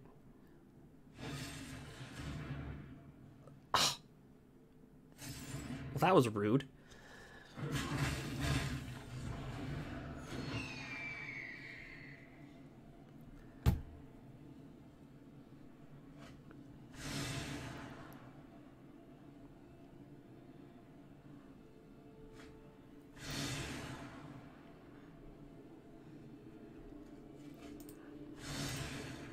We'll let him get the...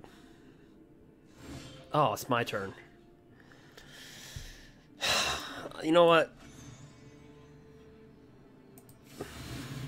I can't even kill myself. I'm at 5 life.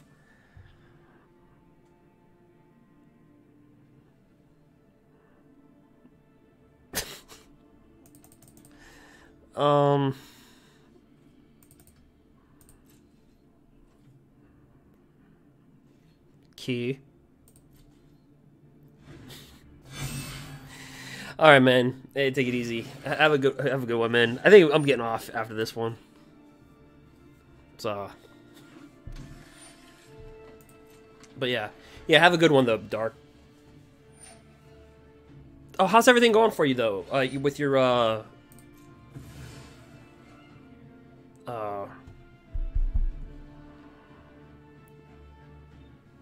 aren't you like Warhammer or like 40? I forget.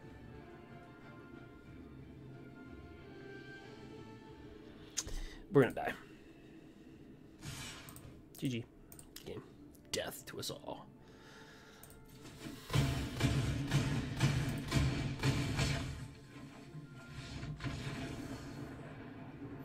Dun dun dun. Defeated.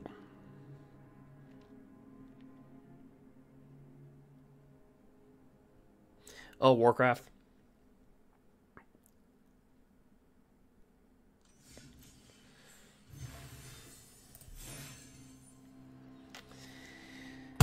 Well, guys, I am going to be getting off here.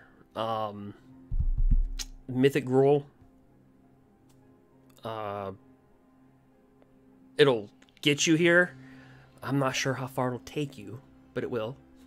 Splash Black for Sultai. So we do have some Sultai matches. We did better at the beginning. We actually went on like a pretty good win streak at the beginning. The end was not so good. So we saw a variety of decks, but primarily like the run-of-the-mill standard decks like White Weenie, Sultai. I say creature value 1,000 times because so versus Sultai, if you see earlier matches, Robber the Rich, Kroxa, Agonizing Remorse. Now, even though this card might remind you of 2020, but you have to, I do like a kitchen sink approach. I call it like the kitchen sink approach. So in weight training, there's this thing, it's just called people that do like kitchen sink stuff. Like they'll throw like creatine in their bodies, protein, whey protein. Like they just throw everything in their body, then they don't know what's working, what's doing what. Now, grab that idea, what you're not supposed to do, but like convert that into Magic the Gathering, and that's what you're supposed to do. So it's like, this is like a kitchen sink approach. We attack their hand. We try to get pill cards off their library. If we're lucky enough, we'll get a card that we can play with. If not, fine. We'll drop down Toski, that draw cards. try to make them discard cards, take cards off their deck, and just totally blitz with 32 creatures. Embercleave, there's no point. The Great Henge, there's no point. Like, and you'll hear me talk about creature value, but when I say creature value, you have to say, okay, what are the odds that the creature is going to live this game? Like, what are the odds, right? So, like with all the board wipes, you have to ask yourself, what are the odds that a creature is going to live? You can have 32 creatures in, like, the last match, but it's not going to mean anything if you're constantly... So, like, Embercleave just doesn't have the value there. Now, if you happen to play with Embercleave and it works, great. But overall, it loses a lot of value. Same thing with the Great Henge. Especially when you can have cards like Toski, Bearer of Secrets, that's got Indestructible. So, that's kind of my kitchen sink approach to getting stuff out of their hand. And you hope that when you play with this sideboard, that they actually have, if they're playing Sultai, that they actually have Genesis Ultimatum in their Emergent Ultimatum, excuse me. But Emergent Ultimatum in their hand, so you can rip it. The bad part is when you rip their hand and they top deck it, and it's like,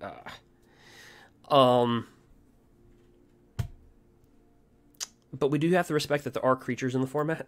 So I put 3 Ram Throughs and 2 Primal Mights. It's just how it worked out. I have 3 of these.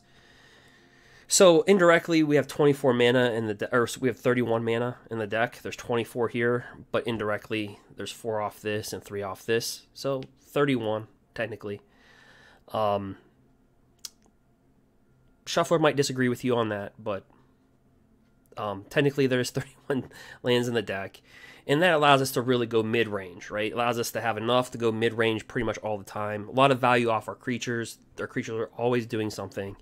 At the 3 spot, you get the Mammoths. You get Harbinger. Again, dealing damage to an opponent is slightly easier in this standard if you can actually get there. So it'll allow you to look at the top cards of your library and cast a creature card. Then we have Lovestruck Beast, a 5/5 for 3. Really good. Especially with a Great Henge in the main board. Then Bone Crusher. Then at the 4 spot, Questing Beast and a 6/6 Pokronos Unchained. And you'll see that this looks really kind of chaotic, but it's not. You get a 6/6 creature for 4. So you get a lot of value there. And then we have Elder Gargroth and Battle Mammoth. So a lot of value there. That's kind of how I deal with it. But that's what it is. But anyway, guys, I'm going to get off here. I've been on too long, and I am rambling and scrambling. But anyway, I'll possibly do a video tomorrow. But guys, like I said, Magic the Gathering, it's got life gain, but it doesn't have to be life. So it's not life. Play responsibly. Be careful out there. And, yeah, so I came across somebody's channel. I'd also recommend that you check out the Magic Historian. Kind of somebody in the MTG community that's went through a little tough time, so I'd recommend that you go see them. Don't really know them. They don't even know that I'm saying this. But anyway, I will see you guys soon. Gruul with a splash of black. Whoa.